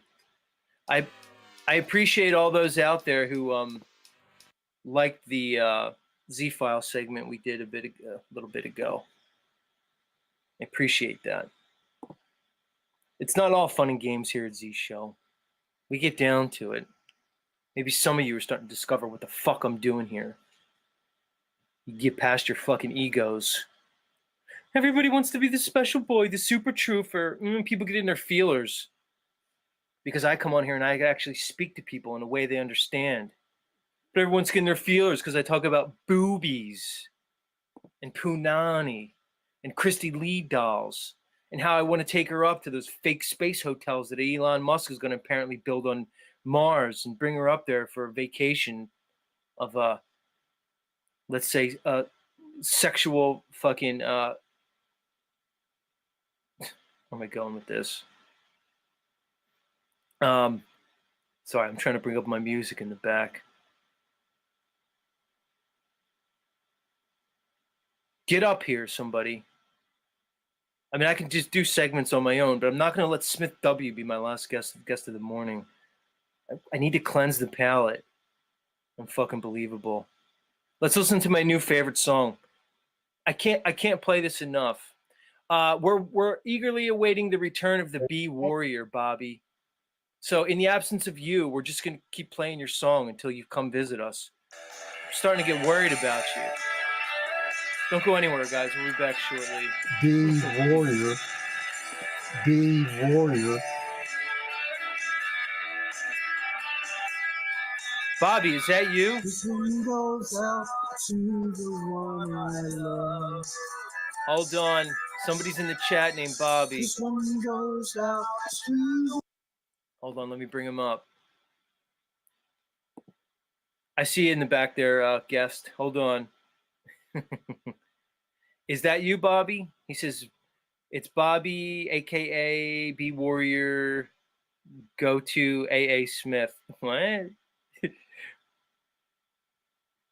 Yeah, I think it's Bobby. Come on, Bobby. The link's in the chat. You're going to have to give us an update this morning. I've talked to your lady love, Bex, the wonderful Bex Factor, Bobby. So we need an update from you. The audience is starting to get worried about you. You don't have to stay up here long. We're going to play your song. Me about me in a broadcast, telling me I have broad shoulders. The one I left behind. A simple prop to occupy my time. This one goes out to the one I love. Yeah, great song, by the way, Bob.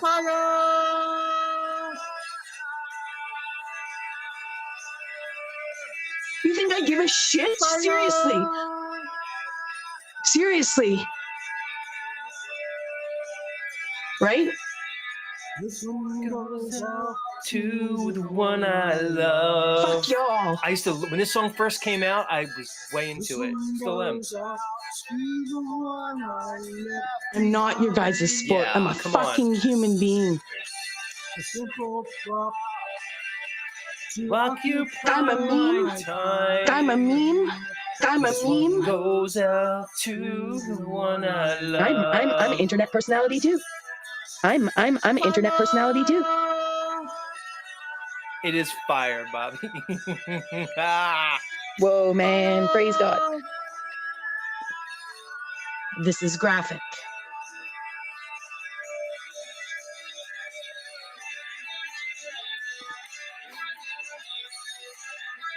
Praise God. Praise God. This one goes out to the one I love. Oh, you can't write Well, this shit. surprise, surprise. Tarek doesn't know what ethug.txt is, and he also doesn't know what a podcast is. Behind. It's not a podcast, sir. Another flop has occupied my time. No, Tarek's welcome. This one But then again, so is damn near everybody. The one I love. Good to see you, by the way, Tarek. Hope you're having a good day, sir. That's the best part.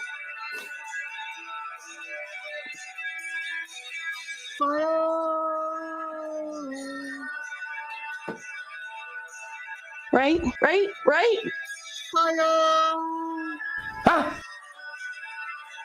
93 fucking cases. Hello? Hello? Hello? Hello? Praise God. And you don't even know you're being dragged until the end.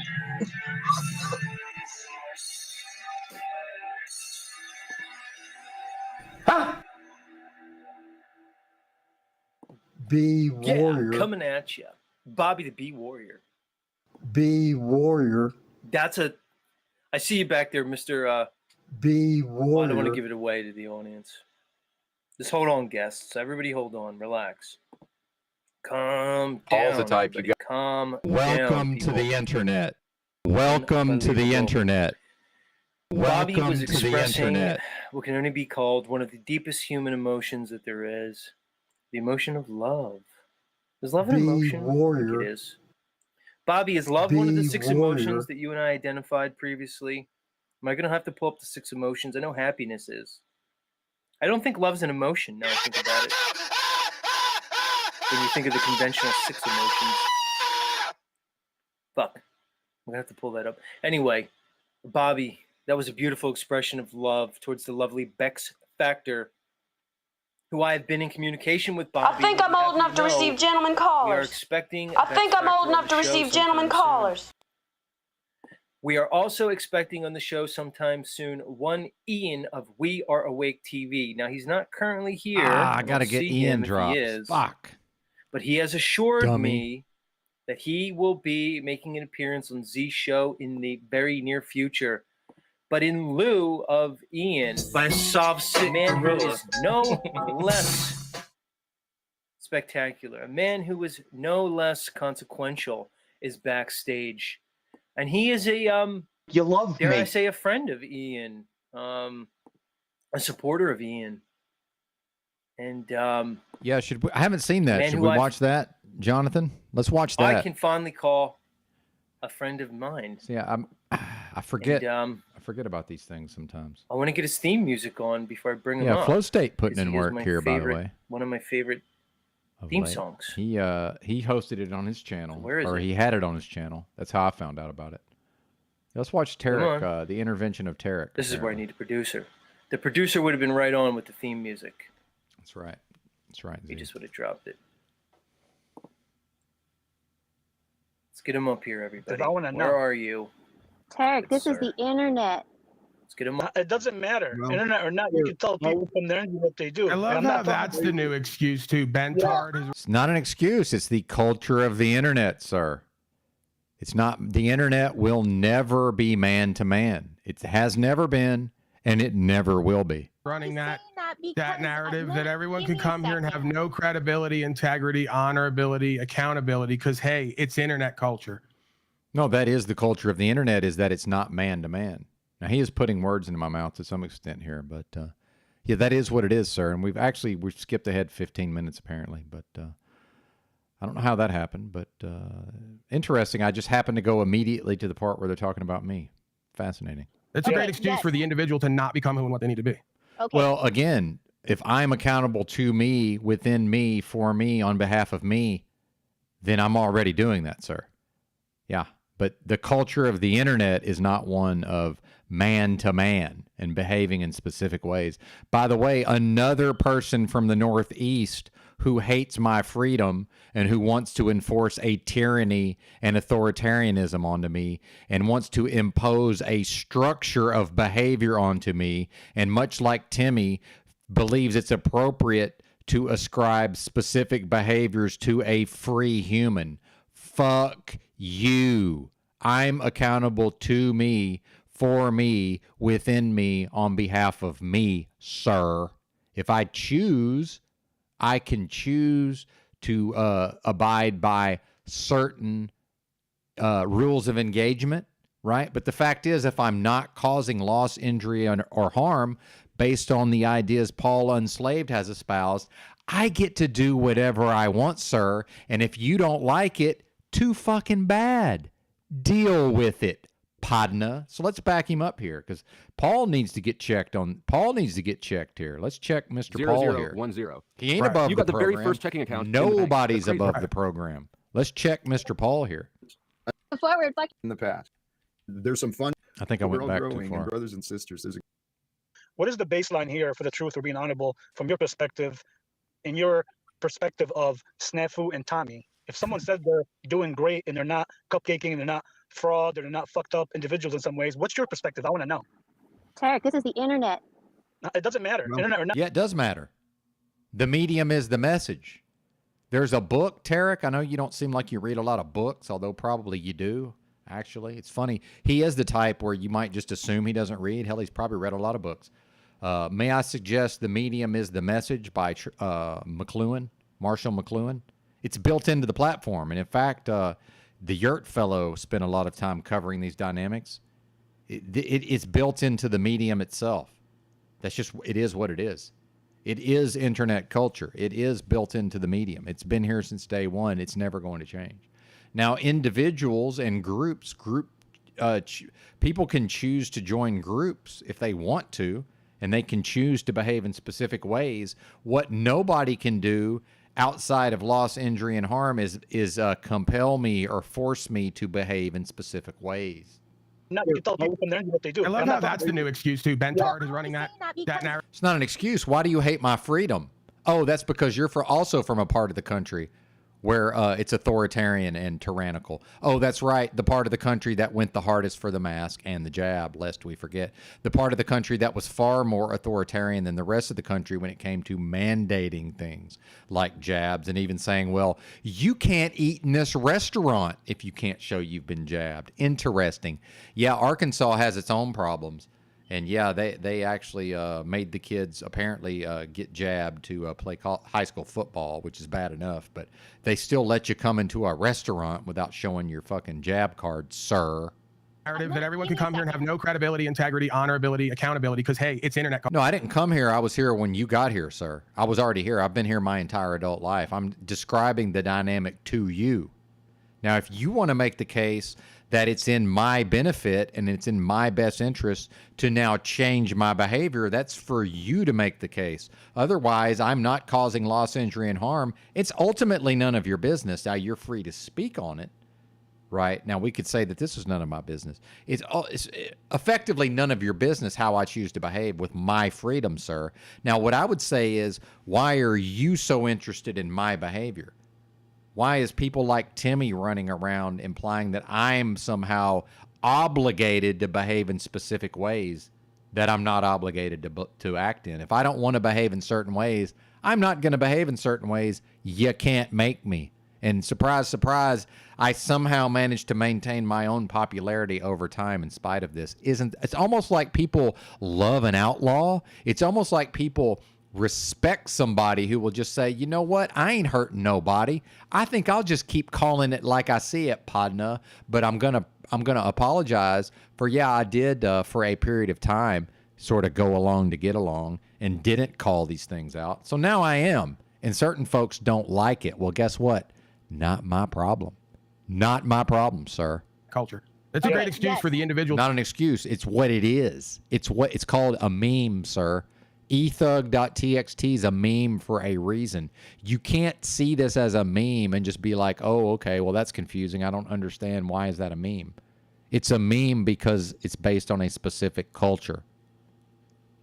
Yeah, you might want to figure that out. As somebody who espouses, being adept in anthropology, psychology, and sociology, you might want to become adept at the culture of the internet for your own benefit. Now, I'm not prescribing that. I'm saying you might want to for your own purposes. Might be better for you, sir. To not become who and what they need to be. Okay. I continue to become who and what I need to be. Surprising how what I am doing, what I have done, what I continue to do. Oh, but this is my excuse for not doing things, except your narrative falls flat with folks like me who are doing the thing, have done the thing, and continue to do the thing. And if I'm blessed enough to be here tomorrow, by the way, it's all blessings. Oh, that's right. The full doomer just said it. It's all blessings in this realm, believe it or not. It's all blessings. So if I'm blessed enough to be here tomorrow, I will continue to do these things within me, for me, on behalf of me, for my own purposes, because this is a wholly individual experience. This is not a team sport at the level of salvation, if that's even a thing.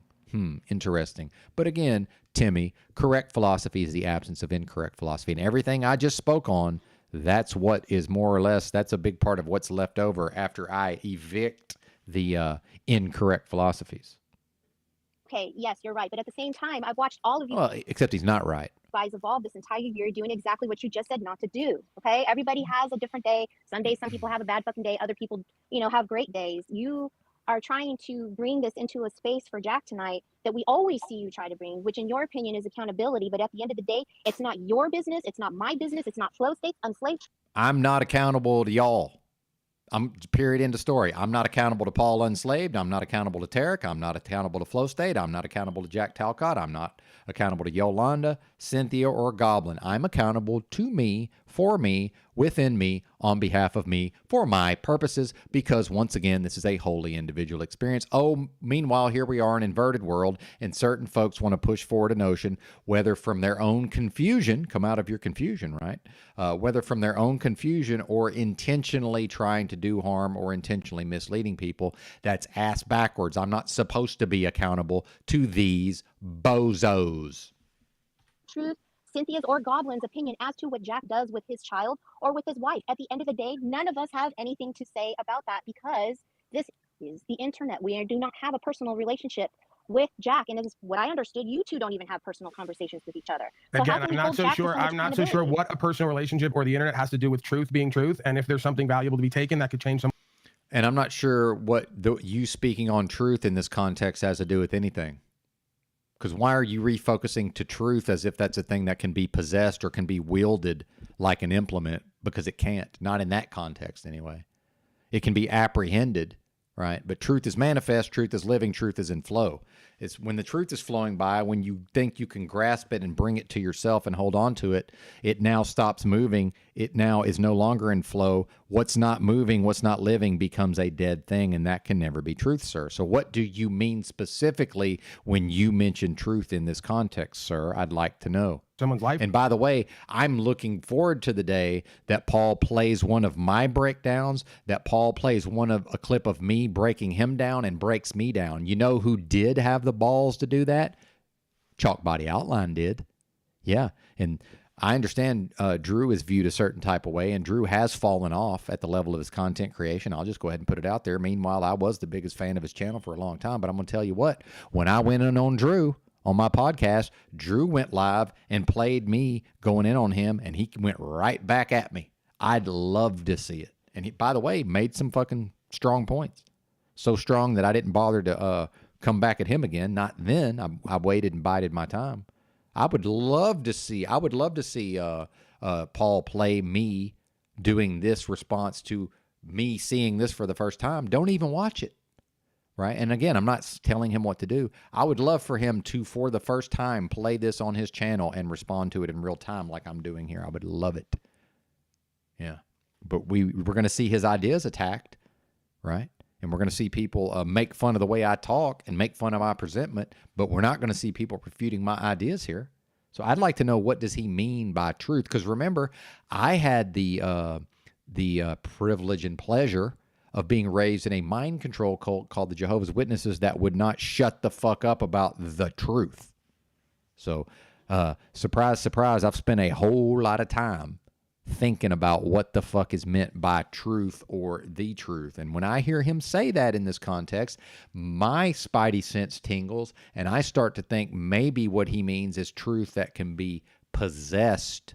No, it can't. You can't possess truth. No, you can't. I would think it would be taken. Well, this is, I think you have changed his life, though. Here. Perhaps you can embody something that we could refer to as truth. You can't possess it.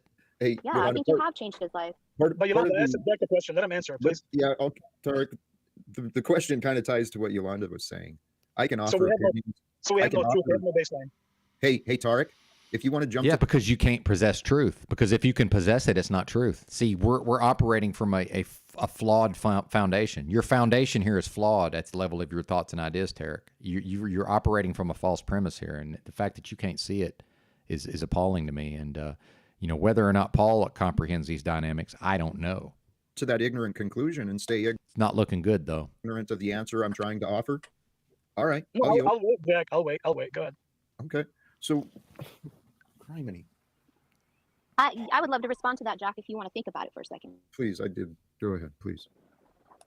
I think that there's so much fucking doublespeak that happens here on every day, where I hear you guys on panels have really great conversations about accountability and what is being a man, and then do the whole dick talk and clown on each other's channels and shit.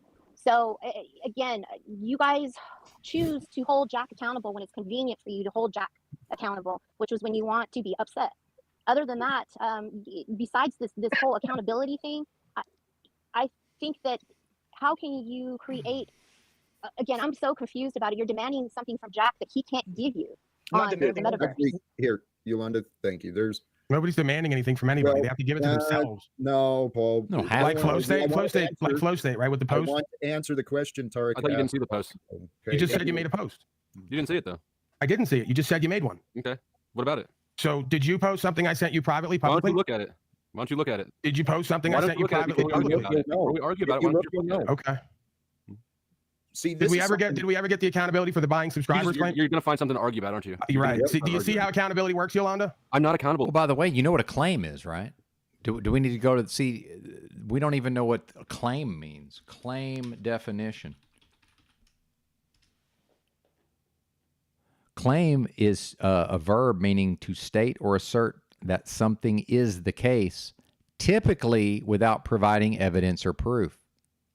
So if he's claiming that Paul bought subscribers, does that mean he then has to prove the claim?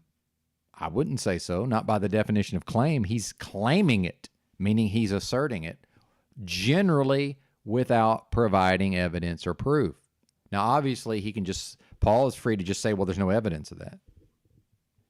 And then guess what? It's up to the person such as myself or the people, the audience for this broadcast to then make up their own minds. See, even this is something that I never set well with me.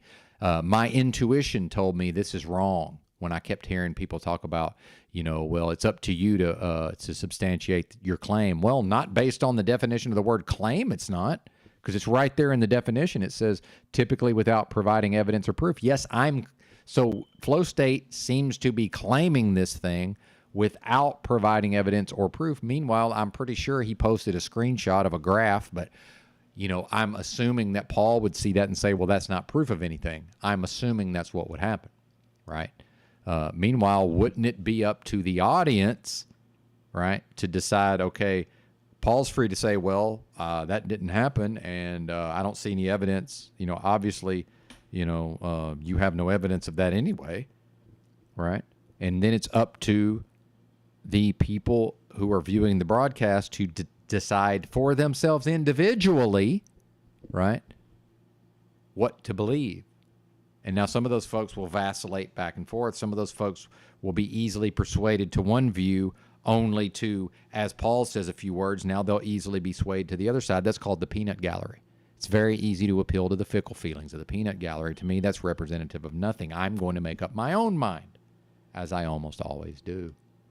And by the way, that's who I care about, is the folks who can actually listen to the words coming out of my mouth and then think about what I'm putting forward and then draw their own conclusions. And this is what I share with Brother Austin, is the notion that basically if I could wish one thing for the masses is that they would think for themselves. That's what I would wish for them. Now, that doesn't imply that they would think for themselves and come to the same conclusions that I do. Oh, no. I only would want for them that they would think for themselves. That's what I would want for them. Meanwhile, I spent many years, and I never was a Jehovah's Witness, for the record, Tarek. My parents raised me in the religion from the time I was about 2 years old. It was not up to me. Nobody asked my opinion, I can assure you. Children were seen and not heard when and where I grew up. It wasn't up to me, but I never joined the religion, and I knew at an early age that there's no fucking way I'm doing this as an adult. I knew that very early on. Well, to you, Paul. You're not accountable to anyone. You can't hold me responsible for anything. I'm accountable to me, once again. Now, whether or not Flow State holds himself accountable within his own internal space, we don't know necessarily. I can have an opinion. I can observe him and then And then, by the way, he may be accountable to himself, within himself, for himself, on behalf of himself in certain ways, and not accountable in other ways. See, now it's not a binary. It's not a 0 or 1 across the board. I can be accountable in certain ways and completely unaccountable in other ways, right? I can run the fucking gamut. Shades of gray here. Okay. I can be accountable in one specific way, in one specific instance, with one specific group of people, and then with a different group of people in the same type of arena, in the same type of subject, I can be unaccountable. See, this is just across the board. We are dynamic, ever-changing, hopefully ever-evolving creatures. We don't lie static. We don't lie dormant. We're always bringing something new into existence in each moment. Our creative force never lies dormant. Now, it has been subverted for most of us, I would say, and for mine, for most of my life, it's been subverted to do what? To serve evil. Shocking. Now, that last part's my opinion, by the way, folks. See, I do tend to speak my opinions as if they're facts, so every once in a while, I'll just remind the audience, that last part was my opinion. Well, Hi, this is how guys. accountability works. Hey. Welcome, Cynthia. Hey, Paul, this I is just go ahead. let me finish. Let me tie up a couple of loose ends first, if I may, please. Okay, Paul, you were placed in the back. Well, and I'll just say for the record, Tarek, I'm no huge fan of Flow State, but he does seem to be making some progress here lately. So I tend to view things like progress above all. So I don't tend to factor in where the individual starts as much. Although somebody like Paul, who's clearly either was just born with a high level of attainment, or I will presume even that kind of implies that he didn't attain it. So I'll either assume he just happened to be born at some fairly high level, or most likely he attained much of what he has, what he's able to demonstrate that he attained it, which I do honor and respect that, obviously. How could I not? Because of accountability in the present. Golden rule this isn't style, some by the way. revenge or some narcissistic game. It's because you are interrupting the flow of discussion for the purposes of just your patterns of disagreements. And what you just demonstrated, what his interrogation of flow, did you do this? Did you do this? Go investigate, find the fucking answer, and then you'll know. And then you don't have to have a conflict. Or maybe you'll have a different conversation. I'm sorry. Actually, before I bring you back, Paul, welcome, Cynthia. Hey, Yolanda. Hi, Flo. Hi, Goblin King. Hey, Turk. Hey, Hi, Cynthia. Earlier when I was listening to you speak, Yolanda, you said something that was really important. You said that Snafu and Tommy never changed, that they're consistent on every. And real quick, Notch, I'll go ahead and tell you my philosophy, which I believe to represent correct philosophy, is show me a human and I'll show you a hypocrite. But obviously that applies to me. So yes, I'm pretty sure I'm about to agree with whatever, and I haven't even read your entire comment yet, but I'm pretty sure I'm about to agree with you, meaning it's up to me to be ever vigilant, to always be on the lookout for my own hypocrisy, understanding that it is my own human nature to engage and involve myself in hypocrisies, despite my intentions, by the way.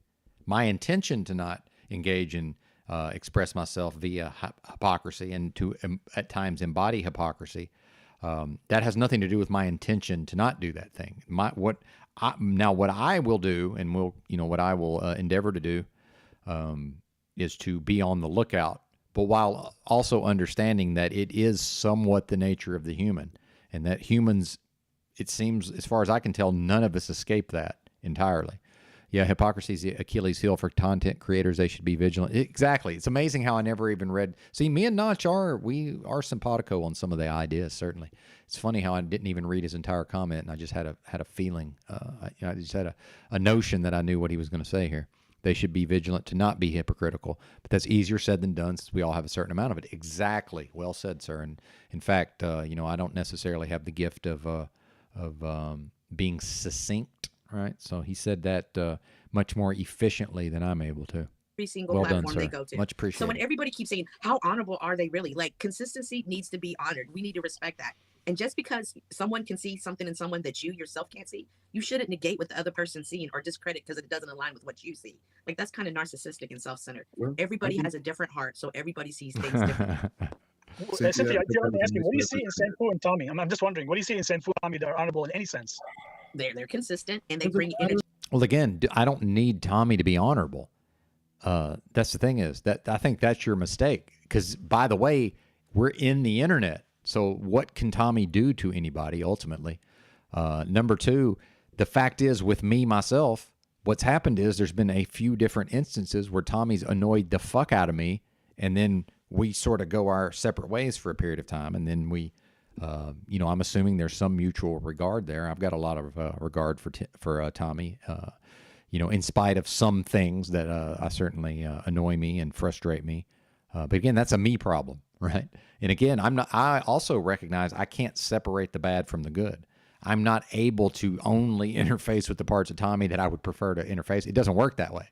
The fact is, Tommy brings enough to the table, in my opinion, that the juice is worth the squeeze, to borrow a well-worn expression, right? So ultimately, it's for Tommy, and Tommy seems to be very adept at managing all of these things to where, he brings enough to the table, but then he's balancing it out with some of his own negative, from my perspective, with some of his negative attributes, right? Again, I am free to never have him on my channel again.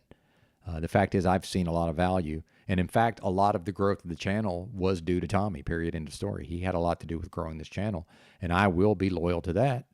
By the way, I will be loyal to, Paul has assisted in growing the channel. I will be loyal to that. Same thing with Drew. I will be loyal to that. And by the way, Drew did it more or less, unprompted. Right. But anyway, now I'm off on my own. Now I'm off into my own sauce. If any platform is slow or dying, you can pull up a Tommy or a Snaps and Exactly. they can put it on. Exactly. And I've just straight up left Tommy talking and just went and did shit knowing that he's going to talk for probably an hour. Right. So part of OTW leaving his own broadcast is, hey, if it's Tommy that's went off on a tangent and is in a certain type of space, you ain't got to worry about coming back. And then Tommy just left, Tommy just was like, hey man, what happened? And I never got made fun for leaving my own broadcast.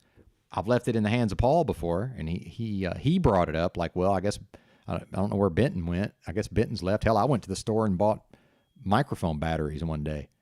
That was on my birthday though, which I was, by the way, best birthday I've ever had. And Paul came over and he didn't co-host. He guest hosted the broadcast on my birthday. It was the best live stream I'd ever had up until that point. It was awesome. I loved it. So yeah, the fact is I will express certain ideas about Paul, and I will state my opinion, right? But I separate those things from whatever the metaversal relationship is. Whatever, if me and him choose to work together, we'll work together. That's just what it is. If we don't, we won't. I mean, it's really the same thing with me and Drew, by the way. I probably should email Drew and just be like, hey man, is everything all right? Because I do have some level of regard for him as a person, because I have gotten to know him, to some extent personally. And he's probably, I don't know what he's going through over there. I have no fucking idea what he's going through. Who knows? I know, like a typical man, if he's going through some shit, we all tend to just sort of isolate and, circle the wagons and sort of just suffer in silence, right? And I don't know what the man's going through. I have no fucking idea what he's up to. Couldn't tell you. And you have the energy again. They keep you motivated. And They just keep you because you don't motivated. find value in that doesn't mean that there's not value. Can I respond to that too, Cynthia? Sure. So I'm I behind guess in like the the chat. same thing about you, Tarek. When you Go go ahead. into chat, okay? When you go into chat and you like to follow particularly some of the women, because I'm saying you like to say you're honorable, right? And you've got terms coming out of your mouth to Salty Siren, which is one of the biggest respectable chatters in the community, and you're calling her a witch just because she decides to practice her faith different than yours. And when they ask you to stop, you don't. And you go and jump to another panel and you do the same fucking thing. So your righteousness indignation that you do to chat and then come on here and ask us what we think is honorable when we're telling you in the chat as women and also as men, telling you you're being creepy and you don't back the fuck off. I'm tired of you asking this goddamn snafu and Tommy situation. Like, buck the fuck up, man. All right, you're done. Can I answer your question? I'm sick of Did I this say- goddamn shit. I'm so fucking sick of it. I Go understand, but, Yolanda. hey, again, I'm not perfect, right? I'm not Go perfect. I Yolanda. make mistakes, right? So if I made a mistake, at least I'm man enough to apologize, right? Oh, is Machine Now, Lies you here? telling me again, besides the consistency of Snafu and Tommy being nothing but fools and ignorant in anything they do, But and they're not. disruption Why is it to, so offensive that she likes them? No, it's not offensive. It's, They're not, though, Tarek. See, this is a mischaracterization. That's not the case. Snafu is like half the time he's great, the other half he's completely fucking insane. Like Tommy brings a lot to the table, whether folks want to recognize it or not. Now, again, my opinion, but I feel like it's a pretty accurate assessment. I'm not interested in the character assassination. By the way, I'm not interested in character assassinating anybody on here. In fact, at the risk of, because I know Sterling Ray's a mod in his chat, the main person that I've character assassinated the most, although less and less over time, is probably Jack Talcott. And now some of that is based on psychological mechanisms that, let's face it, are beyond his control. So yeah, I know I'm kind of leaving myself an out there, and I'm kind of giving him an excuse in a way, but you know, I very quickly was able to assess certain things about his psychology, and then I also caught him before he really became like an internet personality fully. You know, he hadn't quite fully stepped into his power yet, and I sort of caught him slipping in a way. And you know, I've played that clip enough. We don't need to go back through that, but you know, I'm less and less, even somebody like Cynthia, I'm less and less willing over time to just completely character assassinate and write anybody off on here, even Jack, by the way.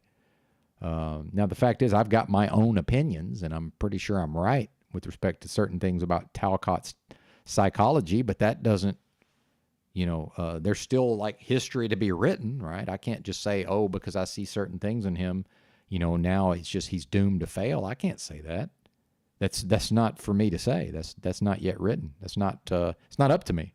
We have to draw a line. No, where is the line where you say somebody's overdoing it, not doing it? Somebody's respectable, not respectable, honorable, you know, whatever.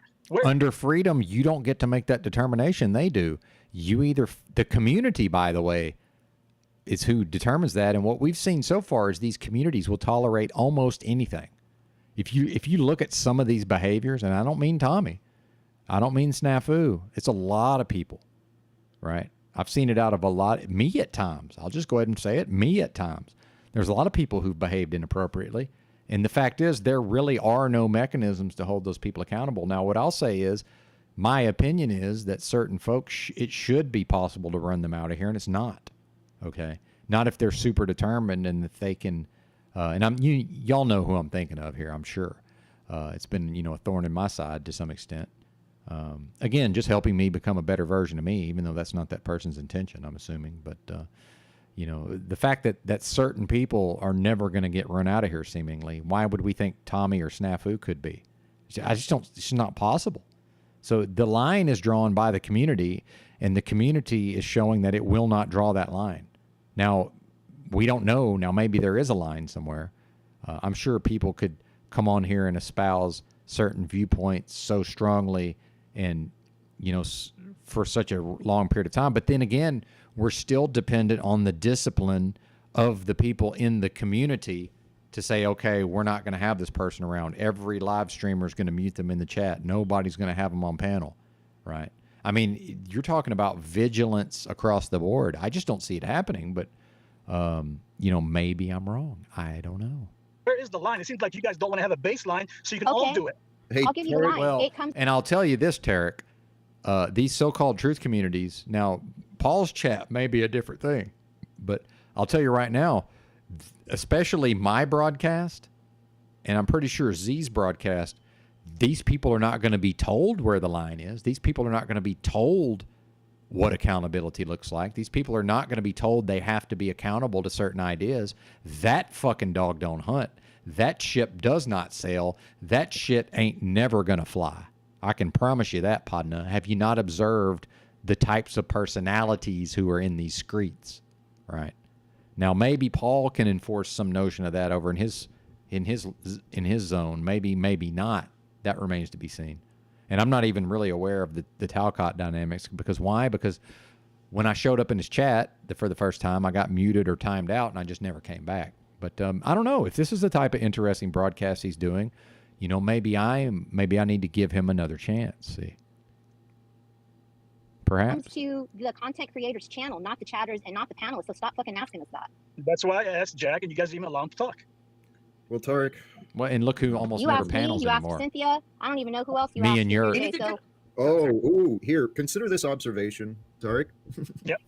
I have a theory, and you would be one of the data included in the theory that the egoic focus on opinions. I've suspected that. Well, you know what? Let me not get too into that. Opinions. Yes, that's what people are all worried about. People you're worrying about opinions. You know. And maybe. Well. No, I'm not worried about opinions. And all I can say to you, Tarek, is that I see what you're typing down there, and you may or may not believe that, and you may or may not live up to that. I'm only ever going to judge based on what I see you do and what I see you exhibit, right? I'm never going to take your word for that. But I don't do that with anybody, right? I'm not swayed by other. No, I am. Everybody is. Let's not. I'm not swayed very much by other people's opinions. But by the way, that applies to somebody like Machine Lies. I'm always going to make up my own mind about him, even though other people don't get along with him, right? Same thing with anybody. So yeah, I hear what you're saying, and that's great. But I'm going to wait to see what you exhibit. That's what I'm going to do. But I'm not going to then go on some kind of campaign. You know, I'm going to watch, and I'm going to draw my own conclusions. And I hope everybody does that, by the way. Now we're back to what if I could wish one thing for the masses is that individually they would think for themselves, that they would pay attention to how everybody behaves and make their own determinations. But you know who's really good at this? Tommy's really good at this. Very good at that. Very observant, very good at sort of mentally being able to sort of categorize and be able to keep track of people's behavior over time. Tommy's very, very good at that. I'm decent because I pay attention, but I don't know that I'm on that level. I'd like to move the conversation on, but really what we are the conversation, and we are the topic. We are what matters. Finding a way for us to better understand each other, it really is important. Spending all this time about our narratives of what we think. Flow State okay? It looks like he fell asleep kind of or like something. Flow State doing broadcasts about me buying subscribers and not walking it back, or getting a job building houses. Why and would not I possibly walk back the subscribers? Well, I mean, that's the thing is, if Flow State really believes that, why wouldn't he say it? Again, it's a claim, meaning he's not. Well, I mean, he's showing evidence, but it's debatable whether or not that, constitutes evidence. But again, I don't think we even understand what a claim means in this context. You're definitely buying them. He's completely within his rights to make that claim. And then if I'm paying attention, I'm going to make up my own mind. Now, I don't personally think that Paul's buying subscribers, but do I think Paul is above buying subscribers? No, I don't. But that's an opinion. That's not that's not an accusation. It's a characterization. Do I think if Paul believed it to be in his best interest, do I think he would buy subscribers? Absolutely, I do. Yes, I think he would. Now, I don't understand the dynamics. I don't even know what's, other than just the numbers going up, I don't even know what the benefit is. I am kind of retarded in this way. I don't really understand how a lot of this works, in spite of having been on the internet since 1994, because let me remind you, YouTube is not the internet, okay? This is a platform on the internet, and I don't happen to understand this particular platform that well, okay? But that's my opinion, by the way, and maybe I'm wrong. Here's another thing is sometimes we're just wrong.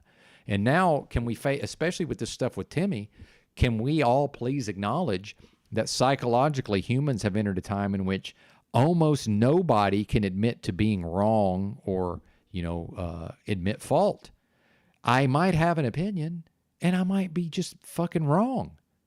And if I get to know Paul over time, especially if I somehow got to be around him in the physical space, and I'm not calling for that, I'm just saying if I knew him better, I might have a very different opinion. But based on what I've seen so far, he seems like if he believed it was in his best interest, he seems like he probably would. Which doesn't mean he did, by the way. That's, again, a separate thing. But now, Tarek, hopefully you can see I'm reasoning through a series of problems. See, my brain does this all day, every day. It's just what my brain does. Yeah, and it is maddening if I choose to, if I don't manage it properly, it can become maddening.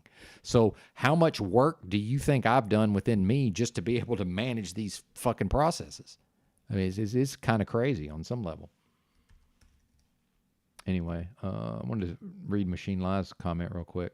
Thank you, sir. Yeah, I've been experiencing exponential rise in healing, man. It's been pretty crazy. I think I've gained like 20 pounds and 15 pounds actually in not a very long period of time, dude. I've been off the charts hungry here lately. In fact, I'm about to wrap the broadcast up in about another 40 minutes and hit the road. Actually, less than 40 minutes.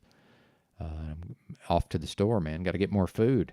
In fact, I'm probably going to have no choice but to go back to truck driving just to be able to eat the amounts of food that although now we get into the unhealthy lifestyle, and the fact is, some of the weight I put on recently is chub around the middle, and I ain't going to be skinny fat. So the fact is, I probably need to get back to working out.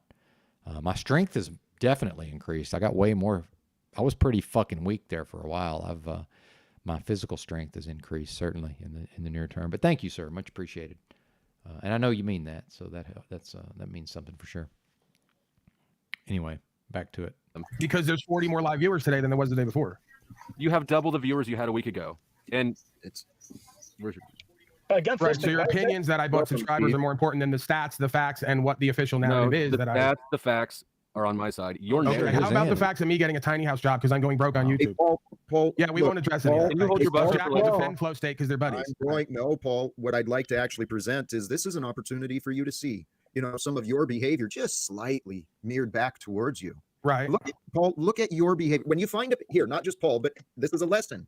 When we find offense in another, I tell you what, you better look at your own behavior because what you're judging is very likely what you are doing.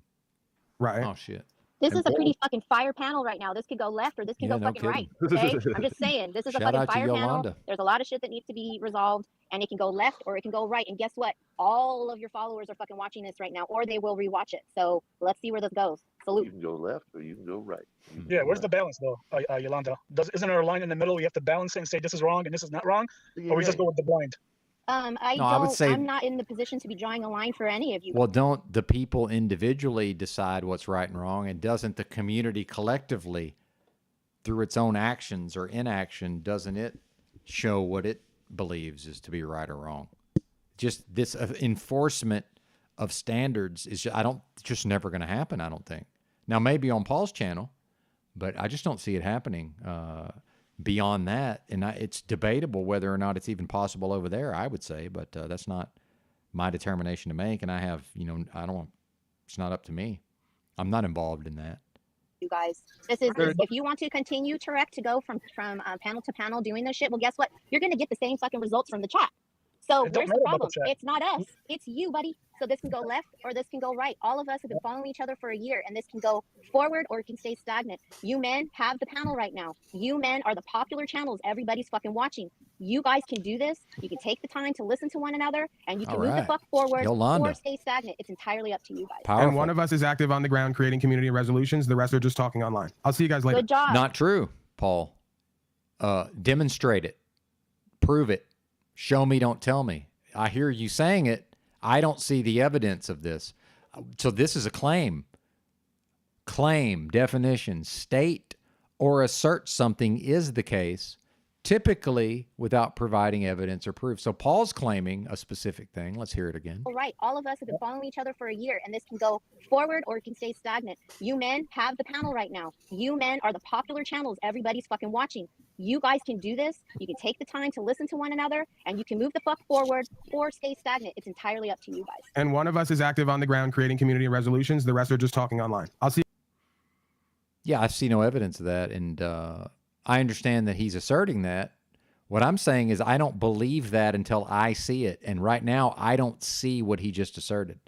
And I'm like the fella, I forget who said it, but somebody in the chat earlier said that, he doesn't believe a bear's chewing on his leg until he sees it, right?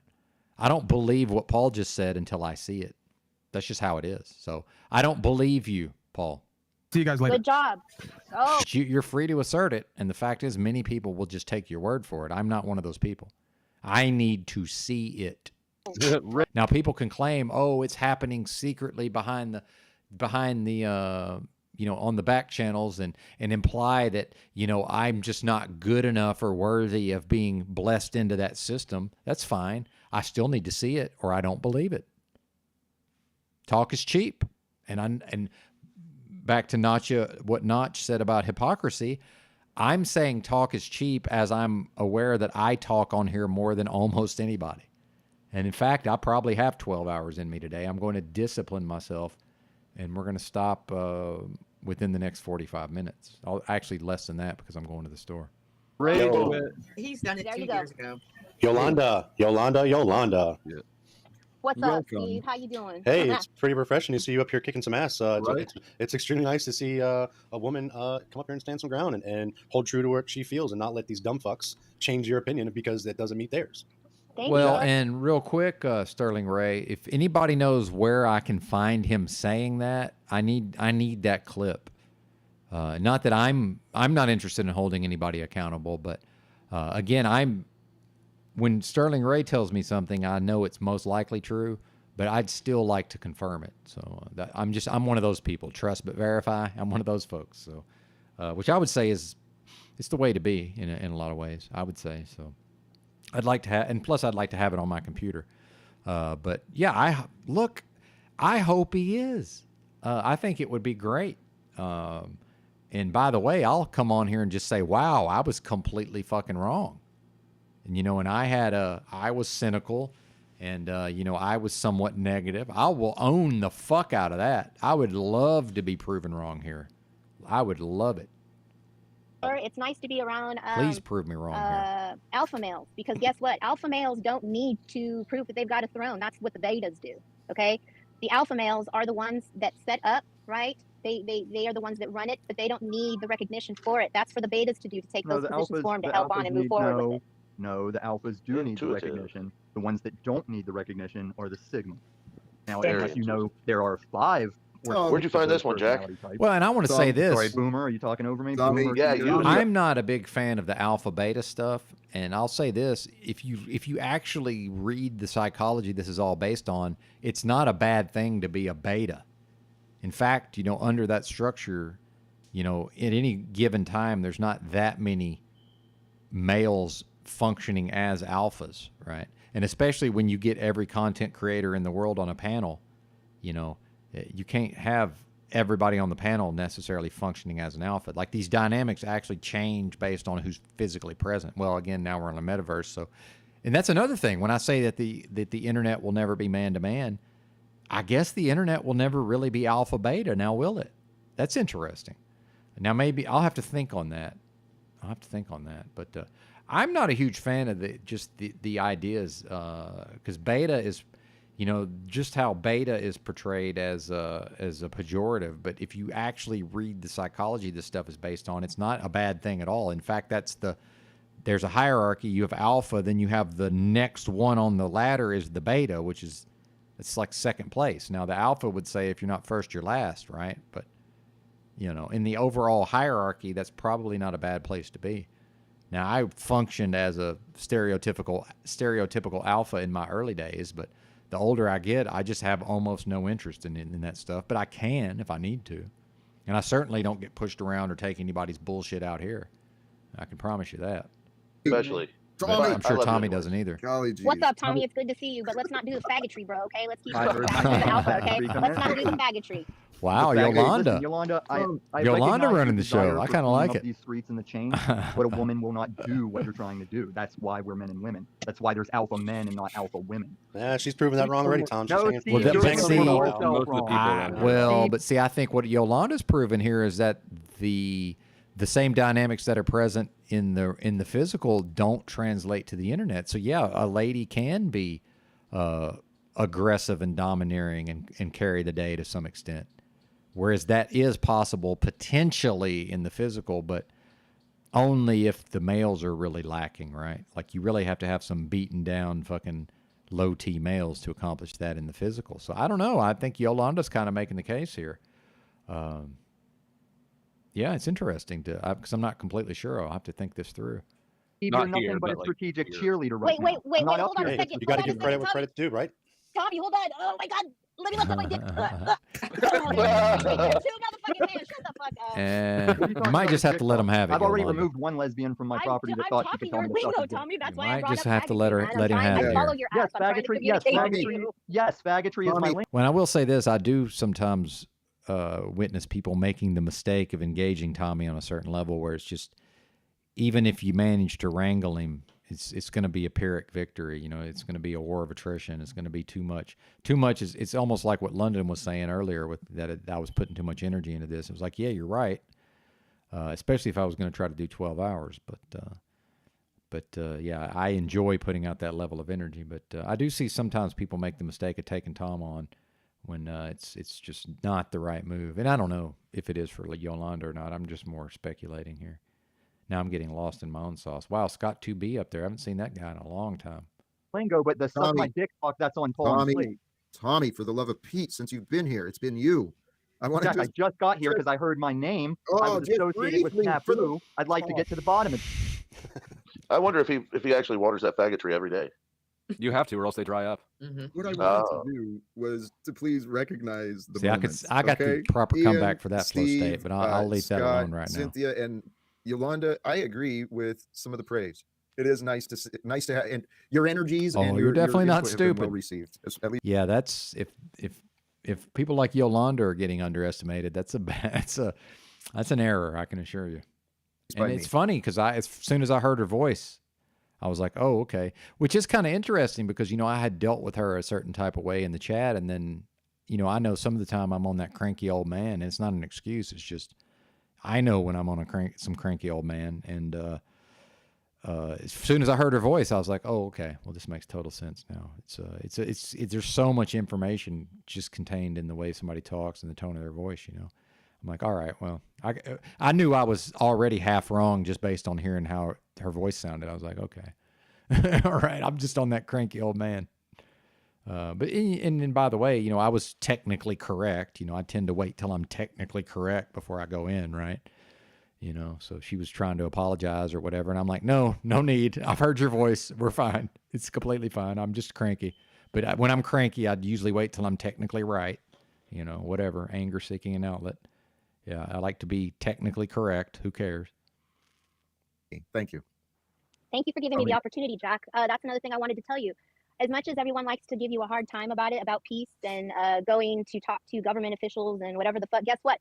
You have created a place for the communities to come and hash out their bullshit. And that is a start, okay? If you're going to take on the world, then you can start it off this way. And salutes we await. Seems that way, doesn't How are you it? doing? Based on who's on the panel. Good. I think it's my first time on Jack's panel. I think it might be. Welcome. Yeah, you're doing your thing, Jack. You have a powerful message. It's good to see you. I love it, man. You're helping. Just so you know, you really are. Ian, settle in, get climatized. I wouldn't step there yet. Hey, I actually think it was the arrival of you guys that Look at maybe Ian. Changed Paul's comfort level. Oh, not to speak for this is him, hilarious, but dude. I love I this. noticed he. How did I found a way not out, watch this yet? When others arrived? So That's so. What are you saying? He's scared? I don't get it. And I can see at a certain point the show, as long as, and they're probably not going to be able to keep doing it in this form much longer, but the show's just going to be me sitting here watching panels and pausing and commenting in real time. It's much love. It's much love. Why even ramble? Tarek, to be honest, there is a fear within all of us, and he's showing it. When we show our egoic strength, guess what? Pride comes before the fall. When you've got a strong ego, that's a fucking scary fall, man. You've placed yourself way above a lot of people, and you hear the guy every day. He lives in a world filled with infidels. He's the God of truth. He's the only one who knows anything. Everyone else, the only way anyone else survives is because of Paul and his wisdom. Don't you know? That's not true. Don't you get it? Yeah, I get it. I see Jack. Paul is down in chat saying that he will come back on. Volume down again. So I don't know who wants to eeny, miny, moe it and let Paul back No, on you the don't have to panel. get mine. I'll step out for him to come out. No big deal. There you go. Thank you, Tarek. That, sir, is an honorable move for your daddy. Well, he's here because Paul has given him this confidence in his hand. Tarek is like one of the biggest jackasses, and I literally, pun intended, Tarek is part of the biggest jackasses in this community. All of this stuff, it's all for brownie points. It's obvious. It's crazy. It's strictly brownie points vibes from that guy. Yeah. And I like Tarek. He's a sweetheart. But God, I'm embarrassed for him every time he does this bullshit. All right, Jack. I guess you and others in chat, your audience, say they need me up here to make the broadcast. So here I am, your sacrificial lamb. Let's make it. Oh, guys. Welcome back, Paul. Welcome back.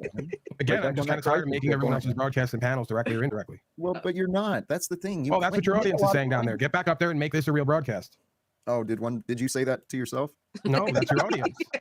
Do you typically laugh at all your own jokes to make them seem funny? You do? I do. I think I'm Paul, funny as hell, let him man. have one. Just let him Actually, have this one, is a okay? reunion. Do you guys remember back when Ian was here before he had left and Yolanda was also on his panel? That was one of the first times I remember I wasn't there as the panel laughed Paul off and left That's him right, Tommy. scurrying away. Yep, we went over it already. You need to rewind, bro. He called me a hoe, an infidel, a Jezebel spirit. Yeah, we've been past that already. Oh, I don't have to rewind. I'm known as the elephant memory to everyone's dismay. He's the keeper of the lore. But you called her all those things, but she really wasn't, right? That's right. But I can understand why a man would have said that was, though. Is this what I was uncomfortable for? Is this what made me so uncomfortable that I ran? Or?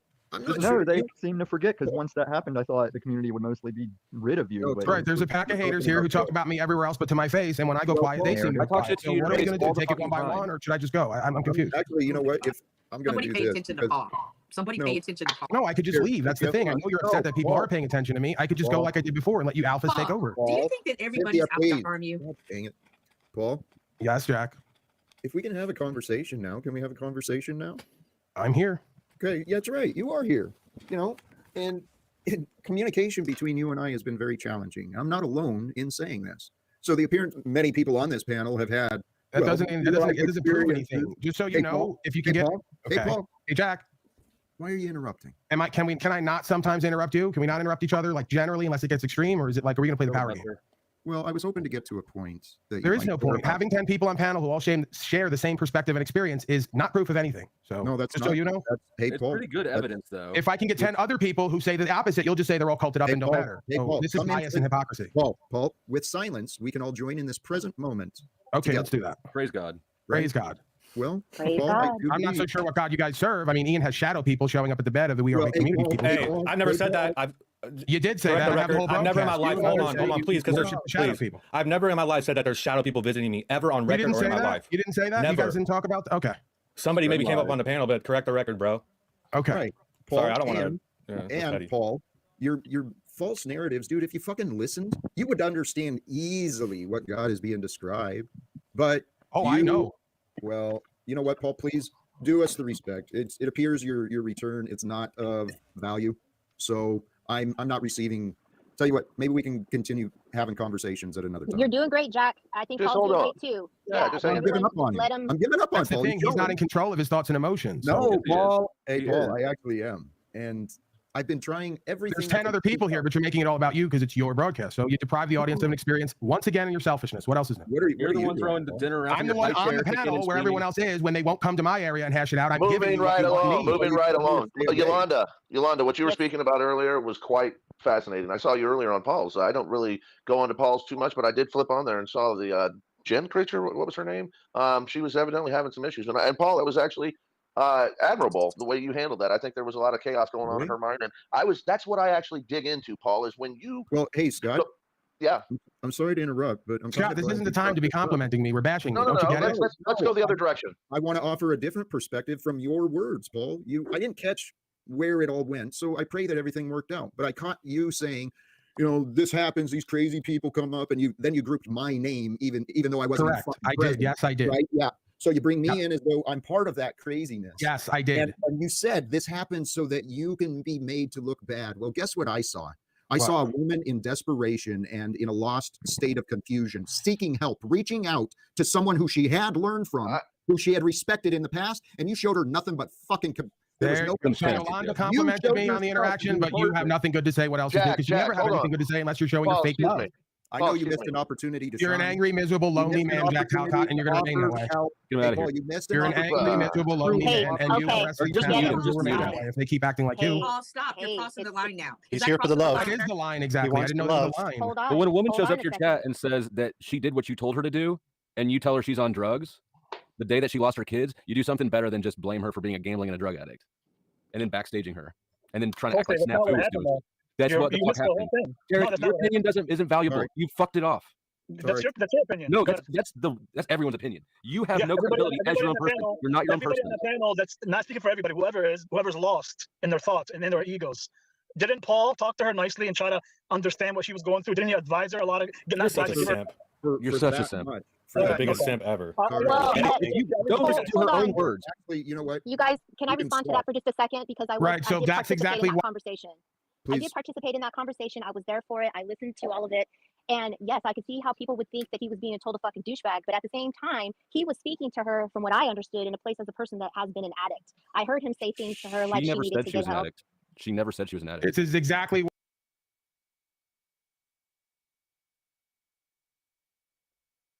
Sorry, I was listening on the delay. I'm not exactly sure where I cut in there, but now I don't claim any ability to help a person like Jen from Paul's broadcast yesterday. I might have to go live again later to cover some more of this, possibly. I'm not exactly sure. We'll see after I eat, but possible. I'm not promising anything, certainly. And thanks for everybody for being here. Much appreciated. But I certainly, in the physical, when I was living in the streets for so many years, I encountered many people in some version of whatever Jen was going through.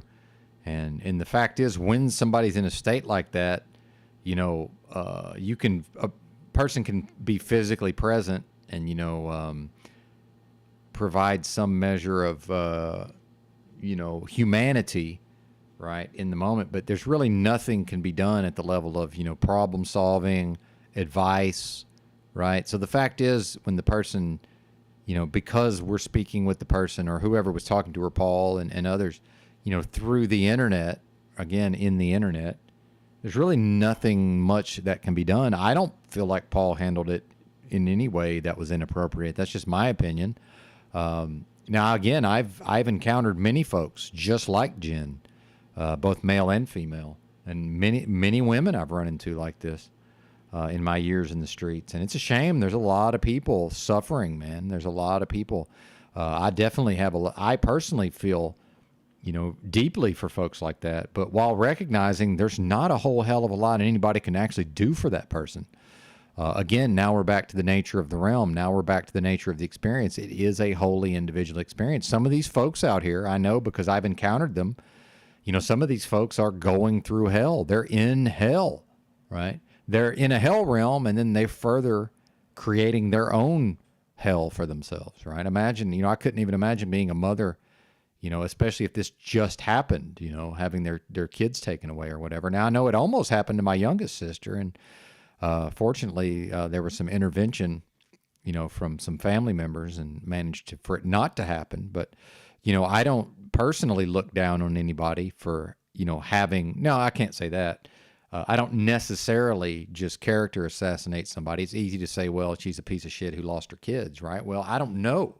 I don't know what's happened here. I know my sister is not a piece of shit, but I know that, you know, there were things that happened at a certain time where the CPS was on the verge of taking the kid, at least temporarily. And, you know, fortunately, again, there was an intervention. So if this lady doesn't have that sort of support system, you know, a lot of folks just, whether because of their own doing or not, don't have that level of a support system. And, you know, the fact is we can recognize that some of these agencies are predatory, right? And maybe this lady had asked Paul for her help when she was in a different frame of mind. Maybe he provided her with sound guidance. I haven't, well, he wouldn't call it guidance, but, you know, maybe he did say his opinion, and if she had acted on it, maybe she would have had a chance. And we just don't know, right?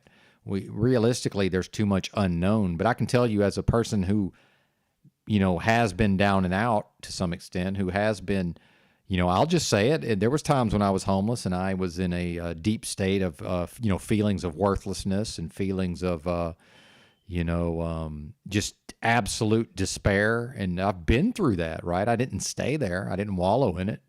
I've experienced it and just was like, wow, this is what this is. Like, this is, I didn't even know that this was a thing, right? Until I was feeling it. But part of that is, you know, instead of going to drugs and alcohol, by the way, which I was not doing, certainly never drugs, other than cannabis and alcohol, the hardest drug of all. And I wasn't even doing a lot of that when I was living in the streets. So I was mainly left to just wander around. And at times, especially in the early days, again, back to the mental illness, Timmy, right? That typically goes along with substance abuse, which, hey, a cult brainwashed me and sort of inoculated me against ever being an actual drug addict, other than at times practicing alcoholism, although not while living in the streets. But I can certainly realize that, you know, few folks are going to be able to feel that way and just choose to experience it, right? I do have a certain, you know, ascetic and also self-flagellating aspects to my personality where I sort of enjoy things that are difficult and arduous. And I can assure you that experiencing those states of emotion directly is very difficult and very, just doesn't, obviously, you know, again, words don't even really accurately describe it, but, you know, that's, you know, my basis for compassion in a way is the fact that I've experienced some version of what it must feel like, even though obviously I'll never be able to relate, especially not being a woman and not being a mother and not being a parent, you know, not having kids. But, you know, I say I can only imagine. The fact is I have no fucking idea what that must be like. Neither does most of us, right? Some probably have been there and recovered from it to some extent. Now, maybe this woman will recover to some extent. I have no idea. What's best for the kids, by the way, would be, you know, for her to be able to to get to that point. Now, obviously, if she gets to that point, she would most likely be supported, and in some ways, right? But even with all the support in the world, you know, nobody can do it for her. So that's, again, now we're back to things I've been asserting this entire broadcast. You know, it's always necessarily going to come back to that individual and what do they choose and what are they able to overcome within themselves, right? But I don't, you know, I observed most of that interaction, and from what I saw, Paul was kept it real, and you know, especially asking her about the substances. Well, you know, the fact is, if somebody is intoxicated, that they are not really able to receive, you know, proper counseling. It's not in that state. They're not really able to. So she would have to, you know, whether it was a mental health crisis or substance abuse or a combination of the both. I've known many people. I've had personal friends who've been suffered from severe mental illness, folks. I'm not speaking on anything I haven't observed firsthand. And I've, you know, while I'm not necessarily willing to call it mental illness with respect to me, I've experienced some challenges in my own, with respect to my own mental health, certainly, that I've taken very, very seriously, that I continue to take very seriously, right? Well, not everybody can just do it for themselves, right? That's, I just happen to be particularly blessed. Meanwhile, it still took a whole lot of fucking hard work. And meanwhile, I accrue the benefits of that. You know, the benefits accrue to me, and potentially by extension, you know, the rest of society on some, you know, on some minor level, you know, arguably. But the people around me, you know, most strongly, of course. But anyway, I want to digress and play a little bit more of it. Then I'm going to be out the door here in just a few minutes to go shopping. Why I said what I said, because problems. the metaverse is having a mental breakdown. The metaverse I agree, but I think the metaverse is the metaverse is crawling with people like Flow State, who can't ever let us have a real moment or talk truth because he's waiting in the wings. You're not to a real jump on person, something Paul. and tell me Right. how bad I Paul, was. Just Paul, like you're that constantly in is, character, we're all Paul. the same, but they Paul, don't. Yep. Okay. It's everybody else, Paul. We are all the same. Nobody is competent like you. You're an arrogant, confused prick, Paul. I've shown you so much kindness, so much forgiveness. I've shown you mercy and compassion. You know why? Because Well, and apologies, folks, that I'm back so quickly, but I'll say this about what Paul just said. Well, Paul must be less powerful than me, because I'll say this: if what he's saying about Flow State is true, you must not be very powerful, Paul, because good luck trying to stop me on those levels. Good luck trying to stop me. I'll just become undeniable. I will overcome that. See? Now, I have to think that Paul's doing a thing there. He's playing a strategy, I'm assuming. But let's take him at his word. You know, Flow State can try till he's blue in the face to stop me. I reckon no weapon formed against me shall prosper. But it's funny because I've heard Paul say that. I've heard Paul say that no weapon formed against him shall prosper. Well, are you now suggesting that Flow State in the form of a weapon can prosper against you, Paul? Well, which is it? Probably trying to have it both ways again. I'm assuming. Come on now. You're better than that, buddy, or I'd like to think you are. Ouch. Ouch. Ouch. Jack, okay. Jack, Breaking Bad. Híjole. Bad. Caliente. Caliente. Caliente. Oh my goodness. You know, this is a hard place to be when we watch all of you guys, because we see how you guys communicate with your panels and with your chats. It's a really confusing place to be. Man, I'm so glad You're doing I feel awesome, protected. though. Thank you. Yeah. Thank you. You're well received. Very impressed. Very. Well, you know why? I think I'm okay with it because I've been around all of you guys for a year, man. I feel like I know all of your stories that you share with us on your panels, and I see how everybody maneuvers. I was going to say, tell especially your family Latina. Latina chicks just have that oomph, We're a strong cup of coffee, Latinos. right? Yeah, we're spicy in a different way. It's not spicy with a wrist slap, you know, but it's a Latina kind of spicy. Yes, Cynthia. It is. So you notice in the back chat there, Jack, Paul left you an inspirational message there for you, buddy. This is the guy you're trying to break bread with here. That was a thumbnail yesterday of Paul's image. Why can't you be happy for me? Kind of a joke. But because happiness is a zero-sum thing in Paul land. He's hurt people. We all know this. He just won't admit that he's hurt. Sometimes, never mind. I'm not gonna say it. No, what are you thinking? No, I'm not gonna say it. Spit it out, Flo. I'm really not gonna say it. Hey, respect. You know, Actually, perfect segue to a lesson I was thinking of earlier. We throw in bits of wisdom between the chaos, right? Hey, Jack, I have something to add to the record, okay? Because we're all record keepers around here, right? We're all glocking on that clock over here. For the record, we tried. All right, folks, we're out of here. Coming up on 6 hours. Appreciate everybody being here. I might go for a couple more hours later, although no promises on that. But I must leave now, and I'm doing my best to try to keep these under 6 hours if possible.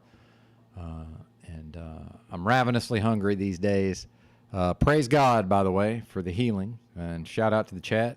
Thanks y'all for being here. And we will be back at it most likely same time tomorrow or earlier, approximately 3:30 a.m. Thanks for watching and listening.